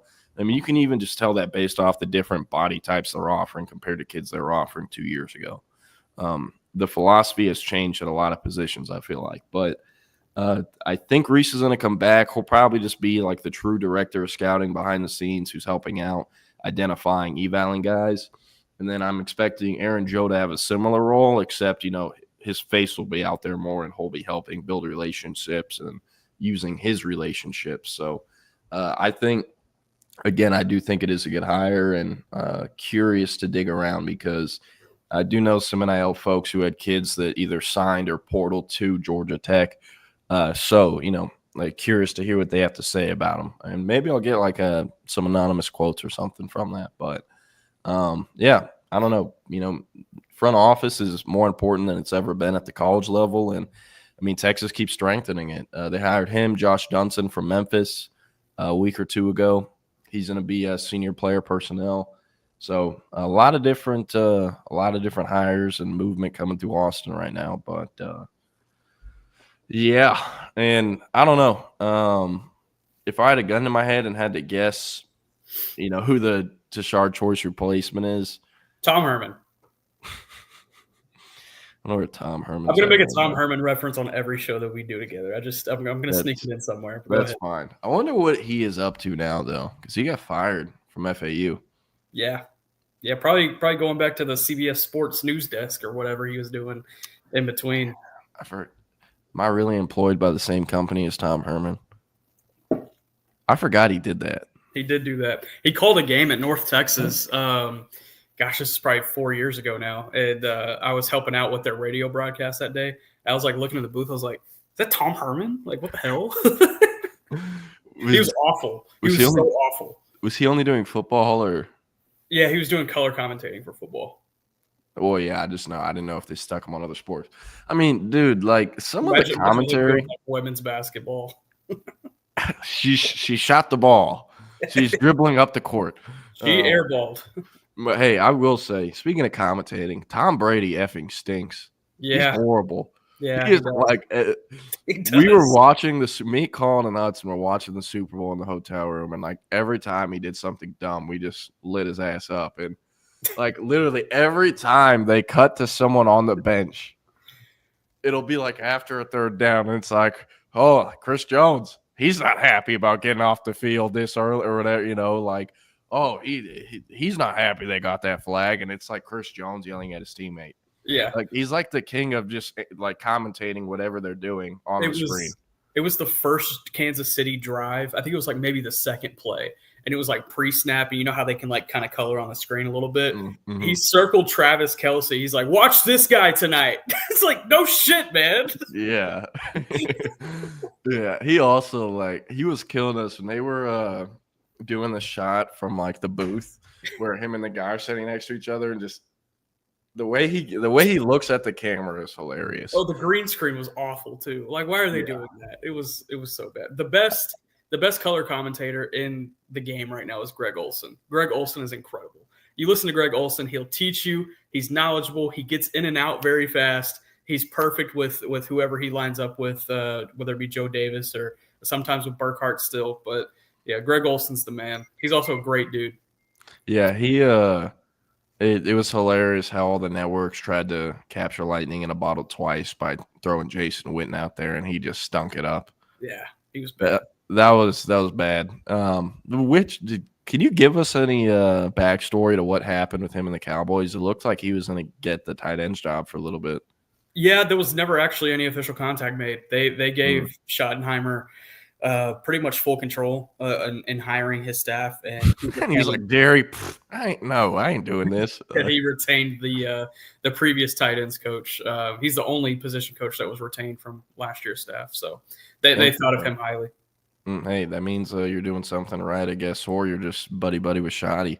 But I don't know. The Tom Brady thing was horrible. Some of these ex-players just getting to skip the line in front of people who went to school for this and worked their entire life for this is I understand it. I get it. But like, I can't even imagine being those people who get cut in line and then having to watch Tom Brady do that bullshit during the Super Bowl. It's horrible. It's and also impossible. like, it's impossible to be a color commentator. It's impossible. Yeah. Like, but like, dude, how is RG3 still allowed to be on TV nowadays? He's not bad. He's not that bad. He's gotten better, but He's gotten better. he's just so effing corny.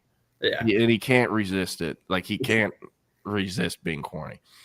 I don't know. I will say, though, I thought it was funny, and I give him a lot of respect for it. Colt McCoy, he completely bombed his first thing, and on his podcast 2 days later, he's like, yeah, I don't know if I can do commentating again, guys. I didn't do very good. But it's like, man, at least you have the self-awareness, you know? Like, and I know some people hate Romo. I think he's just fine. He just goes, yeah, I don't know, Jim. Yeah, the thing about Romo is, like, the first 3 years, he was awesome, and he put in the work, he put in the prep. You can tell he's gotten kind of lazy these last couple of years, and you can tell when a commentator is lazily calling the game and that they didn't put a lot of prep into it, because a commentator is as good as the prep that they put in beforehand, and you could tell that Romo was doing that in the beginning. And then I think once he got that raise from CBS, he kind of stepped back and was like, oh, I'm chilling. I'm good here. I could just be Aikman for the rest of my life. But Aikman still puts in the prep. He still puts in the work. I think Romo is just kind of, I don't know. He needs to get back in the lab. He needs to find the grind again. Yeah. Every time I hear Aikman on a call, I think of at my dad's house, in the media room got this pretty big TV. It's 4K on it. And he has a Sunday ticket, like 4K package. Hey, okay, big money. Bro, you've been there. Shut up. And like Travis, come on now. Shut up now. Anyways, they cut to them in the booth. And it is so damn obvious that Troy Aikman was out partying wherever he was the night before.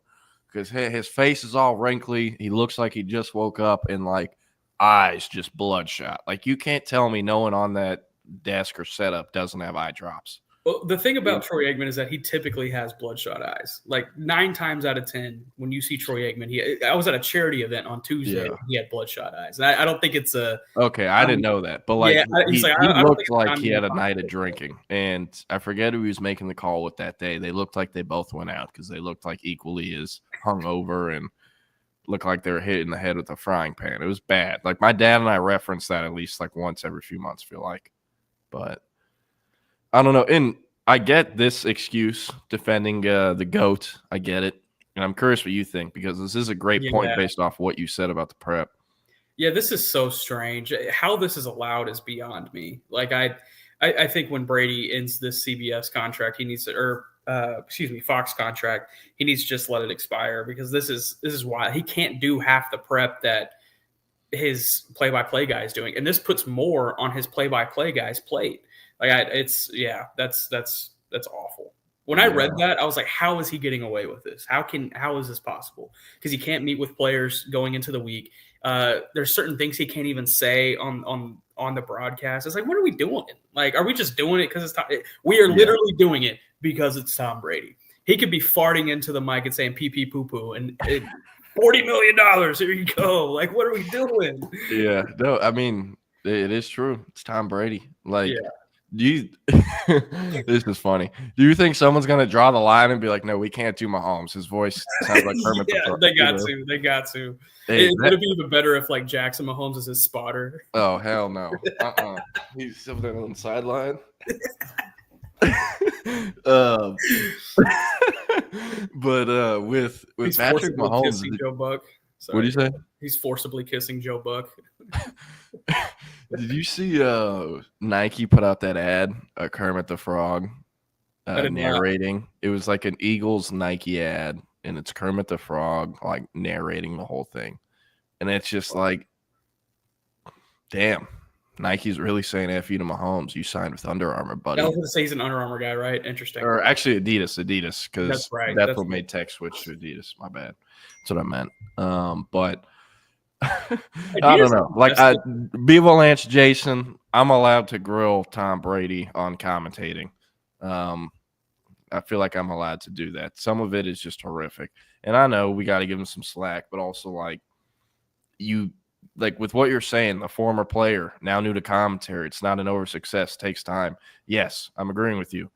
Then don't put him on the effing Super Bowl call. There's only 2 guys on it. Why is it him? I also understand where you're coming from, Jason, but he's now the highest paid color commentator in TV right now. And he is so limited with what he can actually do with his job. And he's not putting in the prep outside of that to make up for that limited space. So it's like, they're limiting their product and they're making it worse at the end of the day, because I thought Greg Olsen was infinitely better. He just didn't have the bigger name. Yep. There we go. We're agreeing with you, Rob Latendre. Appreciate that. And appreciate everyone watching, commenting. Steven Delgado, Rob, Beavalanche, Jason, Nathan, CB. Appreciate y'all tuning in. JW Crunch. I don't know. Hey, imagine Tom Brady at the draft. Just like every random day 3 pick. He's like, hey, no, this guy, he could wear a gold jacket one day. Yeah, and everyone's just going to blow that up because he was a 7th round pick. He's like, oh, Tom Brady said it. Watch out. It's Jaden Blue. And he's just like, hey. This dude could lead the NFL in rushing one day. And they're like, Tom, he led the entire SEC conference in fumbles, right? Well, I don't know. Some of the draft stuff is hilarious, though. Hey, tell us, thank you, CB, for reminding me. What is going on with Micah Parsons? Seeing your story starting to get picked up, going national. Little Nick out of the Fort Worth Star-Telegram. Tell us about it. How's You say Little Nick? Yeah, little old Nick getting picked up by the national media. Little old paper boy over here. Yeah. Hey, there you effed up. You just gave me that nickname. Yeah, it's a really good one. It is paper boy. That would have worked better if I could call Tommy that. He's more like paper boy material. But I will allow you to call me paper boy. He's only on this show, though. Only on this show. Okay. Yeah, so Michael Parsons was doing a charity event yesterday for Make-A-Wish kids at Great Wolf Lodge in Grapevine. And he did a availability with a couple of reporters afterward, and was asked, hey, are you feeling a little bit more extra competitive now that the Eagles have won a Super Bowl? And obviously they're in the division. He grew up close to Philadelphia, so there's a lot of ties with Micah there. He knows that team very well. He knows a lot of players there very well. He played with Saquon Barkley at Penn State. And so he went on this huge tangent, as he does. He always gives a quote in there, and the quote was, he's like, I want to see us become as aggressive as some of these other teams this offseason, whether it be Philadelphia, San Francisco, Baltimore, all these teams, they go out and they spend in free agency, but we haven't, talking about the Cowboys. He said, I don't want to see other teams build and build and build and us stay the same. I want us to be aggressive and go get some players that can make an impact. And so he called it a call to action for the front office. And, we'll see. Him and Jerry Jones have a good enough relationship to where he can say that out in the open. And it at least be listened to. Now, will it be heeded to? That's going to be the different question. But it will at least be listened to. And the big thing that I think this is all setting up to be, which is probably a likely scenario, is that Micah Parsons is setting this up to make him not look like the villain whenever we get to training camp and his extension is still not done. Because if they get the extension done before free agency, then they know what they will have to play with as far as moving his money down the line, how much cap space they'll actually have in 2025, and actually go get some players. But until that contract gets done, they can't really do a whole lot because they don't know what that flexibility looks like. So he's mentioned multiple times, hey, I want to get this deal done early. I want to get it done. I don't need to be the highest paid. I don't need $40 million. I just want to get a nice contract done so we can move on and get some good players and also retain some of the free agents that they have coming up, because they have a really talented free agent class in their own building.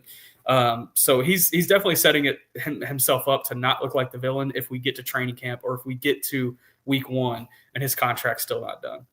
Hey, Micah Parsons, galaxy braining it. Who would have thought? Who would have thought? Yeah, Not this guy. Not this guy. That is interesting. I've seen a lot of different Micah Parsons stuff, especially, your work since being on the Cowboys beat. But, with him being who he is, did he name any names of guys he specifically wants the Cowboys to go after or trade after, like a Myles Garrett, anything like that? No, so players cannot, and players in front office and even employees, our good boy Tommy can't even mention players that are under contract, but players that are moving towards free agency, yes, but he didn't mention any guys. I mean, he talked about some of the guys that are in the building. You know, Osa Digizua is shaping up to be a 20 million plus defensive tackle guy that somebody's going to have to pay for. I think it was PFF that projected him at 3 years, 63 million. I don't see the Cowboys even coming close to that offer. So that's one piece that they're probably going to have to replace. Chauncey Golston, who ended up being a really nice rotational pass rusher for them last year. Carl Lawson, who was awesome on a 1-year deal last year. Those are a couple of guys that they should be looking at retaining. It's just funny because most of the impact guys that they need to retain are on that defensive line. And then they're starting nickel corner, Jordan Lewis. They got to figure out how to bring him back on a 2-year deal. A lot of stuff, but Micah Parsons, his deal has to be number one on the priority list, huh? And that's what Jerry Jones said. We were talking about sounds it. Good. Yeah, we were talking about it last week on the red carpet with him in New Orleans, and we were like, okay, are you going to go spend in free agency? And he's like, I kind of see this offseason being in line with previous years. Like last year, we spent more money on any one player in the NFL, talking about Dak Prescott. He said, if we can do that again, then I feel pretty good about it. So that's what his priority is Michael Parsons' deal. Yeah, I'm very curious if anyone has ever done the data dive to find out, how many Super Bowl champs happen to, have the highest dollar amount to a specific player at a specific position. Like how many can you really think of off the top of your head? Mahomes. Was he? Well, yeah, not this year. In the beginning. Yeah, Brady had a couple in there. At any one position? I'd say more than two positions.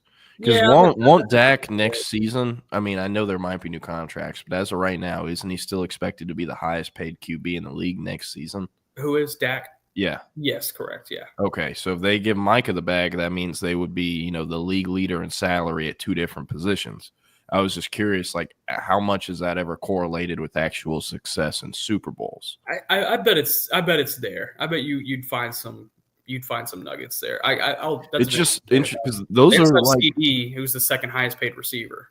Yeah, but I mean, it's just interesting because like edge and quarterback, outside of offensive tackle, make up the two of the three most premium positions in the league. Yeah. Do they not? Right? Yeah, absolutely. Yeah, those are the two highest paid at the end of the day, and receivers right there too. Yeah, no, it's interesting and fascinating. I mean, how much do you think all the potential upcoming or delayed free agent stuff is going to affect what ends up happening in the draft in April? Yeah, man, they have. I mean, it's all tied together. It is. They have 9 picks, expected to have 9 picks, but they are going to have to probably trade back at some point and pick up some extra picks if they don't do anything in free agency because they have that many holes. So, and drafting for holes on the team, you get scared once you start doing that on day 3 because then you're like, okay, I'm banking on this 5th round pick that I drafted just because I had a compensatory pick to be a starter next year. And they had to do that last year with a corner and Kalen Carson. He came in whenever whenever Deron Bland got hurt and missed the first 12 weeks of the season, and he was not good. He got stiff-armed into the ground by Derrick Henry and destroyed his shoulder, and he was out for like 5 weeks. So it's tough. But I think if they're active in free agency, they can go at least fill a couple holes. I mean, go fill a starting linebacker hole. Go get a running back so you don't have to draft 2. Go get a rotational offensive lineman. Go get a damn receiver because CeeDee Lamb is pretty much all you got right now. I like Jalen Tolbert, but I don't think he's a number 2. And so they got to be active in free agency so they're not pinned up against the wall in the draft. Yeah, gonna be interesting. Draft talk ramping up soon. You're going to the Combine again, aren't you? Yeah, leave not this upcoming Monday, but the following Monday. Okay, so wow, that is sooner than I thought. I knew it was in February, but time's flying by. It is. We are, about midway through the month, though, today on Valentine's Day. So I've been thinking about this. Like, is Tashard Choice going to be like, Dan Campbell, I need my guy. Go get Jaden Blue. Or is it like Tashard Choice is like, hey, I actually didn't recruit this guy. He did sign with Stan Drayton. We'll take him, but, not the end of the world. I'd be curious to be a fly in the draft room whenever his name comes up. I will say, though, one thing that could be interesting, the Panthers suck. their front office stinks. They're pretty bad at drafting. They just gave an extension to Chuba Hubbard after they were the first team to draft a running back in the NFL draft, and Jonathan Brooks. Again, not a guy that Tashard Choice recruited, but he did develop and coach him to the Doak Walker Award. Did he win the Doak Walker? He did not. He did not. No, he just went number one. I don't know. Anyways, trade value's low, coming off another ACL tear. Yeah. Could he get the Lions to hustle there? Maybe. I don't know. I don't know if it's worth it. You're coming off 2 ACLs as a running back. Ugh, I don't know. I know, but what do you even have to trade for him then at that point? And maybe you could wait till he comes back and he only has a year or two left on the rookie deal. Then the value's really super low, but I don't know. Just saying. Yeah, it's a good point. I wouldn't, me personally, and I love Jay Brooks, but I'm good off that. I'd be looking for Roschon Johnson. I'd be like, what do I have to do for him? That is a good point. Yeah. Dave Montgomery, take your ass back to Chicago. Not only because they could use a rotational running back whenever David Montgomery his contract is up. They need a backup quarterback. Yeah. Hey. The Lions need is Goff the only guy coming back? Yeah. Remember when he got hurt for 3 snaps in the Commanders game and Teddy Bridgewater came in? Yeah. Oh, yeah. Teddy Bridgewater, because he was coaching Miami high school ball this year. Yep. I saw that. I remember watching that and being like, wait, is this the same Teddy Bridgewater? Wasn't he coaching high school football last week? He was. How did that even happen? Why was he the call of all people? They signed him because their backup had either gotten hurt or they weren't confident with him, something like that. And they signed Teddy Bridgewater, and he ended up playing a whole drive, led them down the field, scored a touchdown, I think. Hey, maybe the Lions take Quinn. I would not hate that. Hey, that I don't hate that. Similar to Jared Goff. Speaking of Jared Goff, I talk about this game all the time because several years passed between that game and my next Texas home game. But seeing the Cal versus Texas game where Gerard Hurd broke Vince Young's single game records and Nick Rose shanked the PAT, I remember going into that game and being like, okay, Jared Goff better be like Jesus Christ reincarnate. Everyone keeps saying he's going to be the number 1 pick, all this. Man, watching him that day, I'm like, this dude stinks. How is he going to go number 1 in the draft? Yeah. How? And he went number 1 in the draft to the division that my team plays in, the 49ers.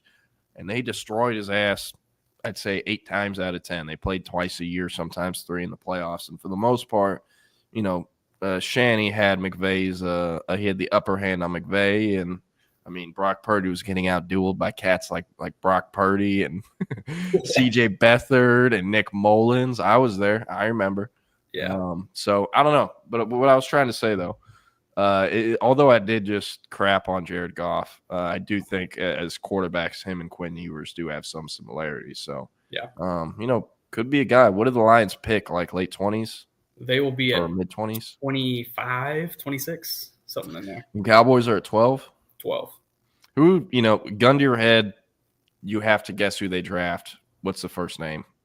Who they draft or what they do at 12? At 12. Give me a position and give me the player at that position. Gun to my head at 12, I think they trade back. That's just me. Hey, well, you just got shot because you didn't name a player. So. Well, I gave you what you wanted. You asked. That's why I asked what do they want to do at 12. Position. Say Travis Hunter. We're trying to get views up at TSU. They can make a case at any position. They really, and I'm not trying to bail out of this answer. They really could. I've seen mocks with Ashton Gency, of course, Will Johnson, Walter Nolan, Armand Membu. I mean, I've seen so many position groups being tied to the Cowboys at 12 because they have so many holes. You can make a case for literally any position except for quarterback. Yeah. So you think essentially what will happen, and they'll go BPA, best player available, no matter what, at 12 if they end up picking at 12. Yeah. I believe so. But I was talking about this again this morning. The range from 10 to 25 on at least my board is so close together. I think you can parachute back to 18 if you can find somebody to tango with, pick up an extra pick or two, and you can still pick your guy at 18. That's just me, though. Yeah, no, it is interesting. Wanted to ask you, you heard anything lately on Travis Hunter? What's going to happen with his, position stuff? For those on audio only, CB commented Travis Hunter listed as a defensive back at the NFL Combine. Yeah, so I was actually talking with somebody yesterday who was a former Cowboys staffer, and he played in the league. And he was a guy who had positional versatility coming out of college. And he said that, because I asked him about this exact same thing. I was like, yeah, but are there teams that could evaluate him at receiver if they wanted to? And he said when he was coming out, he was listed as a DB at the Combine. And he would stay after with teams and do receiver workouts for them. So like it was basically a situation where, yeah, he's listed as a DB, so he works with the DBs, but like he can still stay on the field and do what he wants. They just can't place him with both, or else he's there like a week and a half. And they like to get those guys in and out so that they're not in Indianapolis a super long time. They can handle their business, and that also allows for more teams to meet with him. So it's kind of an unfair advantage to other players, even though he's going to go top 5 anyway. But I expect him to get drafted as a corner. But he'll have probably 15 to 20 snaps on offense in his rookie year, I would imagine. Do you think like an NFL team? What do you say? Per game, not total. Yeah. Do you think eventually at some point the team that drafts him is like, look, rookie year, you can play both sides, whatever. But by year 2 or year 3, you're focusing on one position, and that's all you're playing the rest of your career. Like, do you see that happening, or do you really think the NFL could be open-minded to let him go both ways the rest of his career, or at least indefinitely? It really depends on what team drafts him and what their philosophy is. Like, I don't see the Patriots, wanting to do the two-way stuff for forever, but I could see like the Titans being like, hell yeah, let's do it. Or the Browns, like, yes, you're telling me you're going to sell jerseys? Yeah, go play every snap, dog. Yeah, so, exactly. I don't know. I think it just kind of depends on what team drafts him. Yeah, it is, man, as someone who does pull for the Titans, I would not want to go there with what their current setup is a franchise organization. Why do you pull for the Titans? Well, so I don't really do it anymore, but when I was like super into the Bustin' with the Boys podcast, I barely listen to it now. They were actively playing for them, so I kind of pull from a little bit. But I don't know. Like once they tore that whole thing down, shipped off A.J. Brown, Derrick Henry walked away. They cut Taylor Lewan. I just stopped caring. Yeah. And they also like suck. And Will Levis is their quarterback. Hitting Surrender Cobra. Jordan, I don't have a ton of time left here. No, you're all good. I'm gonna go solo for a little bit, but probably will not go all the way to 11. But hey, you have any recruiting questions? Drop in the chat.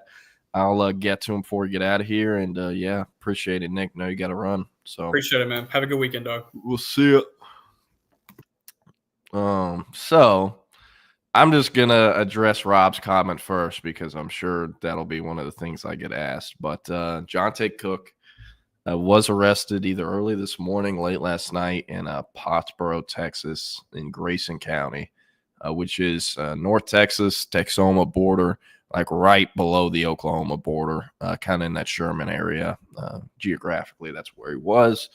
And the charge, I believe, was possession of marijuana less than 2 ounces, which is actually decriminalized in the city of Dallas now. So I am not sure, how much that charge will actually end up lasting or whatnot, just because, again, there are places in the state of Texas where that amount is decriminalized. They don't even take it from you anymore. I'm almost positive.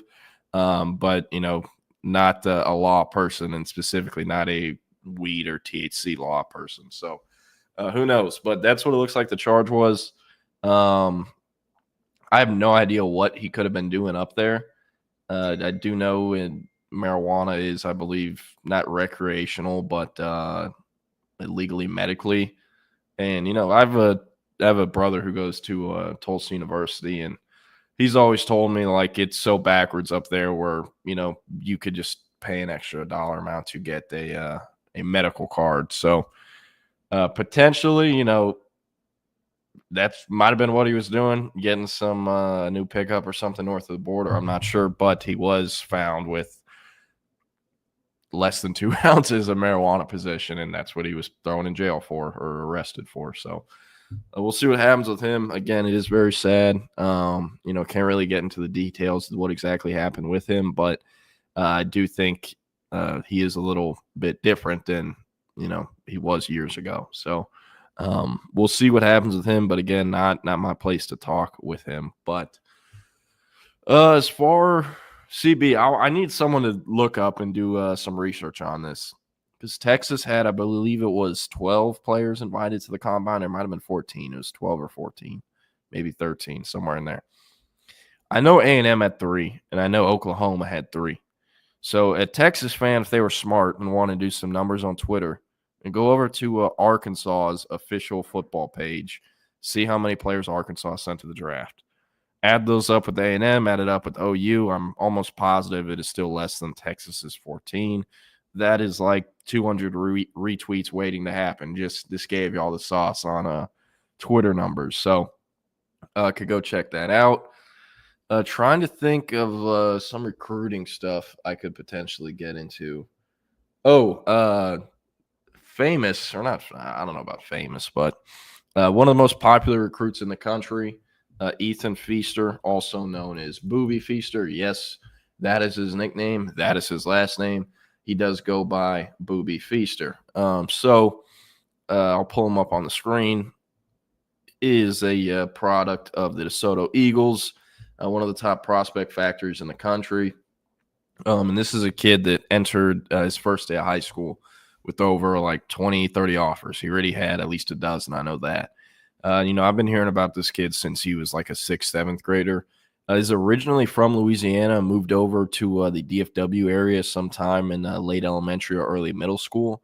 But a lot of Louisiana ties. As you see, he already has 2 official visits set for LSU and USC. And, while he has reclassed from 2027 to 2026, he is not going to be an early enrollee in January. He will not be able to enroll until June. So, again, he is reclassing a year early, but it is only going to be about 6-7 months earlier than it would have been had he stayed in 2027 the entire time. So, this is interesting. Obviously going to push his recruitment up a bit. Mike Roach of 24/7 Sports, the national analyst for the South region, wrote a story on, who are the contenders going forward, what's the timeline going to look like. So go check that out. But I would not expect a commitment for a while. He's going to take his time. This is a national kid with, 49 offers that the entire country is interested in. I do think Texas will probably get an official visit. But by no means am I expecting Booby Feaster to end up at Texas as of right now. I don't know why. Never really felt like there's been a true leader in this, but I've always just kind of felt like, man, LSU is going to figure out a way to get him. And also, I do think if every school came with the same, let's just say what it is, came with the same dollar amount, I do think LSU would probably be the pick just because of the ties from growing up in the state of Louisiana. And also, if you look at it this way, where if he never left Louisiana and was never at DeSoto and was a state of Louisiana recruit, everyone and their moms would pin him to going to LSU. So kind of the approach I'm taking. I do eventually think it will be LSU, and I don't think it'll be Texas. Other schools for him, USC, obviously, Alabama, A&M. A&M signed one kid out of DeSoto last year. And DeAndre Ryden, a 4-star or 3-star running back. Can't remember where he finished. But with Feaster, going to be interesting, and he's going to take his time. So we'll see what happens. But as of right now, I do not really expect that one to be Texas. So, yeah. And that's pretty much all I can think. And let me see if there was a question earlier. They were talking about Tom Herman's wife. I missed that. Yeah, Craig Way, the GOAT. If there was isn't there AI now where, like, if you plug in voices of people, you can, like, have them say stuff? I'm gonna get Craig Way at, like, a buddy's wedding or something like that to say something special, but it'll just be AI generated voice Craig Way. I don't know. He's the best. Like, anytime, growing up, come back home from football games on Saturday or other stuff, like ones that I played in or my brother, listen to the Texas game and hearing it through his ears instead of watching it, like something that, like, I think about that all the time. Like with everything with games on phones and stuff now, by the time I have kids or we're coming back from football games, I mean, Craig Way probably won't even be around then, but if not, like, they can just pull it up on their phone, and also see him. It won't just it's a little different. But anyways, I'm going to stop talking. Going to get out of here. Going to wrap that up for the YouTube stream for Texas Sports Unfiltered. But get over to the Texas Sports Unfiltered app for the Midday Mashup. It is audio only today. It is the SEC Unfiltered crew breaking down SEC baseball. The SEC baseball season, or at least for Texas, starts today. So if you want to go check that out, here's some previews on baseball. We would love if you do that. And then Chip and Zay and the rest of Texas Sports Unfiltered will be back on YouTube starting at 2 p.m. Central. And, appreciate y'all a ton. Happy Friday. Have a great weekend. And I believe we have our normal scheduling. Should see y'all on Monday. So, appreciate y'all. Y'all have a good one. Have a good weekend. Oh, damn. I almost